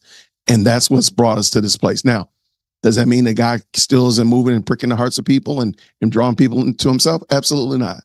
What we are saying is that this is a huge distraction, a gigantic boulder of offense to people who might very well had wanted to hear the gospel or hear who Christ is. Or tell me more about what Charlie Kirk was about, versus now we're fighting over the most ridiculous, dare I say, ignorant stuff because of her. I agree, Jason. And you know, tell me this. Do you, and I'm sure you do. I'm sure I know the answer to this. It's kind of like 9/10 has become 9/11. Everybody remembers where they were at the moment 9/11 went down. And I think the same can be said of when you first scrolled and saw that video of Charlie Kirk. What were your first thoughts, that if you can take yourself back when that first popped up on your screen? Where was your head? I said, wow. I said, wow, they really shot this man. And I only watched it, I want to say I watched it twice because I just couldn't understand. Because I was thinking like, oh, it was just an injury. He's just wounded, I guess is what I thought initially. And I was like, and I watched it again. I never thought that we would be here though. I never thought that, or even where we would be 96 hours after it. I didn't think that it would be this cataclysmic shift and change. And again, like dare I say, like the 9/11 of this generation. Like, where were you when Charlie Kirk? Like, that's crazy work. I remember where I was at 9/11. Now people today are going to be like, where were you when Charlie Kirk passed away? Like, because again, it's a turning point, as people like to say, an inflection point of our culture, and a lot has changed since 9/10. I agree, Jason. And for me, I remember it vividly because I had stopped on a Jim Brewer video, the comedian, and he was doing it's hilarious if you've never seen it, but he was doing his version of AC/DC. Have you ever seen this stand-up routine? He's saying that AC/DC could sing a song about anything and tear it up, right? So he said, this is AC/DC doing the hokey pokey. And what's cool is he's got an entire band behind him. So he's got a real band playing. I've never heard this. Okay. And he does such an impression of AC. It's uncanny. But I'm laughing my butt off, and then the video ends and I swipe and there's Charlie Kirk. And I'll be honest with you, Jason, at first I didn't think it was real. I can see that. I saw that and I'm like, no. I was in such denial. Immediately I downloaded it because I have ways to tell if things have been manipulated. I thought, this is somebody's sick joke. With AI the way it is, this is a sick joke. And I'm watching it, and then I started seeing it pop up everywhere, and I'm like, and seeing credible people share it. I'm like, wait a minute, right? So then I sent it to my wife, who she retired. She was a wound care nurse for 25 years. So who better to ask their opinion on a wound, right? Right. And I said, hey, at this moment, they had just got him into the vehicle. That's how fast this was all happening. And I had sent it to her, and she said, Steven, there's no way he's going to survive that. And I'm like, God, you can't know. And then it was, well, the rest. The rest is history. Yeah. But to get back to what we were talking about of how we got here, it's interesting when you go back through history, because when you watch Candace Owens at the beginning of this, she was actually, and I've made reels kind of showing the before and after, she was actually supportive of Erica and supportive of Turning Point USA. She was telling her fans, leave them alone. Don't bother them. People grieve differently, this, that, and the other thing.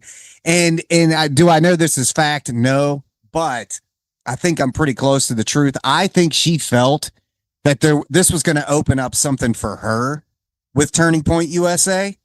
And that's why she was playing so nice at first. And then when she found out, no, Erica was going to be the CEO, that she was going to have nothing to do with it, that's when she flipped. It was like night and day. And then that's when the ball started rolling to where we're at today. Let me help you out with that as well. If you go back and watch, she made a comment, and I think the moment that she flipped was the comment where she was talking about, you better not put just anybody in that CEO position. And she was like, everybody's like, who are you, Brenda? What are you talking about? You better not. And she was like pointing her finger almost. And that's when the flip happened. So just rewind past that, or rewind before that, please forgive me. And that's when she was, again, trying to play nice, thinking that she said, she even made the comment, like, I thought we were going to get the band all back together again. Yes. And I do think, and my conspiracy or my thought process is, Charlie and Candace were not friends at all by any means or measure. They weren't talking. Again, the rumors that we heard of her saying, F TPUSA and all of that kind of stuff like that are true. They're very true. And I even brought it up most recently on my conversation with Tracy Martin last night. If you have a friend, Stephen, that you're pretty good friends with, I'm pretty sure you have a conversation with him, whether it be text message, email, phone call, DM, something in the last 12 months that you can point to. Right. And then definitely in the last 24 months, you got to have some kind of evidence that you and this person hung out or talk or whatever like that. Why is everything Candace talking about like 5-6 years old? Right. And I think it's because they really weren't friends. And she thought that everybody, like, that the issues that she had with Turning Point died with Charlie. And she's thinking, oh, they're going to reach out and bring me on and have me come in and be a part of the transition team, who maybe they'll even let me be CEO or something. And then come find out, as you said, no, it's not going to happen. And that's when she went, scorched earth on TPUSA, Erica, and of course, Charlie's legacy, because she knew that she was getting nowhere near there. She wasn't going to be able to touch it with a 10-foot pole. And that's what happened, in my opinion. No, I agree. And because when you look back historically, after Charlie forced her to resign, people need to realize that Charlie was a very forgiving person. Right. He lived by God as we should. And he's not going to be dramatic. He's not going to mudsling. I think he gave her that opportunity. Like, look, we need you gone, but we're going to let you resign. That's how it looks on your resume. It doesn't look like you were terminated. He was just trying to be nice about it. And I think that's where people get fooled into believing that they were such close friends. I don't think that was the case at all. I think Charlie's just an overly nice person. There are people that I dislike that don't even know I dislike them because I'm still civil with them. I still compliment them. I still try to find the good in people. And I've tried to do the same with Candace. And I mean, Turning Point had made an announcement off of their website in 2019, distancing themselves, saying that they are no longer tied to Candace Owens. They were trying to make this stuff clear, but you were spot on. You're not best friends with somebody you hadn't talked to in years. Right. Yeah. And I believe that's what she was doing. And I also believe that's why she jumped out so quickly to frame the narrative that she was his best friend. Versus, because I have people arguing with me that, Candace is just grieving because she lost her dear best friend. I'm like, but Erica is his wife. Like, you're actually putting a relationship, a friendship, if you will, above somebody's husband and wife relationship with no reason to believe otherwise, except you just concocted the story that he wasn't close to his wife. Like, make that make sense. Like, that's insane. Well, that's you what can be I've friends said. with somebody. Go ahead. I use that same sentence basically. When this whole conspiracy thing started, I was like, people just look past the obvious. Okay, first and foremost, why would Erica Kirk kill somebody for everything that she already had? Right, she got nothing from it. There was no, she got nothing from it. Let's just be honest. She's lost a lot from it. Let's just say she did do it. What did she get from it? Right. Exactly. Right. It's these simple things that sometimes the answer is simple. And sadly, the internet culture and this newer generation, everything's got to be dramatic. Everything's got to have some huge, it doesn't. Some things are what they are, just like that old phrase, it is what it is. It is what it is. And that's what I like. When the conspiracy started coming out about, he wasn't shot. It was exploding microphone. Exploding microphone, right? And I'm very, very educated in firearms. I grew up with firearms. My dad worked for a ballistics laboratory. He actually designed the engine for the Patriot missile. Oh wow! Okay. Yeah, try living up to that. Anyway, your dad's a literal rocket scientist, but ballistics is something that I just know it's second nature to me. And I'm thinking there's no way I thought people were making parodies, but they were being serious. The exploding microphone. What? And here's the simple reason it's not. And you don't even have to go any further. Just watch when he got shot. Yeah. you let the human beings that were there tell you exactly what happened. Because I know that video I saw, once that shot was fired, everybody in that audience turned and went like that. They didn't look forward, right? They looked towards the sound, which came from a rifle. But they skipped that part, and here comes this super long conspiracy with this guy moving his shirt at this time and this person sticking their hand in their pocket at this time. And it's like, you could literally do that with any video about anything. You could sync things up if you wanted to. Absolutely. So I was actually I did a video that's going live later on today, looking at one of Candace's clones that's doing that. She speeds up the video and it looks really bad. The guy that asked the question, I forgot his name. The last gentleman that was asking the question when Tyler Robinson killed Charlie Kirk. I don't remember his name, but he's standing up there and you speed him up. He's moving. He does look really weird and fidgeting. I'm like, but you do realize this is at like 4 times speed, right? If you backed it down to this normal speed, it's not bad. It doesn't match. And she keeps doing this all over the place, speeding things up, super slowing them down. Of course, those look weird. Or you screenshot or snapshot somebody picking their nose. Well, yeah, you caught them right there, digging in their nose or scratching their ear. It just happens. You and I both wear glasses. There are times I adjust my glasses and they mean nothing. I'm like, I'm not doing anything. And because she also talks about Dan Flood adjusts his glasses. That's some kind of sign. That's true. It's a sign that he uses. He adjusts his glasses. Right. But he was sweating. That's what that was a sign of. Right. But the dude that's about to ask the question, he just does it too. He just does it. And we all do it. Like I would hate for somebody to, have 24-hour access to what I'm doing and say, oh, isn't that weird that Jason did blah?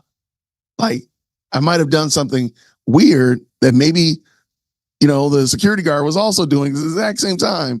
And I would hate that to be the case. But the reason why I don't believe this, and I don't remember who said the quote. I don't remember if it was Nixon or Al Capone or somebody said, I don't trust secrets.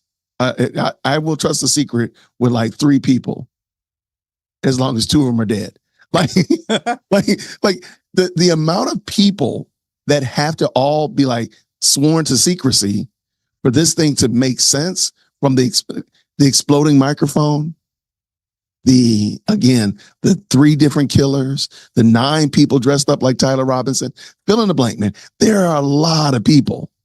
Or it could just be one leftist who was radicalized on the alphabet mafia talking points, who felt like he had no other recourse but to take Charlie Kirk's life. Now that could be the option. And again, I'm not saying he didn't. I'm not saying he made the bullets himself. I'm not saying he didn't have any kind of assistance with anything. But I'm saying that simple answer right there. Or, Egypt and Israel put aside their own ideological issues so that they could work together to fly planes around chasing Erica and Charlie and TPUSA Faith around the United States for 2 years before this. And then they land the plane, but they don't get off the plane. Again, all right, if that's what you want me to believe, I choose not to believe insanity, but that's what you want me to believe. Well, again, just to spring off of that a little bit, again, simplicity. People miss the obvious. If somebody wants you dead, they are going to do it in the least inconspicuous way. Right? Right. If this was an inside job, there are thousands of other ways they could have done this to only involve one person, to where Charlie was by himself, to where nobody else was even around, and it's done. But instead, we're going to do it in this huge spectacle. Get out of here. It makes no sense to me. Let me add this one to it. Let me add to it. Most people don't know that Charlie Kirk had a circulation issue. Did you know that? Charlie Kirk had a circulation issue. That's why he wore compression socks. That's why he had that ring that he could take off without having to apply any pressure to it or think about it, because he had circulation issues.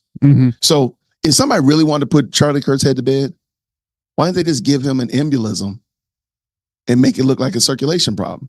It would have taken forever for people to find that out.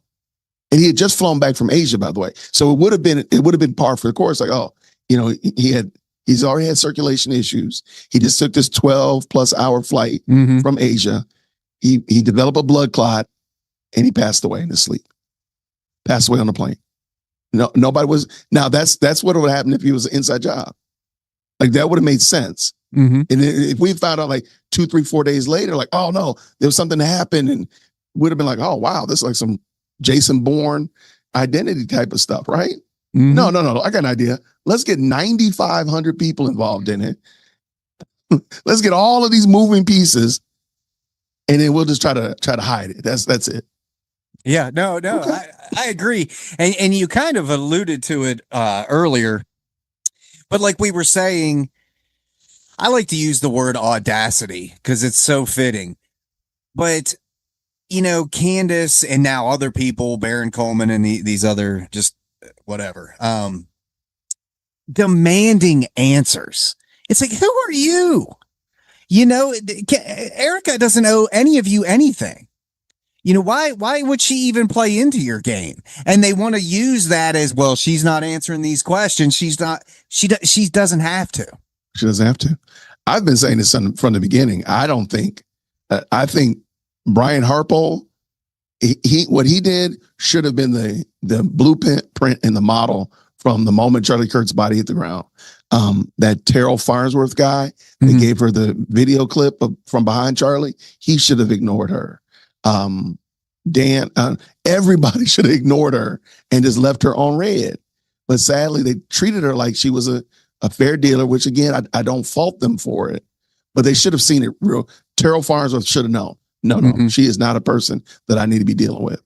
I'm good. And just ignore that phone number, block it, or even capture it and pass it on to legal. But I wish more people had done that. And again, there is a level of entitlement that people, again, I think we've gone too far with this new media, expansion, because this is the Wild West. Let's just tell the truth, man. It's the Wild West. There's no checks and balances. There's no editorial. There's no legal reading over your stuff to make sure you're not defaming someone. We're just saying whatever we want to say. And so we have kind of gone from, not trusting the mainstream media and legacy media to now overly trusting podcasters and people with a camera and a microphone. So I think there is a level of entitlement that these people have, and they need to be left on red. They need to be mocked and left on red and not engaged with unless it's in a mockery standpoint or from a framework, because there's no reason to engage with them in good faith. They're not good faith actors. Right. And I'm glad you said that, because that was something I didn't want to forget to bring up. And I'm sure you hear this a lot too. But you'll hear from people, why are you even addressing it? You're only making her more popular by addressing it. People just need to stop watching her. People just need to stop sharing it. I get that. I understand that argument. But at the same time, somebody has got to fight for the other side. When you've got somebody that is that influential and has that much of a reach, and they're out there falsifying everything, yeah, it's bringing them more attention, but you're also converting minds by doing so. I've had people say to me, they didn't start watching Candace until this whole thing, so they didn't know any history of her. And then you start showing the history and they're like, oh, I'm glad I saw this, or I'm glad I found you. I had no idea.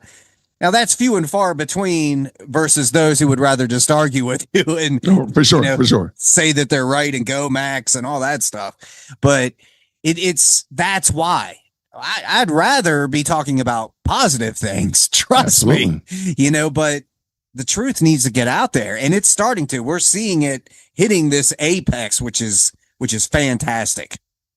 Let me build off of that. Number one, I appreciate you thinking that somebody with 70,000 subscribers praying on a regular basis for videos that hit 10,000 views can actually add value to somebody with 5 and 6 million. Thank you so much. I really am glad that you think so highly of me. I'm thinking too lowly of myself. Thank you very much. But more importantly and honestly, Candace professes that she's a Christian. And therein is the problem, that the behavior that she exudes is not Christian by any means or measures. So if she is a Christian, and she alleges that she is, though I don't think she is, though she alleges that she is, we have to correct error.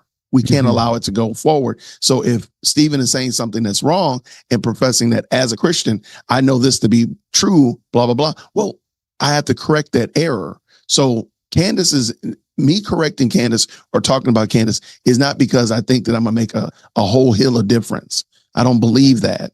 Now, you might believe that about me, and I do appreciate you thinking that about me, guys. However, you can't go around slandering my king. So therein is the problem. So I am going to stand up and say, no, what she's saying is foolishness. It's nonsense. It's ignorant. And dare I say, actually, it's evil. And I'm going to say that with my full chest. Meet me outside, email management, jwitt@jwitt.com. And we can talk about it, but it's not going to change anything. It's not going to change anything. She's out of order. So that's the reason why I talk about it, is because we can't, and we're not allowed to do that. Just, become our judge, jury, and executioner from we are it. That's crazy work, man. That is crazy work. And if most people were logical and sat down with a piece of paper and just wrote down, pick a topic within this quote unquote investigation and write, do the T chart on the left side, right? On the top right, Candace's accusation. On the left side, every piece of proof that she has shown you to that accusation. And on the right-hand side, what is your biblical response to that? I'm going to guarantee you right now, that piece of paper is going to be very, very empty, because she hasn't given you any proof. That's the truth. She hasn't given you any proof, again, from the Egyptian planes to the French assassination plot to fill in the blank. Like, how do you know that the plane had Erica Kurt in it, that the quote-unquote Egyptian plane was following? How do you know that? What is the evidence that she's shown you that Erica Kurt or Charlie or even Turning Point itself was even on the plane? No, I agree. And Milk Bar TV does great with showing this, like, hey, here we're 8 months in almost, and you're still getting closer. I don't get it, man. But don't downplay yourself, man, when it comes to how many subscribers you got, because I look at it like this. Like, you've got 70-some thousand, I've got 40-some thousand, and that's one of the candy cultists go-to is, you've only got 40,000. Everything's a dopamine hit to this crowd. Right. Look, you've only got 10 likes. Whoop-de-doo. There's more to life than that, guys. Right. But here's how I view it. Yes, I've only got 40,000. Yes, you've only got 70,000. Graham Allen getting close to 300,000. But if one small time person is saying it, yeah, it'll probably get brushed under the rug. They might get a few attaboys. But when I'm saying it, and you're saying it, and Graham Allen's saying it, and all these other smaller podcasters are saying it, those numbers add up. Mm-hmm. And it's repetition. You start seeing a pattern. So yes, she may have, again, the legitimacy of 7.5 million subscribers, if that's even true, if every one of those reels. So what? When you put all of our numbers together and the shares, there's more of us, I guess is the point I'm slowly getting at, more of us speaking the truth and rebutting her versus just her. You see what I'm saying? No, and I agree with you 100%. Like, let's use a perfect example. The 920 building. Y'all know I love talking about the 920 building. I'm one of the first people to call out the fact that Candace doxed her own attorneys in the 920 building, the North King building. And now that, and I believe, to your point, Stephen, now people are looking at her attorneys. So shout out to Laura Loomer, who called them out. But I don't think people would have been doing that had we not found out about the 920 building. Mm-hmm. So, and again, because the information was there. And, I'm kind of kicking myself. Like, I didn't look any further. I could have, found this out even sooner than Laura Loomer, but the information was there. But we weren't doing it because maybe we thought we were too small or whatever like that. My point is simply this, to help you and solidify what you're saying. Many of us saying that and finding these pieces of information, it does bubble up. It does bubble up. and more people pick it up and more people talk about it. And now you hear people on a regular basis talk about the 920 building. You doxed your own attorney, so on and so forth. And I got that from a subscriber that sent me an email. Just a simple email. Said, look into this. And I'm like, you got to be kidding me.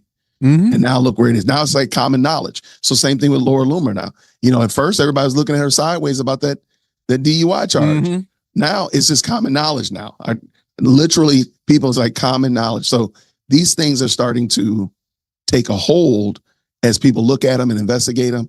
And Candace tries to tamper them down. I don't know if people notice her story about the DUI has totally morphed from the first time she talked about it to yesterday. It is totally morphed. And I'm going to go on a limb and say by Friday, it's going to be in its final form of complete and total outright shenanigans. Because somebody's going to bring that vehicle. Somebody's going to find that video. I don't know if you saw it, but Graham mentioned how he was in the parking lot at Daily Wire. Mm-hmm. And had you heard the story? No, I haven't. Okay. He was in the parking lot because he was doing something in 2022 with Daily Wire. Mm-hmm. And he was sitting in the parking lot, getting himself together, you know, before he goes in there. And a black truck pulls up. It looks exactly like his black truck. Graham has that Dodge Ram TRX. There was a Dodge Ram TRX that pulled up alongside him. I bet you know who got out of it. Mm-hmm. And so, you know, it's only a matter of time before that video pops up. That video is coming fast and furious. It's going to be more anticipated than Marvel's Doomsday. Let me tell you, that thing is coming fast and furious. If that video comes out and they show George Farmer getting out of that TRX, it's a wrap. Oh yeah. And got it. I truly believe she's toast. It's just a matter of time. And we're starting to see it. We're starting to see it. But yeah, with the I knew it. I kind of me and Laura have zero relationship. Like we've never spoke or anything, but I could read between the lines at what she was doing. And I got access to a lot of her information before she released it. And I even said in one of my videos that I'm actually waiting till Laura drops this because I think she's got a master plan. Because I had a paralegal reach out to me, a subscriber, and say, hey, I can pull all this stuff. And she pulled the court. I mean, it was all right there. I was like, so Candace is flat out. I'm looking at the court documents. You are lying, completely lying. But here's what's funny, you know, to kind of piggyback off of the size of our audience and this, that, and the other thing. People tend to forget that there's a real world out here. Correct. And it's two different worlds, the internet world and the real world.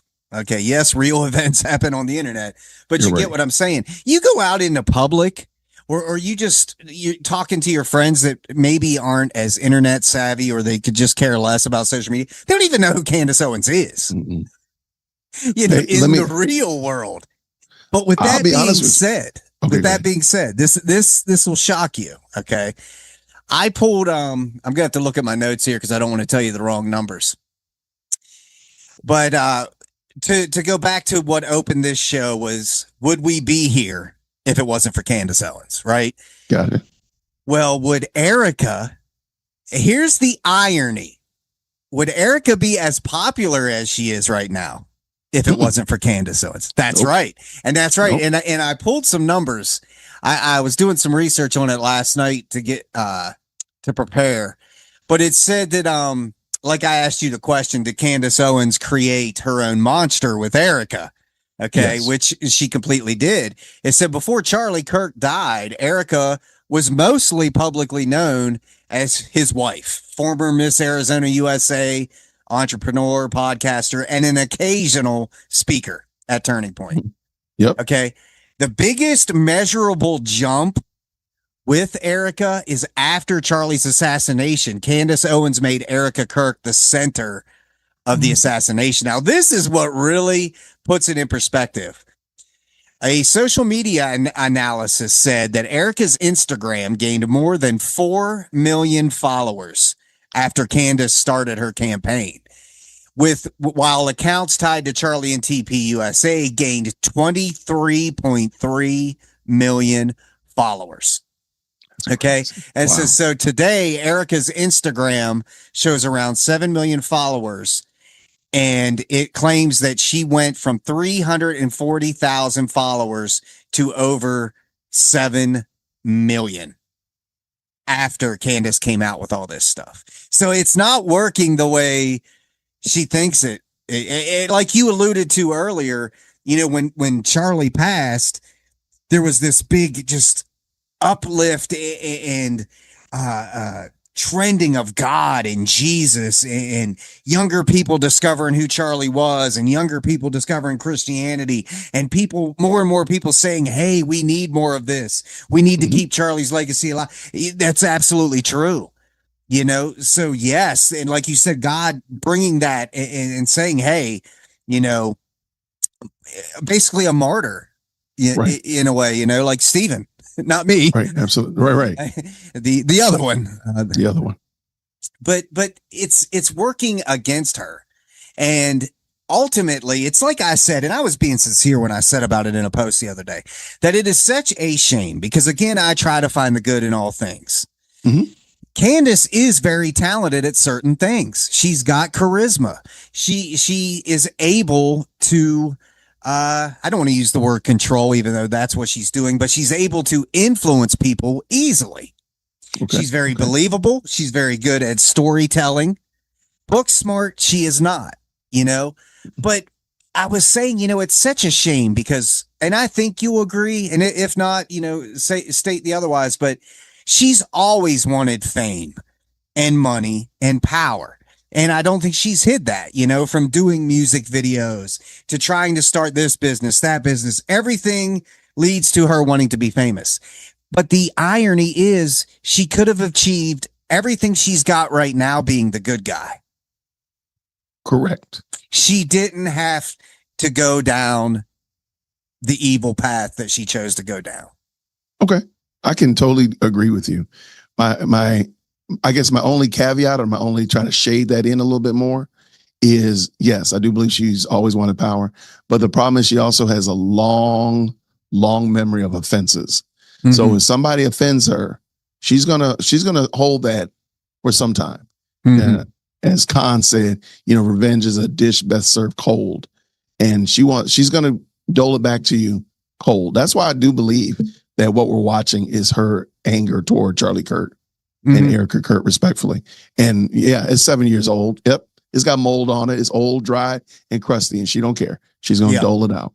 So I do believe that she could have been a good guy. Absolutely.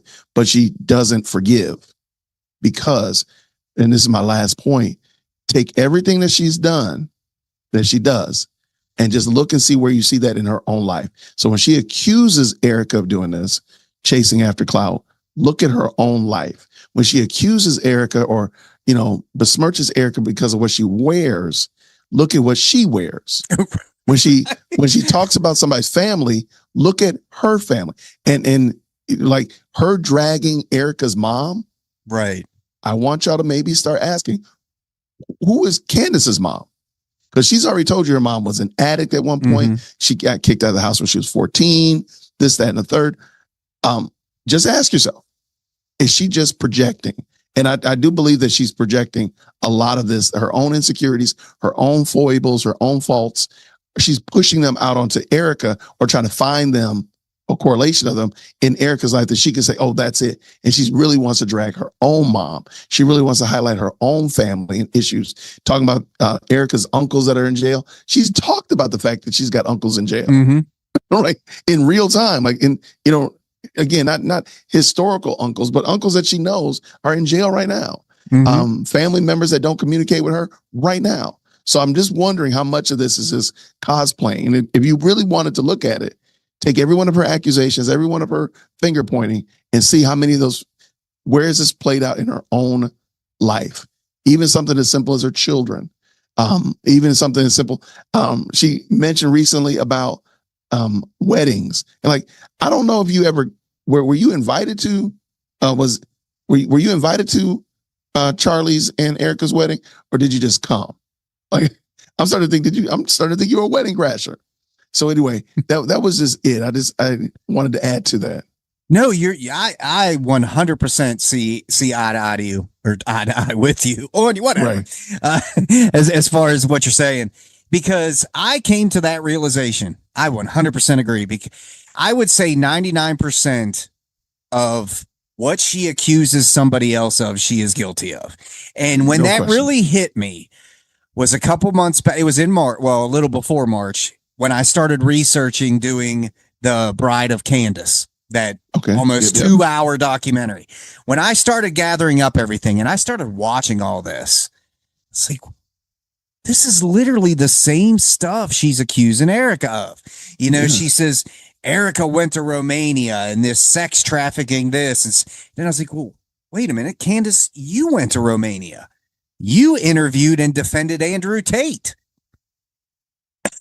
I mean, and let's talk about that for a second, because I think people, again, this is going back to what we said in the beginning. Like, Candace says things and there's no proof or evidence of it. She says this whole, she's crafted this entire story about the Romanian angels. Mm-hmm. Have you seen any legal documents to that effect? So why do y'all believe it? Right. Why do you believe it? Or why don't you find the evidence and then you can prove it? Say, oh, no, we did find it. She was arrested or she was kicked out of the country. Just to say somebody was kicked out of the country and there's no paper trail? Okay. All right. That's what you want me to believe? I'm not going to believe that. So it's just another example of the things that she says. And I think it's because a lot of this is projection. And shout out for what you said about her going to see Andrew Tate, because that's a great point. Right? It's like, again, everything you look at, somehow she has done in some other way.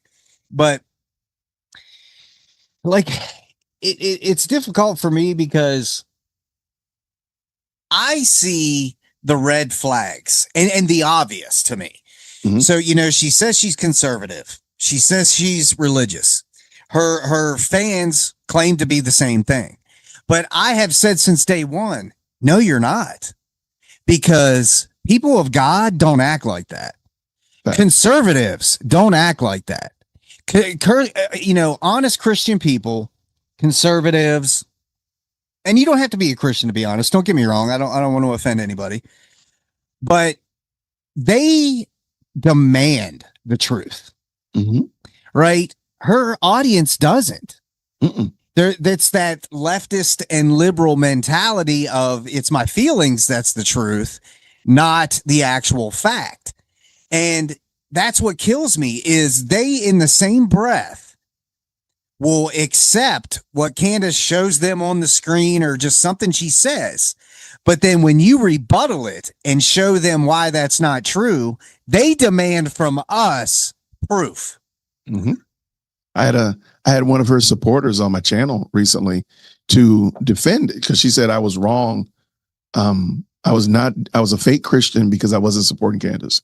And exact same thing. I said, hey, let's go through the 6 things that the Lord hates, 7 things that are an abomination. And I told her, I said, hey, I've done all these things, every last one of them. Lied, I've deleted people, I'm quick to shed blood, I sow discord. Would you say that I'm evil? Yeah, absolutely. She said, you're evil. She said, I would say you're evil.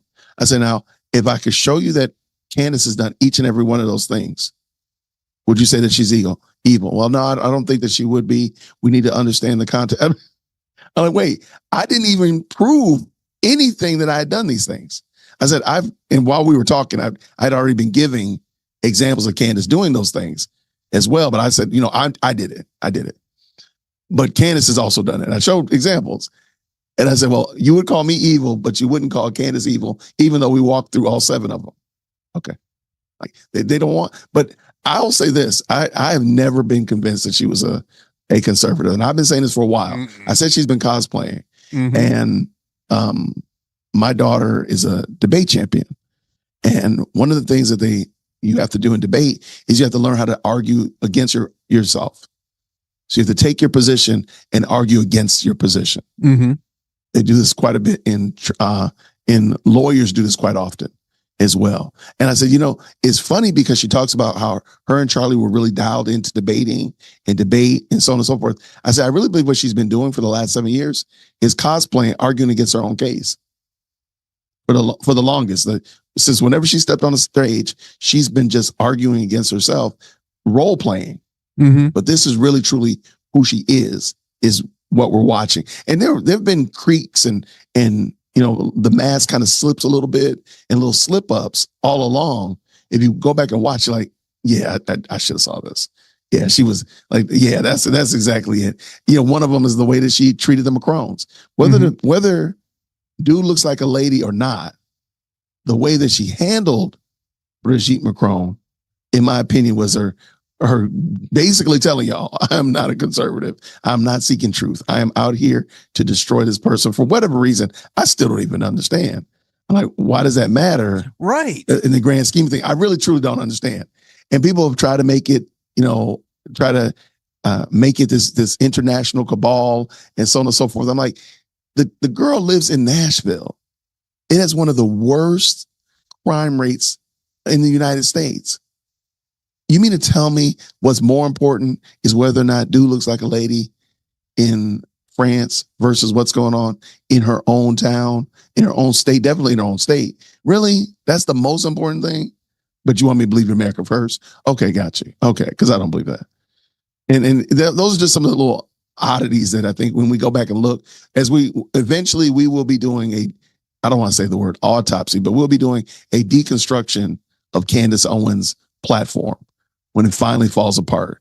We'll all be doing a deconstruction, and we'll all go back and look, and we'll see. She's been telling us this since 2018. She's been telling us from the beginning, like she's not a conservative. I agree. It's a show to make money. You go just like any business. You've got to go with what the demand is, so to speak. But that's what kills me. Again, back to the point I made earlier, you could have done the same thing, just being honest. We're doing it. Correct. We may never hit the scale of 7.5 million people, but we're at least being honest. And I think that was something I was going to ask you. Have you started to feel like factual podcasters to a certain group are the enemy? Oh, well, truth has always been the enemy to liars. That's always been the truth. That's always been the case. So the light is the enemy of darkness. So to answer your question, yes. I think the continuance of that, if you will, or the pushback to that is, as long as we are in fact giving truth, as long as factual podcasters don't slip and slide and say, hey, you know what, I'm gonna play fast and loose with these facts, or I'm gonna give something maybe might not be verified, and I'm gonna say it's verified or whatever of that nature. It's been vetted. Mitch Snow has been vetted. As long as we don't fall into that trip, I think we'll be fine, because truth always prevails. It doesn't need, again, but we don't need to defend truth. We just need to let it out and just let truth be out. And again, the truth will come out. And again, there's going to be people who still going to be tinfoil hatting it, even after Tyler Robinson is found guilty. I do believe that he's guilty. If he gets up there and says, hey, I did it because I don't want the death penalty, they're going to still be people that don't believe it. They're going to still come up with, they already got 95,000 conspirators in there. Adding one more to it won't be too much for these people. But the vast majority of people are going to be like, okay, I recognize that the truth has come forward. Truth is speaking, and it is that Tyler Robinson really did it. So as long as we are pointing people to the facts, to the truth, and keep making the facts the main thing, and not our personalities, not our platforms, but saying, hey, this is the fact. Like the whole exploded microphone thing is retarded. The whole thing about the inside of the Suburban. Do you know what the problem was with the inside of the Suburban? Do I know what it was? No. We have no clue that that's the Suburban that he was in. Oh, well, yeah. We have no. I mean, again, that could have been a Suburban, over there in Washington State. Yeah. Some fisherman just got the floor dirty when he got done catching sockeye salmon. Yeah. We don't know this. And again, I'm not under obligation to prove that the pictures of the Suburban are right. You are. Right. Candace has to prove that these are the pictures inside the Suburban. Right. And so everybody's losing their minds about the plastic and why is there no gauze paper on the floor? I don't know why. Why don't you ask her to prove that it's actually the vehicle? Because I think it's just a mom who inside of her car is dirty because she picked up her kids after soccer practice. Prove me wrong. And that is her followers go to. It's not our job to prove it to you. You need to prove that she's wrong. No, that's not the burden. No, The burden of proof is on her. Yeah. And I think as long as we are holding their feet to that fire and say, no, my job and my duty responsibility is not to prove your facts. Again, this is a great example. Here's another great example. Andrew Colvett really, and I might have heard you say this, so and I want to give you credit if I'm taking this from you. Andrew Colvett released the conversation between him and the young lady where Candace says the first question she's going to ask Erica is, did you kill your husband? Or why did you kill your husband? Yeah. And all Candace is saying on her show is release the full video or release the full text messages, And we're like, ma'am, you have the full text messages. Right. Now watch this. This is how you know that she's not really that smart. Because if she could say those text messages are fake. That's why I don't have them, because they're fake. But she has affirmed that they're true. So now she can't go back now because she's not that smart. So now we know that these text messages are true. Because she said, I was joking. Well, now, why don't you go ahead and release the text messages then, Candace? Lord knows we know you have text messages from 2018. Right. I had to go back on my phone. I found I do have text messages from 2012. That's crazy. I do have those. So, that's not odd. So we know you have those text messages from 20 whenever. Why don't you release those? Because this is only in the last 4 months. Well, the thing about it is, one thing I'll give her credit for, if it's something to give credit to, is with how she does things. It is set up to never end. So in other words, like she is so predictable. Okay. And I'll throw this prediction out right now. Okay. We know that Brian Harpole is suing her for defamation. Correct. Now she has come out and said, oh, I can't wait. Discovery, that's a big, first off, she clearly doesn't understand how that works in this case. Nope. But secondly, she's saying, she was acting tough and she was saying that she is not going to ask for a dismissal. So I started digging. They probably already filed it. That phrase. Okay. I found a clip back in August when she was talking to Tucker, where she said the same thing about Bridget, that she is going to take this. She's going to fight it. She isn't going to get a dismissal. She's not going to do a dismissal. She has tried a dismissal 3 times with the Macron case. She's going to do the same thing with him. And the point I was slowly getting at is she's going to do a dismissal, but she's going to spin it because the judge is corrupt or somebody knows somebody in that courtroom. She's going to spin it to justify why she once again is going against what she claimed she wasn't going to do. You know what I mean? No, I think you're right on the button. I've done the video on that, on that whole discussion. This is something else that I want people to think about. Now, I will tell you this. A lawyer filing, just saying that dismissal, that is a strategy. I've talked to 3 lawyers on my show. That is a strategy. So that's not uncommon. So that's not the issue. What it tells you, however, is that Candace is not dialed in with her attorneys.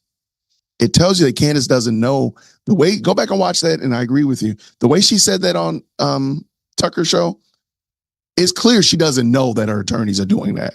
And so it shows you that they're on 2 different planes. And so when you go back now and you listen to her talk about Brian Harpole and the stuff she's saying, do you think her attorneys told her to say that? Absolutely not. Absolutely not. She's just reckless and they're just collecting checks. She's reckless and they're catching checks. So I did pull up to see. I don't see that they've any motions have been filed. They have, and I checked this morning too. Yeah. But I'm gonna save that in my. But don't be surprised by next week.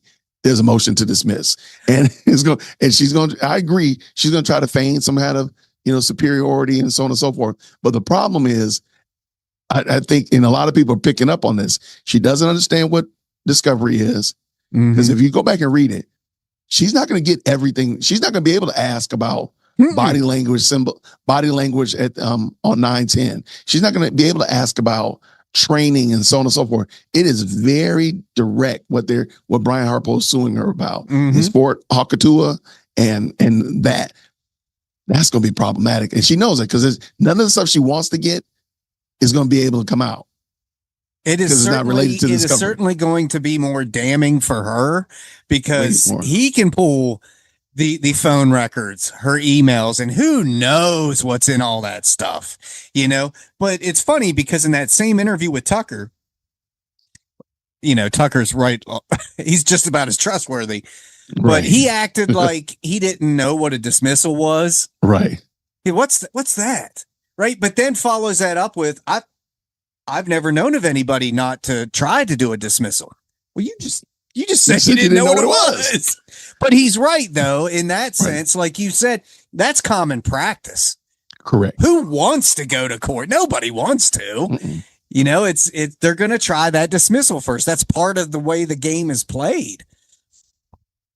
And we're going to see, but I think it's going to be very interesting. I'm looking forward to it playing out. He asked for a jury trial, and please let there be a jury trial. I agree.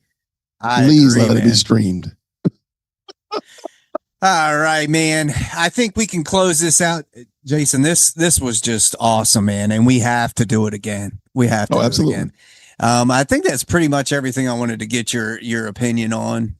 I think we're both on the same page that I don't know what's going to be in store for Candace's future, but it's not going to be what she's doing now. You can only burn so many bridges. And it's like I tell people, Jason, I think you'll agree that her audience now is not the audience she used to have.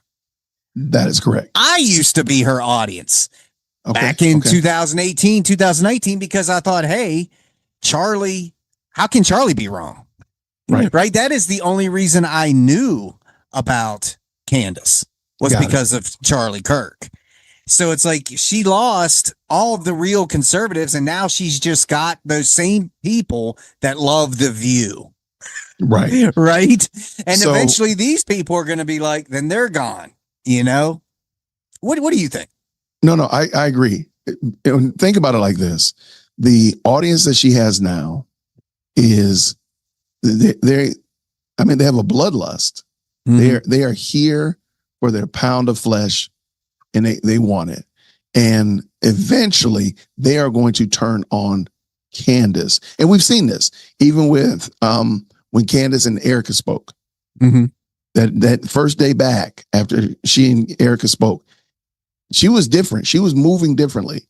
Somebody pointed it out last night, but the audience wanted blood. The audience was not going to, and if you watch her views that day, it was not acceptable. So the next day, it was back to business as usual.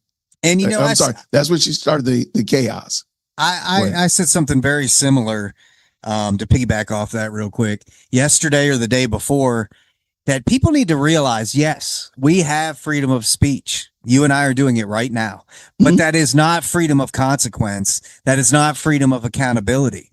Right. And I tell her fans, like, look, when you're coming on my page, it doesn't bother me that you're threatening my life, that I know where you live and all this stuff. But do you realize that all of these comments you guys are making could get you in serious legal trouble? You are threatening people's lives on social media because you think it's the cool thing to do because Candace is doing it. Right. They don't realize Erica and anybody else could come after them just as much as they're going after, or Erica isn't going after Candace, but you know what I mean, Brian, whoever. Yeah. They could, if you threaten somebody's life or if you're spewing that kind of stuff, they could come after you just as much.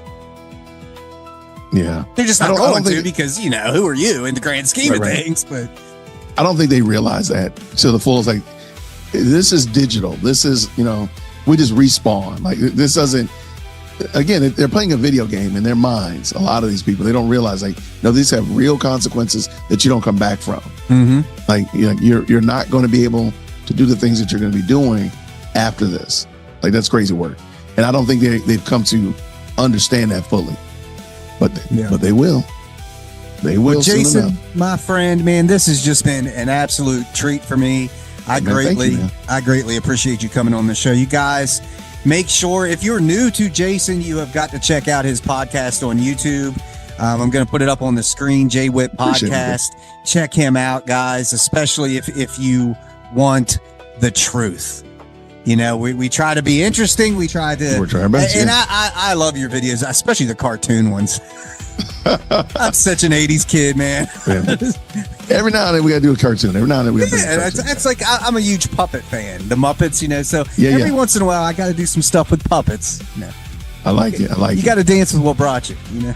I got you, man. Thank you so much for having me on, man. This has been a lot of fun, and we will definitely unequivocally make this thing a regular occurrence, Stephen. This is a lot of fun.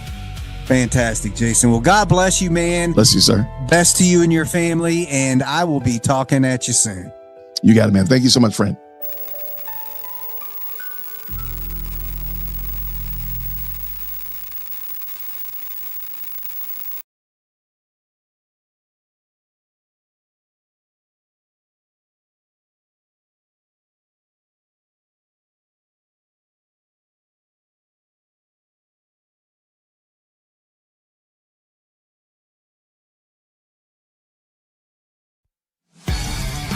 You are watching Facts Me TV. Please like, comment, share, and subscribe for more content.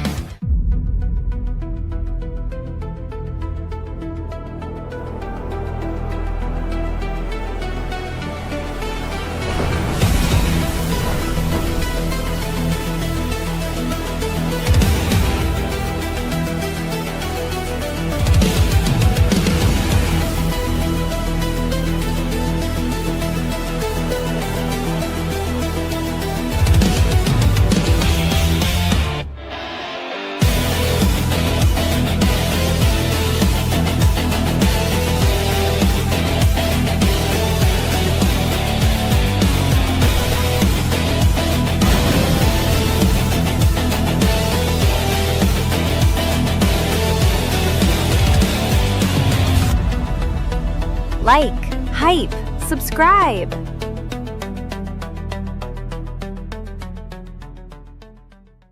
Welcome, my friends, to another episode of Facts Me TV. Here we are, Tuesday, July 21st, 2026. As I mentioned yesterday, man, the summer, we're like halfway over. And I couldn't be happier. I am a fall guy. Wait, I'm not a fall guy. I like the fall. How about that? Don't need to be a patsy, as they say. But guys, got a bang up show today. A lot of it Candace Owens oriented, a lot of it ballistics oriented. But it all stems from Candace Owens. We're going to be breaking down the 6 obvious and major lies from her episode yesterday. We're also going to be taking a deep look at when she thinks she has an expert. But you know, an expert on apples doesn't know jack about oranges, right? And we're going to talk about that. You'll get what I mean when we get there. Also, I am going to start out this episode with a literal bang. But before I do that, at the end of this episode, I'm going to introduce something I've been keeping my eye on.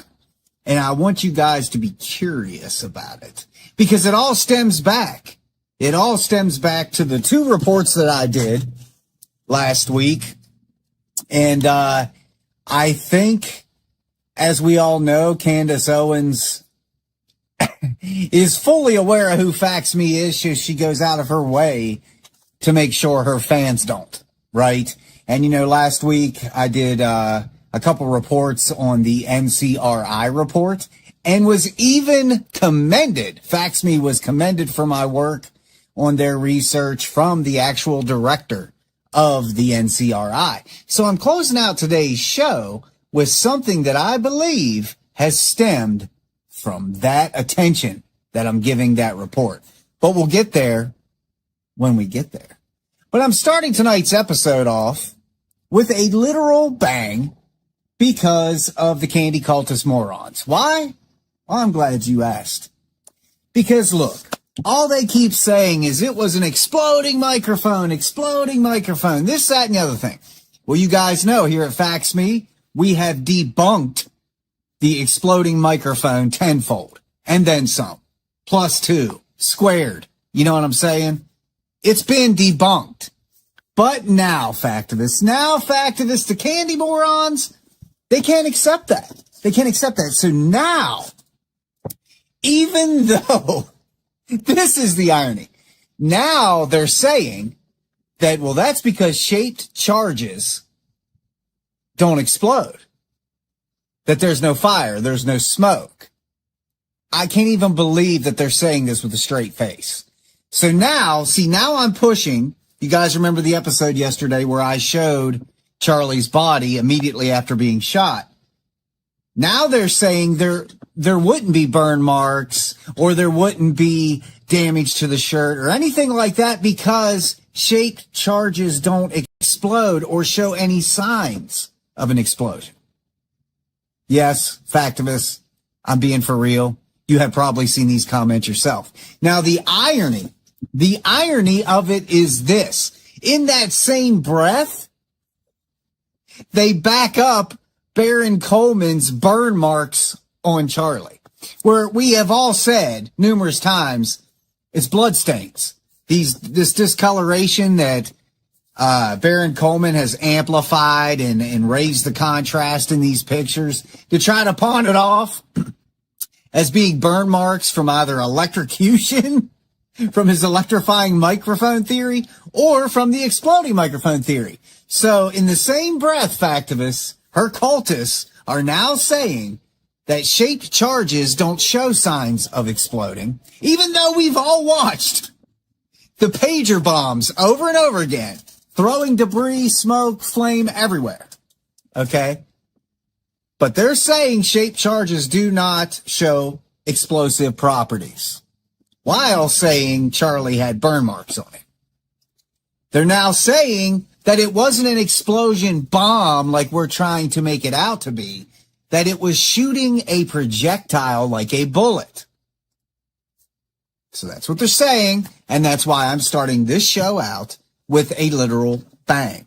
What you guys are about to see on the screen is actual patent and shaped charges, okay? Various shaped charges. So you can see exactly what happens when a shaped charge is detonated. Watch this. Look at that. You see all that smoke, all that recoil? Look at the burn marks. Look at the hole. It went completely through that ballistic gel. Completely through. Now, I'll stop it there for a second. Look at all that damage on the table from the shrapnel. I thought it didn't send anything out. I thought it didn't explode. Well, we just saw that. Went completely through this huge ballistics gel, block of ballistics gel. Went completely through it. Right? And in this particular case, it was further away than a microphone to here. Right? So if they're now saying that it came out of here, a projectile shot out of here, and somehow hit him perfectly, but didn't go through, okay? It was more like this, right? Because it was a gunshot. We know that. But they're saying no explosion, right? Because they're trying to debunk the fact that there's no damage, no burns, no fire, no smoke. It was just shooting a projectile, right? Well, that demonstration you just saw was further away than the mic to Charlie's neck, and it went completely through that ballistics gel. Let's keep watching. Look at that. All the way through it. Look at the hole it made. Now here it is in slow motion. Look at that. A ball of fire, factivists. A ball of fire. Look at that. There's no way 3,000 people would not see that if it actually happened. Now, here's another example. Another shaped charge being detonated and filmed. Here it is in slow motion. Look at that ball of fire. Now, this next one I'm about to play is literally set up as a shaped charge to shoot a projectile, such as a bullet. So this next demonstration is a shaped charge detonating and firing off a projectile. Okay, so this would be the closest thing to a Rode microphone being rigged as a shaped charge to shoot a projectile. Watch this. Oh my gosh, did you see that blast? Let's look at it again. Oh my gosh. Oh. Look at that, Factivus. Look at that. Every single one of those shaped charges I just showed you showed fire, smoke, and explosion and debris. Even damage to the surrounding area, not just what they were aiming at. Like in that first example, shooting directly into that ballistics gel, right? All the damage before it even got there. You saw that. All those jagged marks in that table. Shrapnel. So now the Candy Cultists, what do you got to say now? There is an explosion. There is smoke. There is fire. There is damage. And this stuff goes all the way through. What's your excuse now? I am so tired of it, Factivus. I am so tired of it. But I just wanted to start off with that so I can cut that little segment out and throw it on Facebook and on YouTube and say, here, now we've debunked that excuse too, because that's all they are. They're excuses. Because you see, there's a difference between an explanation and an excuse. What you guys are throwing us is just one excuse after another. And guess what? We're unstoppable, kids. We're going to debunk every stupid thing you throw out there. You know when we won't? When you Candy Cultists actually start stating fact. Then we won't be able to beat you. In fact, we'll probably pat you on the back for growing up. Moving on. So Candace had her episode last night, and she is boasting that she got the opinion of a Navy SEAL, that she got the opinion of this. And, you know, her whole episode was nothing but schoolgirl, high school drama, soap opera drama, right? Like it always is. Reaching. It's tiresome, Factivus. It's tiresome. So, as always, as I like to do with her episodes, is I like to point out the biggest lies. Now, she does a lot of fabrication, a lot of embellishment, a lot of stretching the truth, or attaching a little piece of truth to this big lie so it looks like it has some cred, right? Well, I dissected her episode from last night, and this is what we came up with. Let's get started. General, same to you. So this rifle, so this 30-06, it's a powerful rifle. What do you make of this narrative that the bullet might have hit Charlie's spine, which would explain why the damage wasn't what you would typically see with a rifle like that from that range? No, that's not what happened. And this is the thing that hurts here is, and what bothers me the most out of it. Wait, did you say, General, you don't think that's what happened? Absolutely not. I'm with Rob. Something exploded on him. But I don't have to get into the details because I'm not in a court of law having to prove a darn thing. Okay, so this guy, I'm going to stop it there because we're going to do what Facts Me does. Now, you love it. I mean, looking at her face, she's like, ha, ha, ha, this is such a ha, ha moment. This professional saying there's no chance it was a bullet, and, you know, blah, blah, blah. She's just loving it because he's saying what she wants everybody to believe, right? But here's the thing, Candace, you've got nothing. You got nothing. This is what I meant when I said earlier, if you have an expert on apples, do you go to them about information on oranges? No. You stick to them with apples, right? So let's take a little deeper look at this guy, Blaine Holt, that she is boasting, that she's just loving the fact, loving it that he is saying what she wants to hear, essentially. And I have really dug into this guy because I wanted to see, like, how could a legitimate military guy actually say that, you know, so very dismissive. Somebody who wasn't there, somebody who has no clue about anything. He even says he's got nothing to prove. You know what I'm saying? So, you know, this is like asking somebody that doesn't watch sports questions about sports trivia. Okay, so we're looking at Blaine Holt. He's a retired general. It's a viral claim, no documented ballistics expertise is what I'm covering here. Okay. The viral claim is what Candace is trying to make with this clip, saying that this retired general is saying there's no way it was a bullet. Okay. But she's leaving out the part that this man has no ballistics expertise whatsoever. So I did that for you, Candace. I went ahead and looked into this guy, but they say I'm with Rob. Something exploded on him.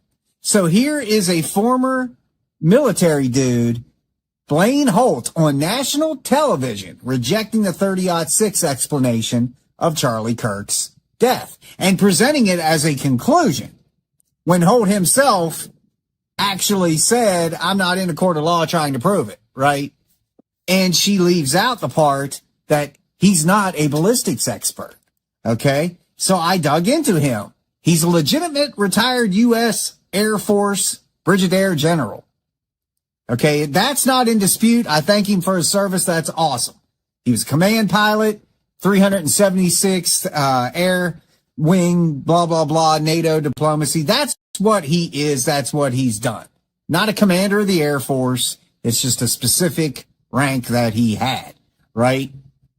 But when you really start looking at this, okay, what the court record shows is they recovered during Charlie Kirk's autopsy. Something exploded is not what they uncovered in his autopsy. We know this, okay? The inconclusive no bullet thing, again, means nothing. It means nothing in the grand scheme of the point we're trying to make right here. But when you start looking at this guy, this is what really matters, okay? His actual biography, what this retired guy did, aviation and flight operations, logistics and airlift command, military planning, and NATO diplomacy. Okay. Dude was a pencil pusher. Okay. What he is not, he has no background in terminal ballistics, no expertise in forensic pathology, no expertise in firearms examination or explosive analysis. This guy is the exact opposite of everything you would want in an expert to get an expert opinion.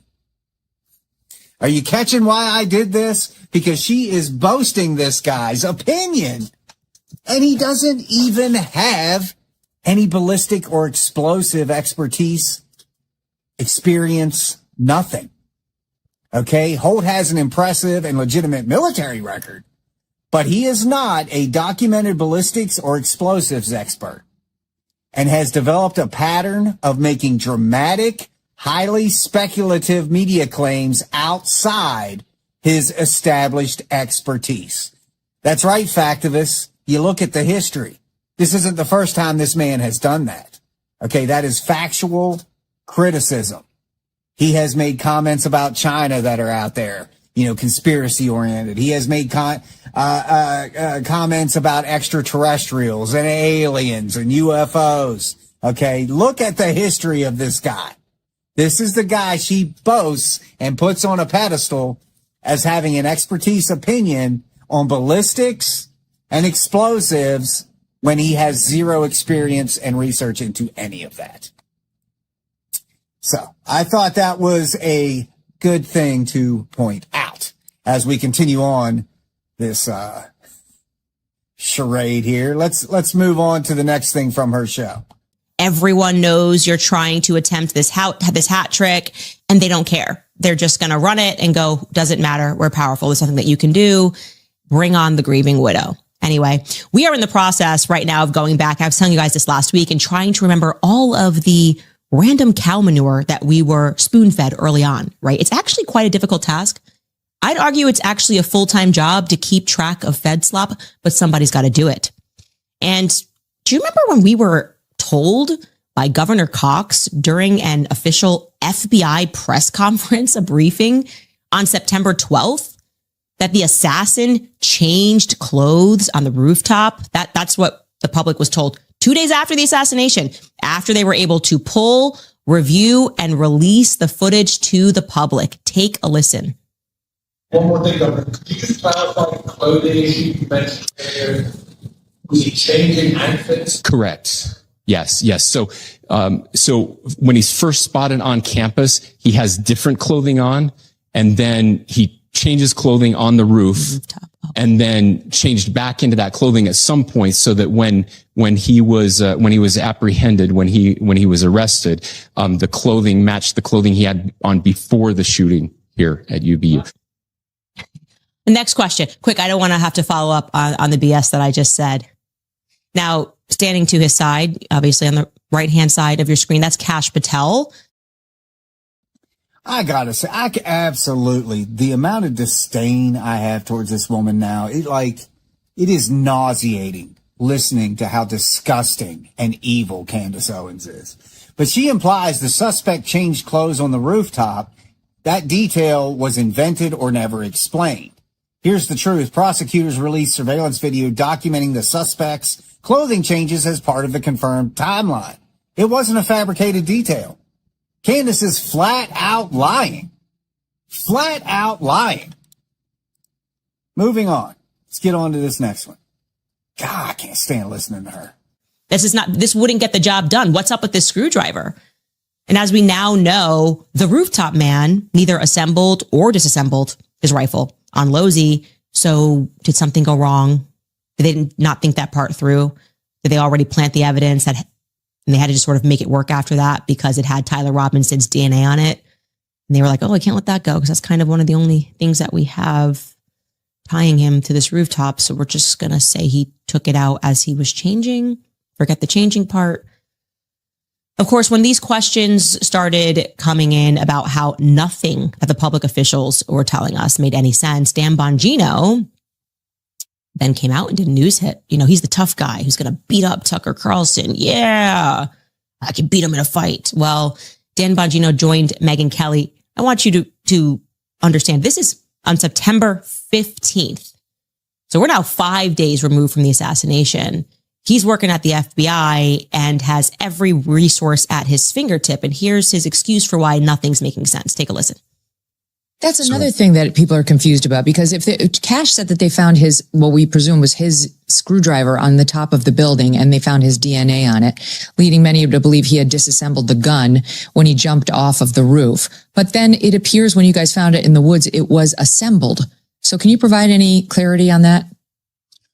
Yeah, and I was a little hesitant in a media appearance this morning to go into specifics on especially the video and where the gun was. And there's a reason. Again, we only want to be transparent here. Yeah, just tell us what you can. Yeah, the suspect not cooperating the video is obviously grainy, and as folks in the video space know out there, we have a number of really excellent tools in our lab, which is they're doing amazing work, and they've been up and handling this for days now. But the video is very grainy, and I want to be very clear. And I don't want to, there was, I've already seen some online show. Yeah, I can see it on the screen. You'll see it's a grainy video. Now, I've been on that roof in that corner. And when you see the camera and the distance away, it's clearly not the best. Okay, so you've heard her say it before, and she just keeps repeating it, but she insinuates the screwdriver DNA evidence may have been planted to frame the suspect. But the truth is, DNA on the towel and screwdriver was independently confirmed. No tampering had been substantiated in any court filing. And there is a reason that the defense, whose entire job is to get Tyler Robinson off or a lighter sentence, isn't using anything Candace Owens is saying. Okay? There's a reason. And, you know, with the grainy stuff, I don't know what her point was. He also said we've got like the best stuff to make the video better. I'm probably using the same thing the FBI does because I've been in film editing since '98, man. You know what I'm saying? She's so desperate, man. You know, digging back through all this stuff from 10 months ago, thinking everybody's just forgot about it, but we disproved it then and we're disproving it again now. You're just making our job easier. Pack it quite slowly. I don't want to give you information overload today. So I just want you to park that in the back of your mind because I don't know about you, but I have not abandoned my deep sense that Israel was involved in the assassination of Charlie Kirk. But that the assassination took place in Mormon territory makes it curious. Curious perhaps until tomorrow when we begin to thread some interesting connections for you. Anyway, we will be right back after a brief break. All right, you guys, our great nation turned 250 this year. We represent 2.5 centuries of possibility, growth, and some of the greatest minds in human history. But what is the next 200? Okay, the reason I included her talking about tomorrow is because that's something that is a part of every single one of her episodes. I've got this, but I'm not going to tell you about it until tomorrow. So that guarantees hundreds of thousands of people are going to pop in tomorrow, causing that algorithm to go up. It's genius in a way, but it's deceitful. But she states she has not abandoned her belief that Israel was involved in the assassination. And as we have said, it is widely reported as a baseless, unsubstantiated theory with no evidence at all. None. Like zero, Candace. Doesn't deny that there are discrepancies, but basically wants you to understand that those discrepancies are not important. Now, I would say, some would say, that Brian Harpole asserting that CPR was not performed, while Frank Turek says that it was performed in the car, is a major discrepancy and a major contradiction. But I want you to listen to Frank Turek because he owns it and makes it clear it's not a contradiction. Take a listen. Brian. Well, we've heard all that.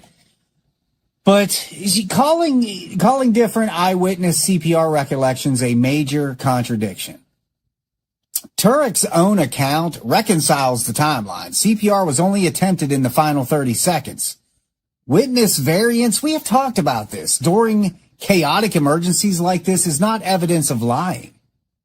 It's completely pointless. You're trying to make a mountain out of a molehill. At this point, who cares? He was already shot. Okay? He was already dying. What's it matter if one person says they tried CPR and one person says they didn't? In the grand scheme of things, what does that even matter? It doesn't. It's not in question for the court case. It proves nothing other than people got some information wrong. Whoop-de-doo, Candace. If I didn't know any better, it would look to me like they were getting the old gang back together, to use a phrase. But of course, I do know better. And our nation's FBI has never done anything wrong. They're honorable men. They just, can't seem to necessarily always get their stories together. By the way, speaking of gangs, and back to Ms. Jennifer Falmuina. She recently revealed in a podcast, don't tell me why she's also doing podcasts. Apparently she likes the media and cameras. She revealed that her sister was a social worker within the state of Utah. And of course, that allowed me an entry point to learn. Oh my gosh. Getting the old gang back together. She's insinuating that Utah and FBI personnel appointments prove a coordinated cover-up. Guys, we went over this. I released that yesterday of what it would take to actually cover this up, and it's ridiculous. Absolutely ridiculous. There is no evidence that connects these routine personal appointments to an assassination. Okay. Again, I have been saying this for months. You could literally line up anything and connect it in some way. You know what I'm saying? You could do it in some way. which is all she ever tries to do. And that's why there's never any actual proof. And of course, her new obsession is that lady, oh, she was on TV. So what was your obsession with people on TV? Candace, you're on TV all the time. Erica's been on TV. I've been on TV. Lots of people have been on TV. What does that mean? What does that mean, man? Oh, she was on a Netflix show at one point. And? Oh, guys, let's take a quick break, and when we come back, we're getting to some goods. As if some of this stuff wasn't some goods, right? But we're getting into some more goods. The stuff you expect from Facts Me. So check this out, guys, and we will be right back. You are watching Facts Me TV. Please like, comment, share, and subscribe for more content. Every breath you take and every move you make, every time I take, every time I'm fake, you'll be watching me. Actually, every single day and every word I say, every clip I play is a lie I made. You'll be watching me. Grifting. Oh, can't you see? Charlie belongs to me. Now my husband's gay. Married, money, and fame. Every clip I play is only fake and gay. I'm completely fake. Every claim I make is for Erica. Since you've gone, I got rich using Charlie's name. I dream at night, I can only see his face. I look around, but it's Erica I blame. I'm so bold and I lie about the case. I keep crying, Charlie, Charlie, Charlie, please.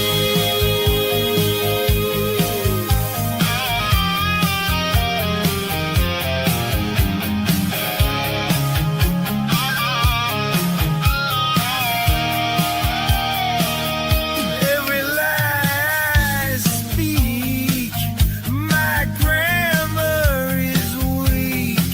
I'm black, not white, turning point is right. You'll be watching me.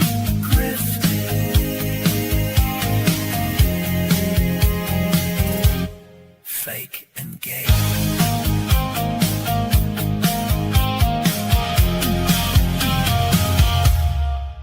Like, hype, subscribe. We are back, ladies and gentlemen, and if there's one thing I like to do, is I like to always one-up Candace Owens, which isn't really that difficult. In fact, this morning when I was getting ready for work, I kind of felt something rumbling, So I went to the bathroom, and one thing led to another, and there was a dump involved. And I got up and I looked down, and I was like, I would rather stare at that than at Candace Owens. The latest dump I took has more credibility and more substance than Candace Owens. I just want to make that clear. But guys, she brings one expert. She's talked to Sean Ryan, former Navy SEAL. She had Homeboy on the show there saying that it was a bomb or an explosion. It wasn't a 30-06. So when Candace brings one expert that, again, as I said at the beginning of the show, has zero ballistic or explosive background at all. Okay? Why? Because real people aren't going to agree with Candace. So she brings one. Facts Me brings 10. That's right, guys. What you're seeing on the screen is I spent last night putting together yet another research paper. Right? A 30-06 to not always pass through. 10 professional quotations straight from their mouths. Folks, that's what I'm bringing you today. As you can see, there's the pictures of all these guys I'm about to talk about. And I go down the line again. Just requested if anybody wants any of my research papers. I received an email this morning. One of you guys, I didn't even recognize you from the chat, so you must just watch the show. I don't want to say your name without permission, but had asked for the report I had done yesterday on how many people it would take to cover up Charlie Kirk's death. What they're using it for, I don't know, but the stuff is public. You guys can have it. But you can see, I just go right down the line of all this, and we're going to talk about it. She wants to bring an expert. I tell you what, I will bring 10. Let's go. A 30-06 does not always pass through. That's right, 10 sourced professional quotations. Let's kick this thing off. All right, let's break it down. Let's start right at the beginning. The precise claim supported, the evidence supports a limited defensible proposition, not a universal prediction. Supported conclusion, a 30-06 can fail to exit. Exit is possible, often common with some loads and shot pass, but it is never guaranteed. Direct 30-06 field forensics, an identified 30-06 shot in an animal or documented forensic case did not exit. Applicable construction, the expert ties non-expert behavior to a bullet type or load used in a 30-06. Controlled test, 30-06 projectile was stopped or fragmented in a test. And terminal ballistics principle, explaining why cartridge powder alone cannot dictate wound behavior. Let's continue on, my friends. Start going down the line of these experts. All right, here we go. Who we have here, my friends, is Ron Spommer. He's a veteran outdoor writer and hunting ballistics educator. He is a teacher on ballistics. His quote, light cup and core bullets don't always exit. In documented context, in a cartridge comparison centered on the 30-06 Springfield, Spommer explains that light cup and core hunting bullets can expand or fragment so extensively that they remain in the animal. So that's our first guy, right? Let's move on to number 2.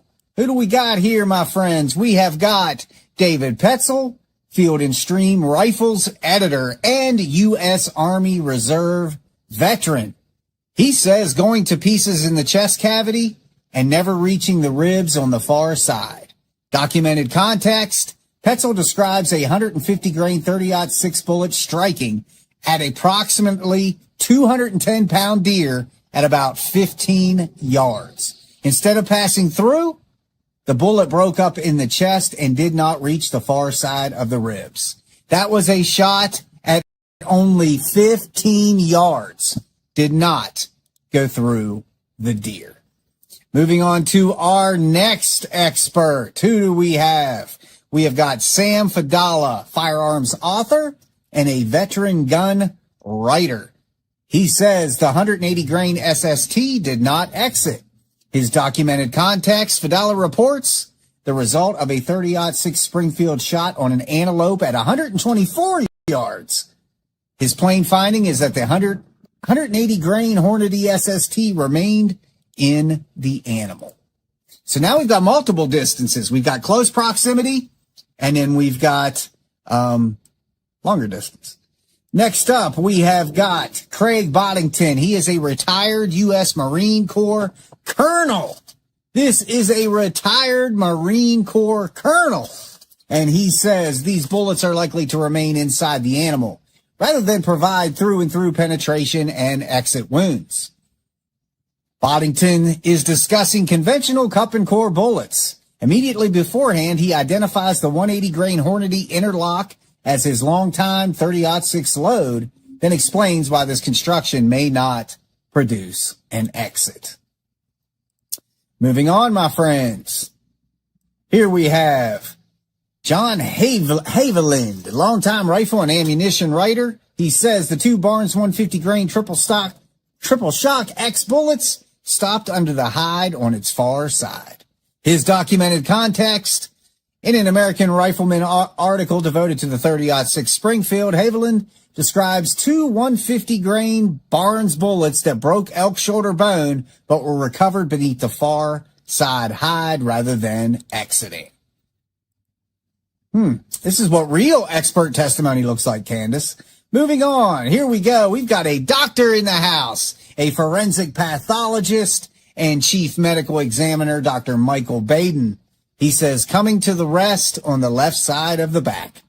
Documented context, the official House Select Committee on Assassination Summary states that Remington Peters soft point bullet fired from a high-velocity 30-06 rifle struck Dr. Martin Luther King Jr., fractured bone, and came to rest in his back.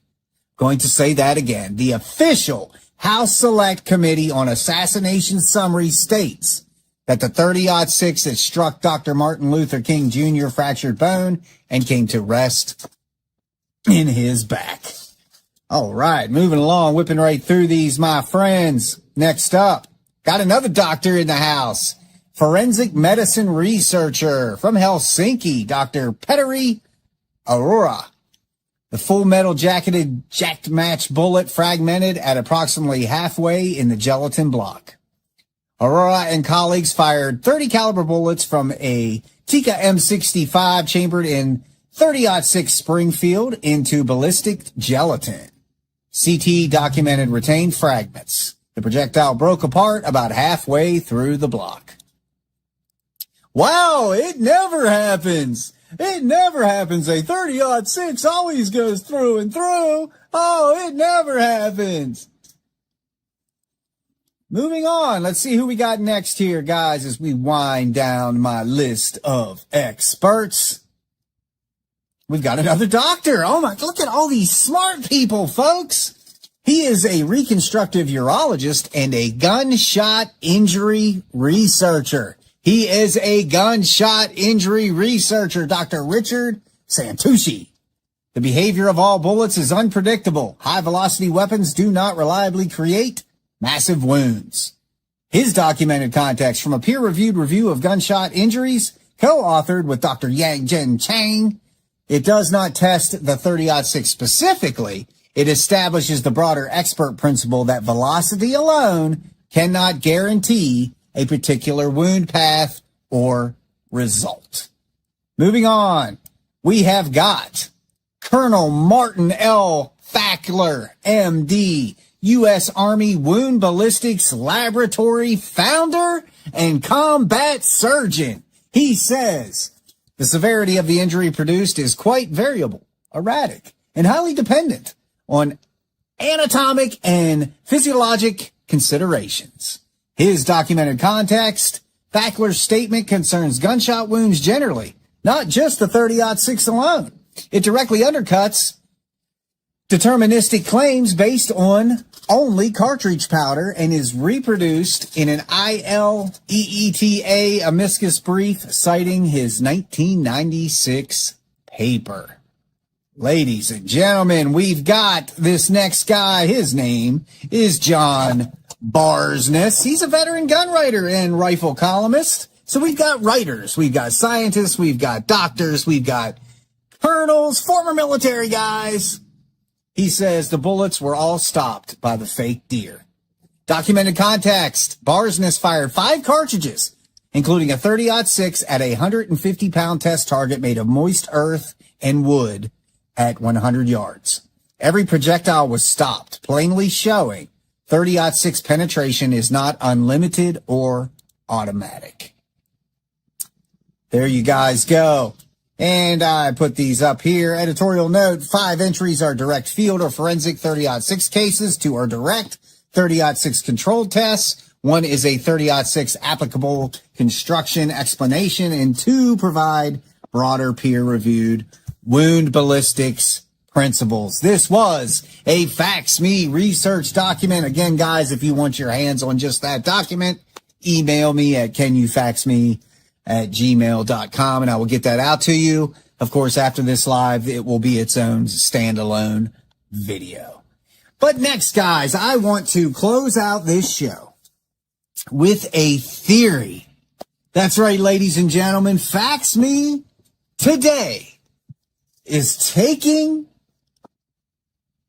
I'm taking a technique right out of the Candace Owens playbook. That's right, ladies and gentlemen. Today, I am just asking questions. But as I alluded to at the beginning of the show, and I want you guys to chew on this as much as you possibly can. Okay. You guys remember? Wait, the NCRI report that came out this month called Permission to Kill: How Candace Owens Built a Digital Assassination Culture Targeting Erica Kirk, right? I've covered that in 2 videos. I did it on a live, and I did my own standalone presentation on Permission to Kill, which of course was commended by the director of the NCRI for just how freaking awesome Fax Me is, guys, right? Well, it's interesting. She wants to bring an expert. I tell you what, I will bring 10. Let's go. A 30-06 does not always pass through. That's right, 10 sourced professional quotations. Let's kick this thing off. All right, let's break it down. Let's start right at the beginning. The precise claim supported, the evidence supports a limited, defensible proposition, not a universal prediction. Supported conclusion.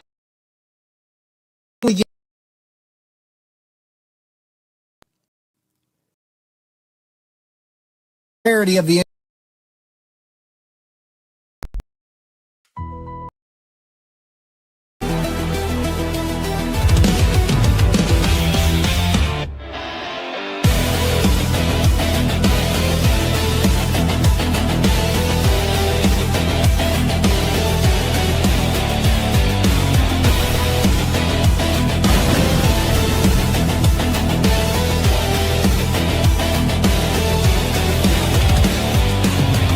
Welcome, my friends, my factivists, to another episode of Fax Me TV. I am your host, Stephen Lancaster, and today we begin a week-long series diving into the most ridiculous, asinine, uneducated, morally bankrupt, facepalm-inducing Charlie Kirk assassination theories.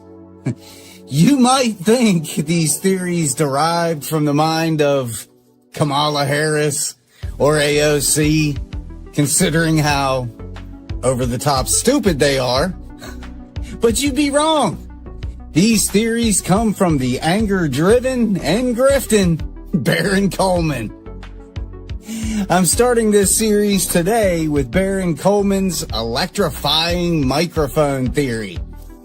Baron is attempting to convince his audience that Charlie Kirk was electrocuted on purpose by his microphone, and that is what killed him. Electrocution by microphone. So okay, Barry, never mind the hole we saw in Charlie's neck and the fountain of blood that followed. But we'll roll with it, Baron. We'll roll with it. It's given me an entire episode here. So let's fire this thing up, my factivists, and start revealing the truth behind Baron Coleman's moronic electrified microphone theory. Let's kick it. All right, let me get back to the meat because I don't want to be here all night. So you'll see what happens is Charlie asks, the audience asks a question. Henry Dell down here in the lower right, he'll ask a question. It flips back to Charlie. He picks up his microphone and he answers the question. You know, and then watch what he does in between questions. So he answers the question, he talk, he puts the microphone down. So sometimes he puts the microphone down on the table, and sometimes he holds the microphone with 1 or 2 hands in his lap. It's a key fact. We're going to come back to this. The key fact. And if I had the volume on right now, what you would notice is the microphone's on the table and there is no feedback. All right, factivists, we are not even 40 seconds into this theory, and we come across Baron displaying just how very little he knows about audio, which I find quite interesting considering this man supposedly has a background in radio. A lot of what I'm going to be revealing, my factivists, is really simple. And it's just common sense. Like, I'm going to lay this out to you guys, and you're going to sit there and say, this is truly elementary, low IQ stuff here. But not even 40 seconds in, and Barron is amazed, because this is performance art, okay, for Barron. You've got to be confident, and you got to be convincing and dramatic, right? But Barron is amazed that Charlie sets down the microphone, and there isn't any feedback. Barron, that's because the microphone is positioned behind the speakers. You can clearly see the speakers are in front of his table. You only get feedback when the microphone is in front of the speakers, which we will actually see a little bit later. This is really very basic stuff.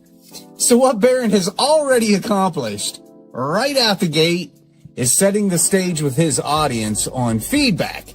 He's already inaccurately suggested that there should be feedback when in reality there shouldn't. In most cases, feedback occurs when the microphone is facing the speakers directly. As you can blatantly see, the speakers are facing outward and away from Charlie. In Charlie's case, the speakers are facing the audience, not him and not the microphone. So feedback would not be expected.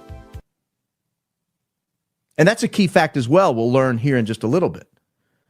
You'll also notice, and you can barely see him off to the right. I pointed out who Terrell Farnsworth is.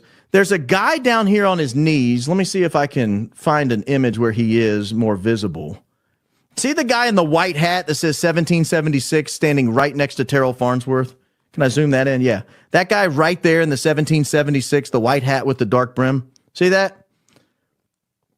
He, the entire time, just about the entire time Charlie Kirk is talking, from the moment he went on stage until the second he passed away, just about, I'd say 95+% of the time, this guy is messing with the sound controls down to Charlie Kirk's left, right at his, 9 o'clock?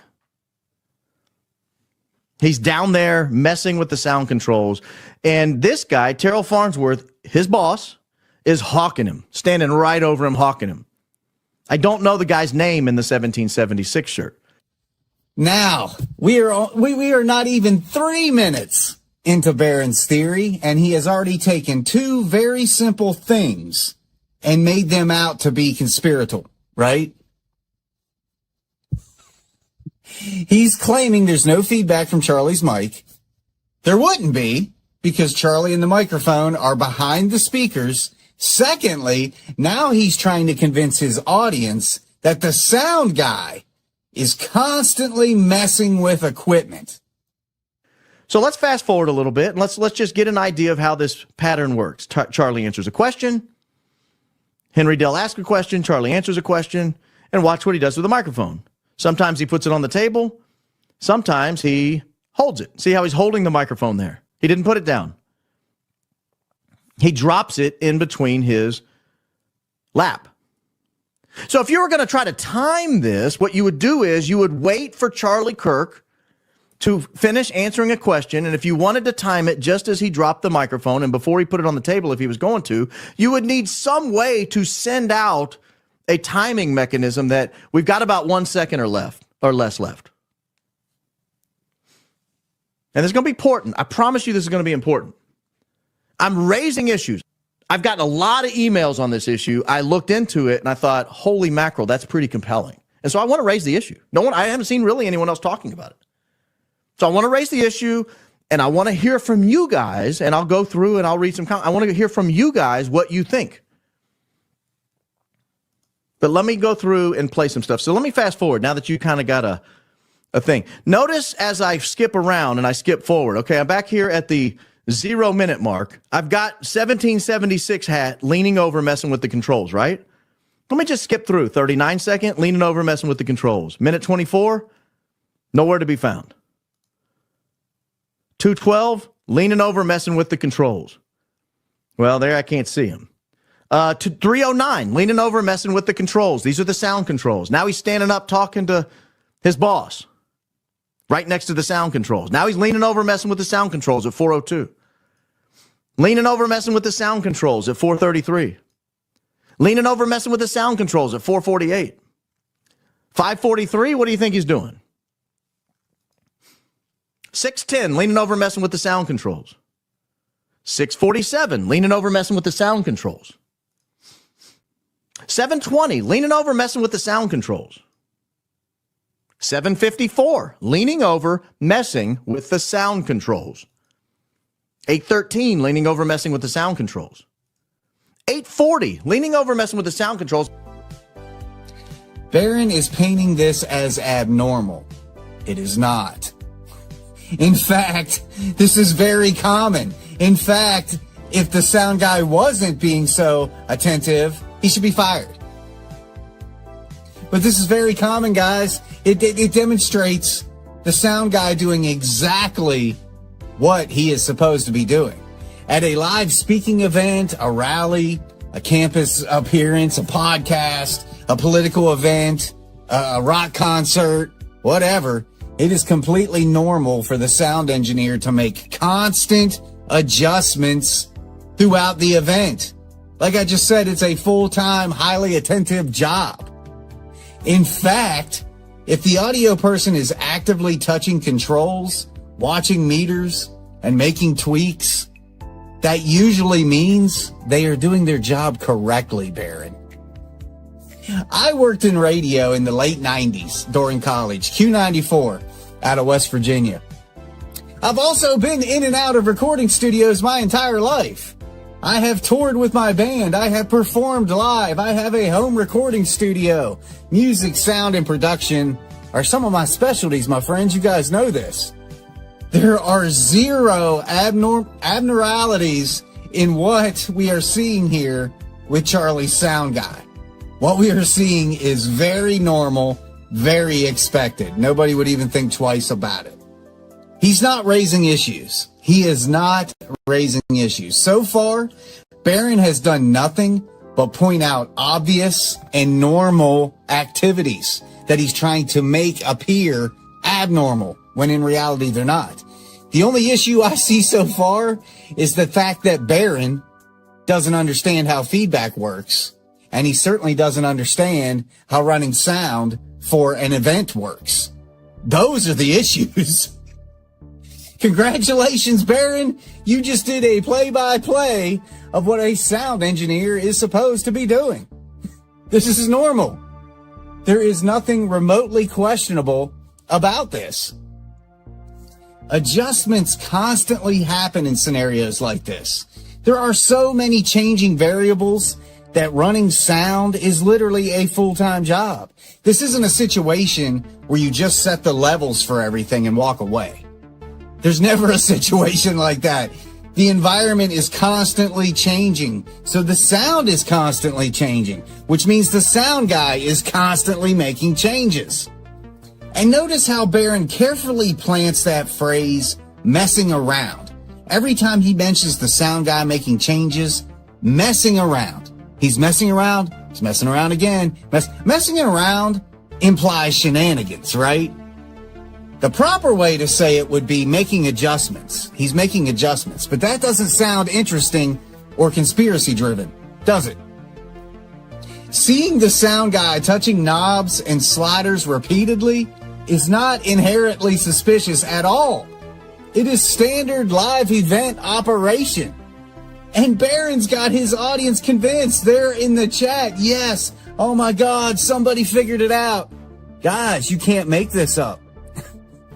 Music, videos, podium mics, audience Q&A, live stream feeds, house speakers, recording outputs, etc., all require constant balancing.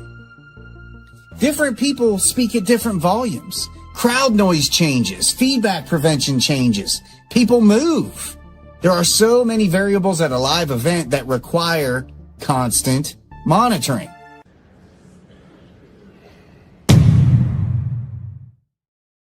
And now I'm going to bring in the audio, and if it's too loud or too soft, you guys tell me. I'm going to bring in the audio because I want you to hear what happens. This is very curious. Very, very curious. I'm going to bring in the audio, and I want you to hear what happens. And if we have to replay it, we will. I'm going to bring it in at what I think is a reasonable volume that doesn't blow me out in my ears. You guys tell me if it's too loud or too quiet.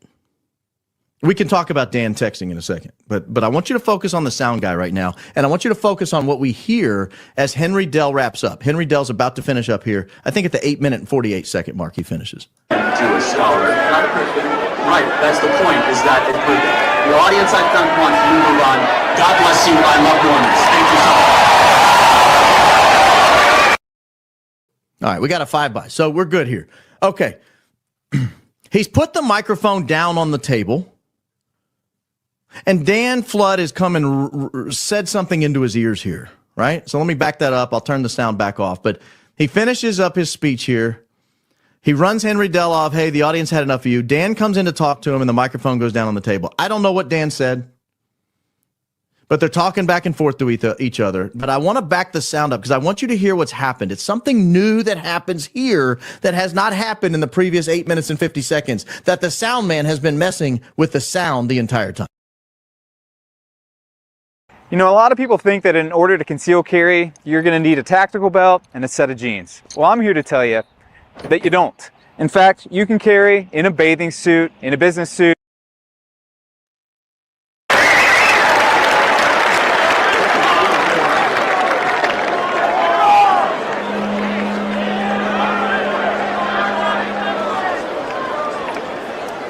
Hello.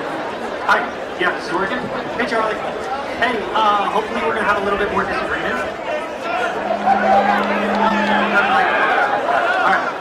All right. Hi, yeah, so just wanted to, a few weeks ago.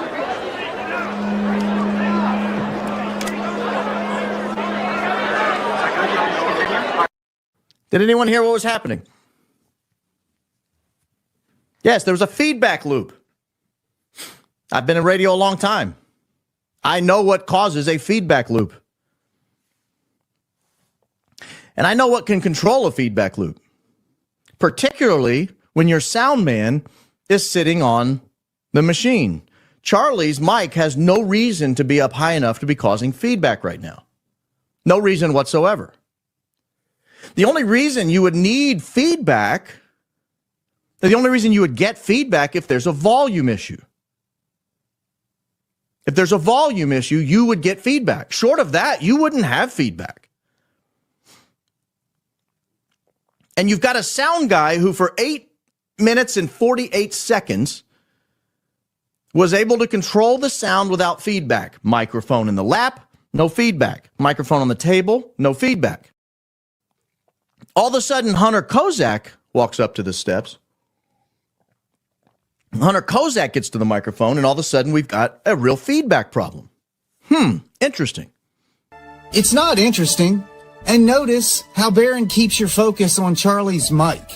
I established early on that Charlie's mic would not be causing the feedback because he is positioned behind the speakers. So the feedback that Barron is talking about is actually coming from the microphone out front being used for the questions.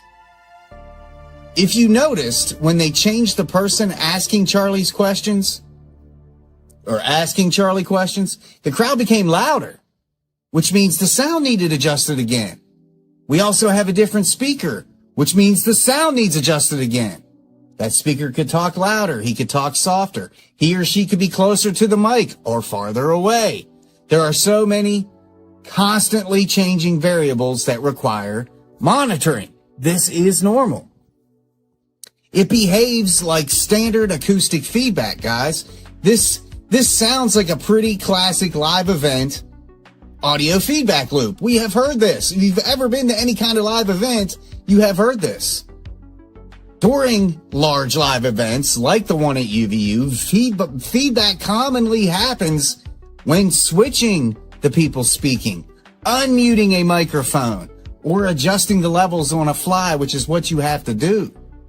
And yes, a sound engineer rapidly touching controls during this is exactly what you would expect because they are trying to kill the ringing frequency before it escalates. And what we get when we start getting the feedback is, watch the sound guy, how he signals, the sound guy that's on his knees over here on the right, how he signals to Terrell Farnsworth to tell Charlie to pick up the microphone. Watch it again. Hey, Charlie. Hey, hopefully we're going to have a little bit more disagreement. Again, even the security guard steps in this time to tell Hunter Kozak not to touch the microphone. This is so stupid. This is so stupid. I can't believe this theory. This video has over 370,000 views. 370,000 views. This man has made thousands of dollars off this one video. Meanwhile, I can't even break 10,000 views, and I'm proving all this stuff wrong. I'm the good guy here. Make that make sense to me. But watch what happens. So the sound guy has signaled to Terrell Farnsworth. Terrell Farnsworth is now going to come over to Charlie and say, Bud, you got to pick up the microphone. Hi, yeah, so just wanted to, a few weeks ago,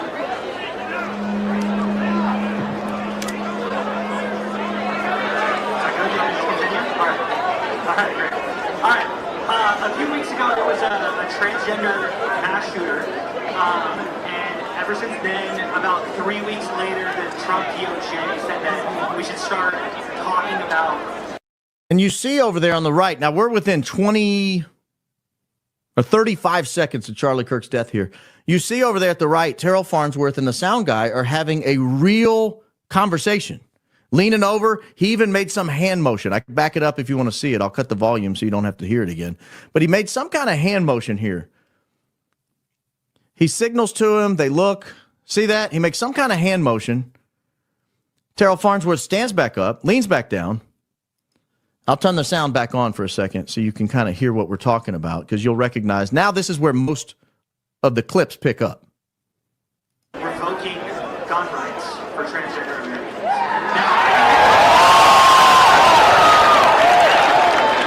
I think it's important distinction. Yes, is that fair to say?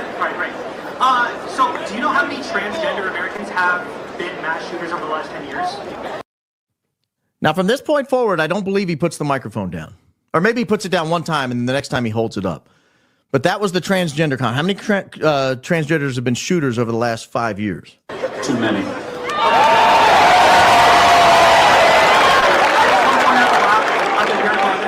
5. Okay, now 5 is a lot, right? I'm going to give you some credit. Do you know how many mass shooters there have been in America over the last 10 years? Counting or not counting gang violence? So you guys know what comes next. You've seen this video 1,000 times. I don't have to show you again. But I want to hit mute. I want to back it up a little bit. Now that you know the timing, and now that you know it's important, I think, that he was holding the microphone, I want you to watch when Dan Flood gives the signal. Watch when Dan Flood gives the signal. Now that you know the timing is so important that he's holding the microphone and he keeps putting it down and picking it up, putting it down and picking it up. But as you could see, Hunter Kozak wrapped his hands around the microphone. The guy even said, the security guy, you got that causes feedback. That causes the mixing guy just to do another adjustment. One very common issue is called cupping the mic, where someone wraps their hands around the grill, the head of a handheld microphone. That changes the microphone's directional behavior and often makes feedback much more likely. So watch the timing of Dan Flood's signal. See that? He puts the signal out while he's holding the microphone. Why? We're going to discuss that. We're going to discuss that in a second. I'm going to show you some evidence. I think it's to it. Now, I don't want to show the gore. And there's only about half a second of it, but I don't want to show it because my kids watch this program, right? And they haven't seen it. But yeah, so when he looks left, I think we've answered the question. I wondered, and we've talked about it on this program time and time and time again, who is Dan Flood looking at before he gives the signal? He looks down, or he looks right first at Frank Turek, frankly. That's who he's looking at. I'm not accusing anybody, so shut up. I'm raising the issue that this looks awfully suspicious. Someone just made a good point. Let's watch the 941 mark here. It's 935. It's rolling. It's rolling. It's rolling. It's rolling. What happens at the 941 mark? No, that's just him wiping his brow. He's not turning on his meta glasses. I don't think that was it. I think it was just him wiping his brow. But let's just say if you wanted to explore the possibility that this microphone was important, and it was important that he was holding the microphone, you would have to signal the timing so that Charlie was holding the microphone because he kept putting it down. He's at a public speaking event, Baron. He is using the microphone to speak. Of course, he is going to be picking it up, putting it down, picking it up again, and putting it down. This is so ridiculous. So ridiculous that I even have to do this. Barron is the king of turning absolute normalcy and redundancy into the most asinine theories, which you can clearly see. Also note, Barron says to watch when Dan Flood gives the signal. I am so tired of hearing all this signal stuff, right? The tuck in on the shirt, someone sticking their hand in the pocket, somebody scratching their nose, somebody lifting their glasses up, somebody adjusting their hat, scratching their ear, whatever. This, if folks, Barron is flat out suggesting that Dan Flood gave a signal to kill Charlie Kirk. I've had this discussion before when it comes to hand movements, coincidence, and timing. You could take any crowd, anywhere, and link up hand signals to anything. Somebody scratches their nose over here, a man over there falls down, and then people like Barron say, did you notice right before the man fell, the guy on the left scratched his nose? This is third grade material, guys. In a crowd that size, you can pause almost any dramatic moment and find somebody moving, turning, touching something, or looking suspicious. You can make something out of nothing. That is not evidence. That is coincidence mining. That is what Barron does, coincidence mining. Evidence is causation. It's not choreography. Okay? In a large crowd with dozens or hundreds of people constantly shifting, turning, raising phones, reacting, adjusting equipment, scratching faces, moving hands, or looking around, it is extremely easy to retroactively match some random movement to the exact moment of a shot. When in reality, I would be looking for the person that's going out of their way not to look like they're doing something. That's just me. That is called pattern matching after the fact. And that is what Baron Coleman is relying on here to add fake credibility to his theory. That's what he's doing. He's adding fake credibility to his theory. The credibility doesn't exist, so he makes it up. And he says he's not accusing anybody, then tells whoever said that in the chat to shut up, right? But Baron, you are accusing somebody. You are accusing Dan Flood of giving a signal that led to Charlie Kirk's death. That is exactly what you are saying. Then being the grifter that you are, you turn around and claim you aren't accusing anybody. It doesn't work that way, buddy. It doesn't.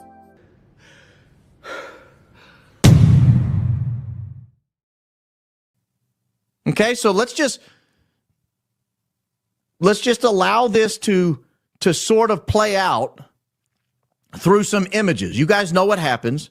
I'm not gonna delete that or take that off the thing, but I'll come back to it. But I want to now look at some images. To begin with, do you guys know where that microphone is today? Is anyone aware of where that microphone is? I'll show you. That microphone was most recently at Mar-a-Lago during the $10,000 a plate dinner. That's where the microphone was. Now, it's strange to me because there were a lot of things that you could put on display if you wanted to signify Charlie. There's a beautiful portrait, for example, right next to it. You could have his necklace that Erica Kirk held up. You could have one of the T-shirts, the Freedom T-shirts. Those have taken off. You could have one of those 47 hats. But the microphone's a weird touch, I'll be honest with you. It's a weird touch. So that's where the microphone is today. It's in a glass case. It travels around apparently, and recently it was on display at Mar-a-Lago. I don't know precisely where it's located today. So that's question one. Where is the microphone? Now, is there anybody watching this, any factivists, who finds it strange that they used this microphone to represent Charlie? No, of course not. It's the very first thing I would think of. I think it's the first thing that any of us would suggest to represent Charlie Kirk. Barron is such an idiot. Okay? He finds this strange. No, Barron, this is spot on accurate. In fact, I thought I would ask AI what it would think, and this is what I got. I asked the question, what symbol would best represent Charlie Kirk? AI came back with, for Charlie Kirk specifically, the single strongest symbol would probably be a microphone in front of an American flag. Imagine that. Barron is trying to convince his audience that that is weird when that is the most common suggestion any of us would make, a microphone. You are watching Facts Me TV. Please like, comment, share, and subscribe for more content. Next time I see you, I will not bring fighters. I will bring armies. Your theory was incredibly lame. Shocking. Fatality. Now, let's ask question two. What did Charlie's hand look like holding the microphone mere seconds before the shot went off? Or the loud noise went off, we'll call it now. What did his hand look like? That's a good image of his hand there. This is from a tweet I put up today. That is what his hand looked like. Notice the hand. Look at the hand. Examine the hand.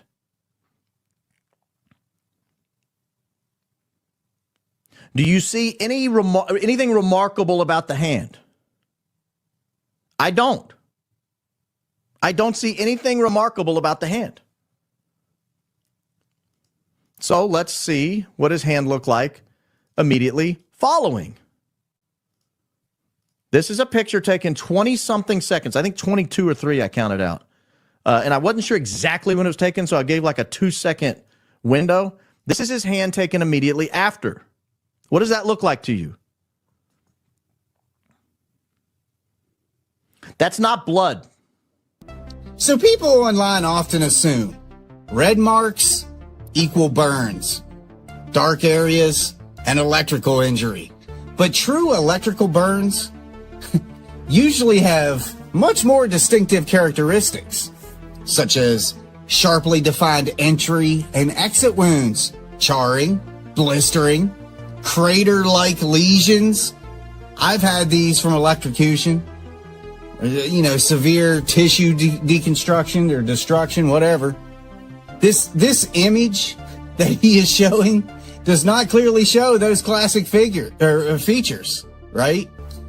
The discoloration on his forearm and wrist appears far more consistent with things like a contusion, pooled blood under the skin, post-traumatic discoloration, pressure, or contact marks from when he was being picked up, grabbing him, right?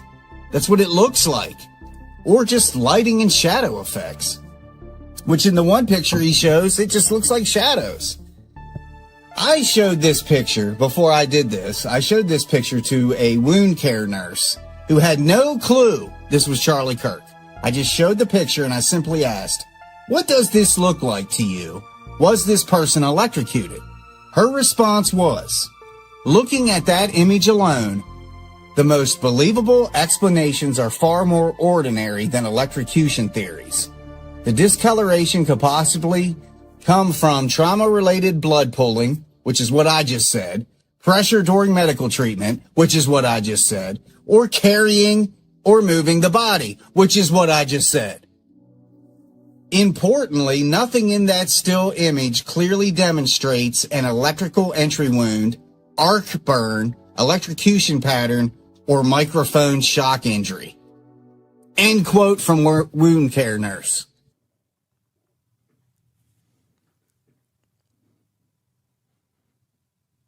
That's not blood. And there's something else about this. You see these two dots up here? What are those? For those saying bruise, he just died, like instantly. A true electrocution, guys, and this is what it's like, people didn't stop to think about this. A true electrocution, severe enough to kill or catastrophically injure somebody through a handheld microphone, would typically leave much more distinctive forensic evidence. Barron repeatedly tries to convince his audience that what we are seeing isn't blood. But there is no way he could possibly know that. None. Never mind the gushing fountain of blood that poured out of Charlie Kirk's neck for all the world to see. Explain that one, Barron. You see how shiny that knuckle is right there? Have you ever burned your hand on the stove?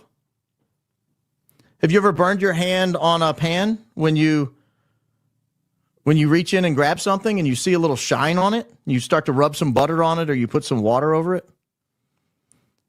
So that'll give you an idea of that. I'm going to show you a couple more pictures of the immediate aftermath.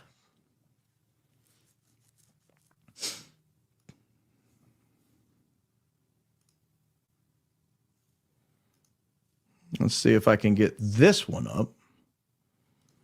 You guys may not have seen this one.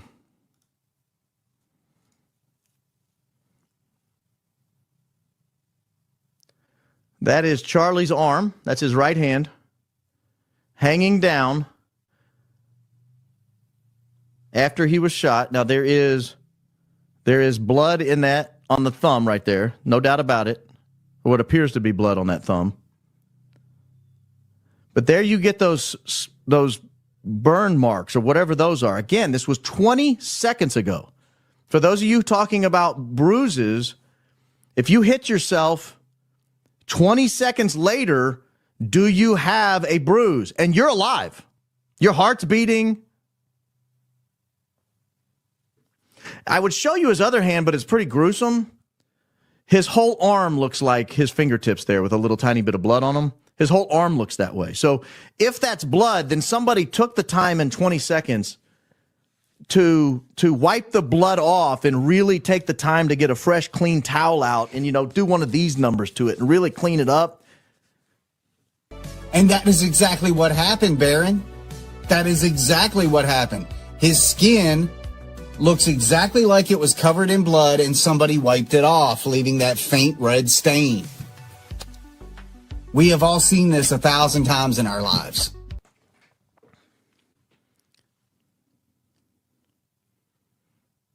I think this is an interesting comment. Those are like when a patient gets struck by lightning. So let's keep looking here. Is there another one? Yes, there's another one right here.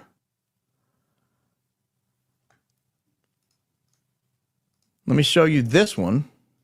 It's another Charles McClintock Wilson photo. It looks similar because it was taken shortly thereafter. You can tell from up here, this is his right arm. That's his ditch. That's his armpit down here. That's his shoulder. That's that two weird things there. And that is the same type of structure there. So that's his right arm. What does his left arm look like? What does his left arm look like? We're going to look at his left arm now for a second.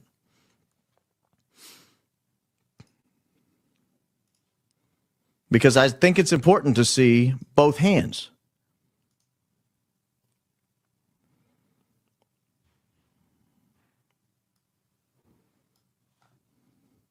Now, keep in mind how clean and neat and everything his hands looked just a moment ago, right before I can pull that picture back up if you need to see it. But I wanted to point out something Barron sneakily skipped past, and he does this. You know, the more I'm researching him and watching his videos, he will make sure he crops pictures to leave out certain quotes. He will make sure you don't see anything that could prove what he's saying. He's only showing you what's going to feed his narrative. Okay, that's what you really got to watch with him. But he sneakily skipped past this. He keeps showing you Charlie's hands and arms and claiming what we are seeing are burns. But he skipped right past the arms of the people actually carrying Charlie. But look at those arms. Shiny, looking bruised, looking burnt. These are all the things, look how shiny. These are all the things he is claiming to see on Charlie's hands and arms. In fact, that arm that he skipped past has more of a shine to it than Charlie's does. Which is probably why he skipped right past it.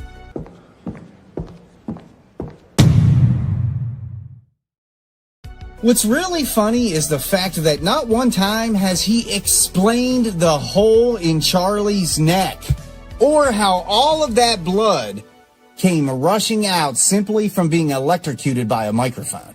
Nor has he explained away the gunshot we all heard, or the fact that immediately following the gunshot, and I watched this happen live, the audience turned and looked behind them. They heard the gunshot come from behind him because that's where the shot came from. And you can see the audience turning and looking and ducking. They knew the shot came from behind them. Nothing up there with Charlie happened. It came from back here.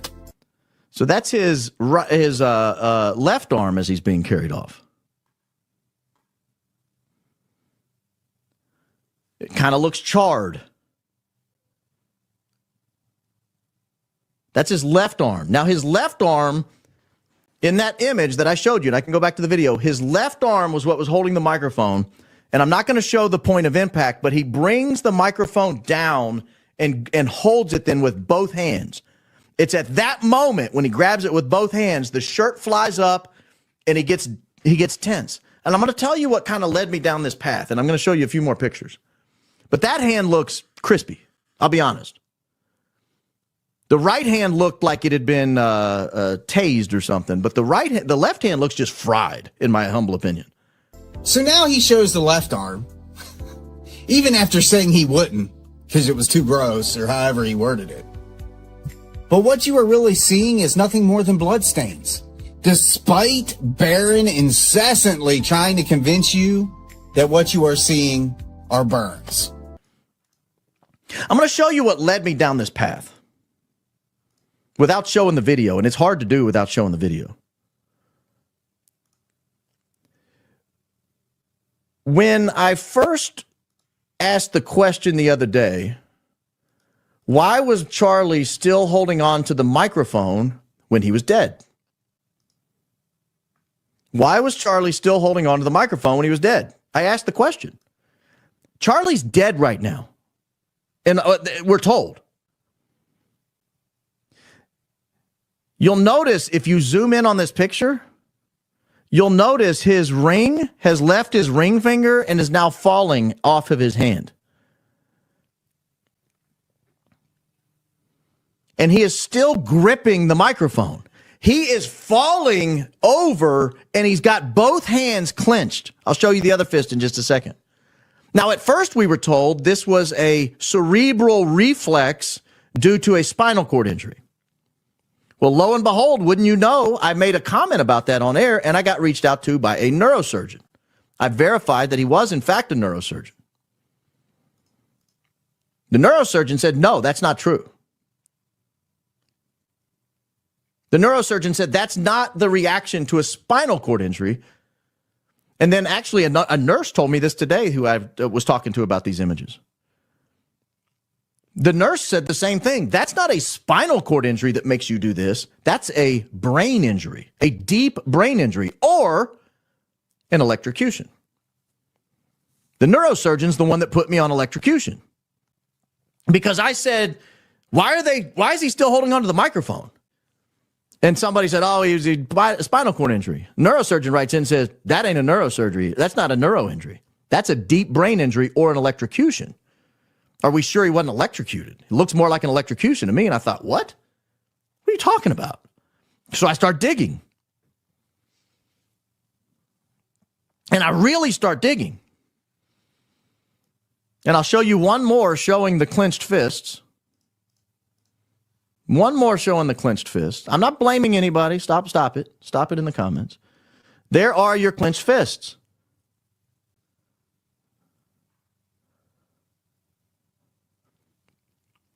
And again, this is an earlier image than the one I just showed you because he's coming up, and then you'll see in a second, I'll show another image where he drops it, and you'll see what his hand looks like when he drops it. It's pretty crazy.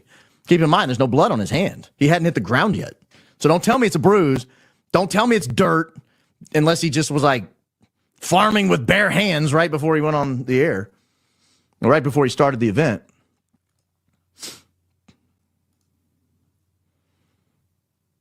So he's clenching this. Okay, so of course we don't get the neurosurgeon's name so we can ask them ourselves. And what the neurosurgeon is saying is right, and that's where Barron is sneaky. But he's leaving out the part where if this is even true, if he even talked to a neurosurgeon, he's leaving out the part where the neurosurgeon would have said, but this would cause this, that, and the other thing. But here's the reality. Again, despite what Barron is trying to sell you, in shooting deaths specifically, clenched fists are medically plausible simply from neurological trauma, stress response, and muscle reflexes. When someone is shot or suffers catastrophic trauma, severe injury can trigger sudden muscle tightening. Again, a lot of us have seen this type thing many times before. This is completely normal and completely expected, factivists. Yes, a spinal injury can cause that. Yes, electrocution can cause that. But Barron is conveniently leaving out all of the other, far more common possibilities, like catastrophic trauma from a gunshot wound. I must say, I'm impressed I'm able to do this without showing the video. All right, let me find the one where he drops it. You guys take a look at this hand and tell me what you think. This was the clincher for me. An astute viewer of this program sent this image in, and I clipped it out. Look at that hand. I will, if you need me to, pull the hand back up. No blood has left his neck by this point. There's one drop that has gotten near his hand. One drop has gotten near his hand.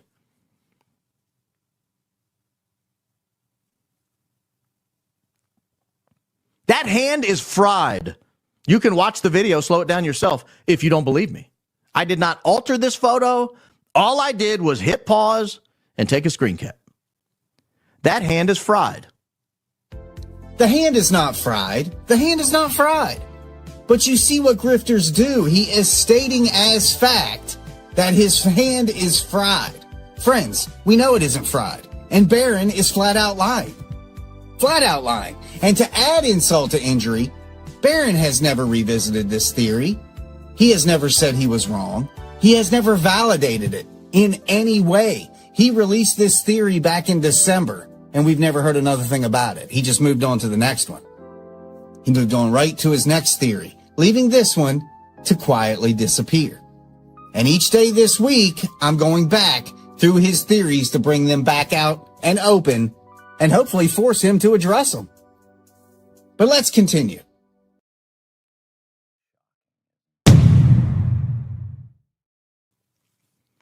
That's not bruising. The event just happened a second and a half ago. That's not a bruise. That's not blood. No blood has left the neck. You can pause the video and see when he drops the mic yourself. There's no blood anywhere near his hand when he drops the mic and his hand opens up. Look at that hand. What is going on in that hand?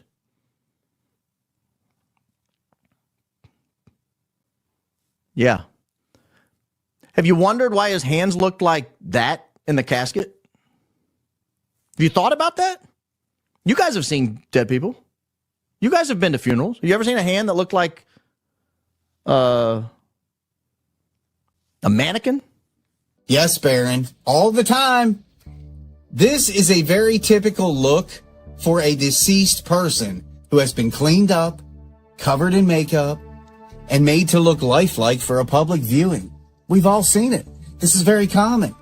Yet here is Baron trying to make it seem like that isn't a normal appearance, when in reality it is the standard and it's expected. This guy truly is the king of morons. He really is. And some of his fans might argue and say he couldn't be a moron if he passed the bar exam and became an attorney. Yeah? Kamala Harris? Gavin Newsom? Should I go on? I mean, Gavin Newsom can't even read. He stated that by his own volition. And he passed the bar exam. How does a person who can't read write a book or pass the bar exam? But don't say Barron must be intelligent because he passed the bar exam when Kamala Harris did too. That bar has been lowered, son. You'll see some marks where one of the astute viewers has chimed in here. Oh, I lost it. So you can see there where he first lets go of it. There's no blood anywhere near him. The thumb and the outer hand are absolutely sizzled. And again, they aren't absolutely sizzled. There is no possible way Barron could know that while speaking with such conviction and confidence, which he is, that they are sizzled. They're absolutely sizzled, cooked, baked, whatever, you know? He couldn't possibly know that. I see shadows from a poorly rendered video. That's what I see. And he wants to say the ring was broken. The ring was not broken. That is a flat out lie. Barron is claiming the ring was broken to help solidify his theory that Charlie was electrocuted and that the electrocution caused that ring to break. This did not happen. The ring was not broken.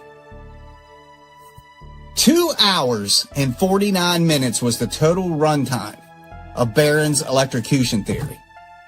And he made thousands upon thousands of dollars on just this video alone. So to conclude, this theory does not withstand even the simplest scrutiny, science, or common sense. A fatal shock is not powered by the microphone signal itself. It would require an electrical fault strong enough to place dangerous voltage onto the microphone and drive current through the body.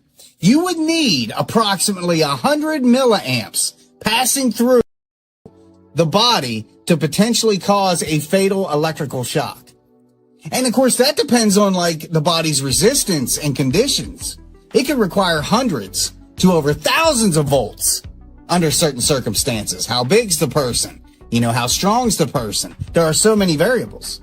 For death by electrocution through a microphone to be plausible, you would generally need a severe grounding fault and a way to send extremely high voltage through the microphone. Charlie Kirk's microphone was wireless.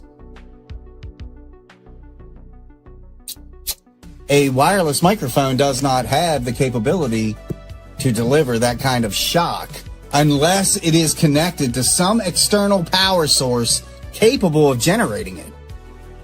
And again, his microphone was wireless. So even if you stretched it and claimed it was remotely triggered to electrocute him, the microphone itself would have to contain some kind of internal device capable of releasing that amount of power. Okay, you see how big the systems are when somebody gets the chair. If you've ever watched somebody get the chair. Guy walks over on the wall. This is a big system, right? To send all that power to kill the man sitting in that chair. So you tell me what is out there that would fit inside of a microphone that could produce enough power to kill a man in a wireless microphone. Here is the biggest problem, aside from all of everything that Barron has said being completely retarded. But here's the biggest problem with that theory. The amount of voltage required to kill Charlie would have certainly caused physical and electrical damage to the microphone itself. And as Barron pointed out earlier for us, the microphone has been on display and appears completely unscathed. The things Barron purposely left unsaid speaks volumes. And that's what you got to watch with people like him.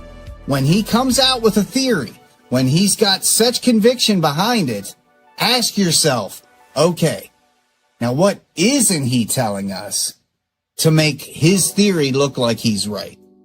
He's got no explanation for the hole in Charlie's neck. He's got no explanation for the fountain of blood that followed. He's got no explanation for the microphone being wireless. No explanation for the gunshot. The people turning to look at where the gunshot came from. The bullet fragments reportedly found in Charlie. And the crowd immediately turning again to look from behind them. Where's your answers to all that? You just skipped all that. And your audience bought into it. And then there's the reality of what a true high voltage electrical discharge would actually look like. A genuine high voltage event would likely involve audible crackling. Like you would have heard this. Visible sparks or arcing, right? Flashing, smoke, burnt components, as I mentioned earlier. And these were all things that clearly never happened. So what's the verdict on Baron Coleman's electrifying microphone theory?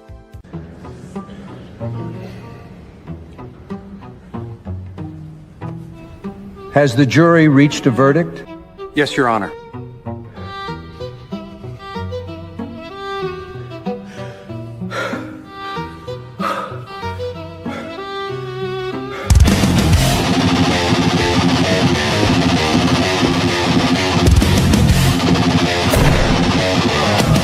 Shocking.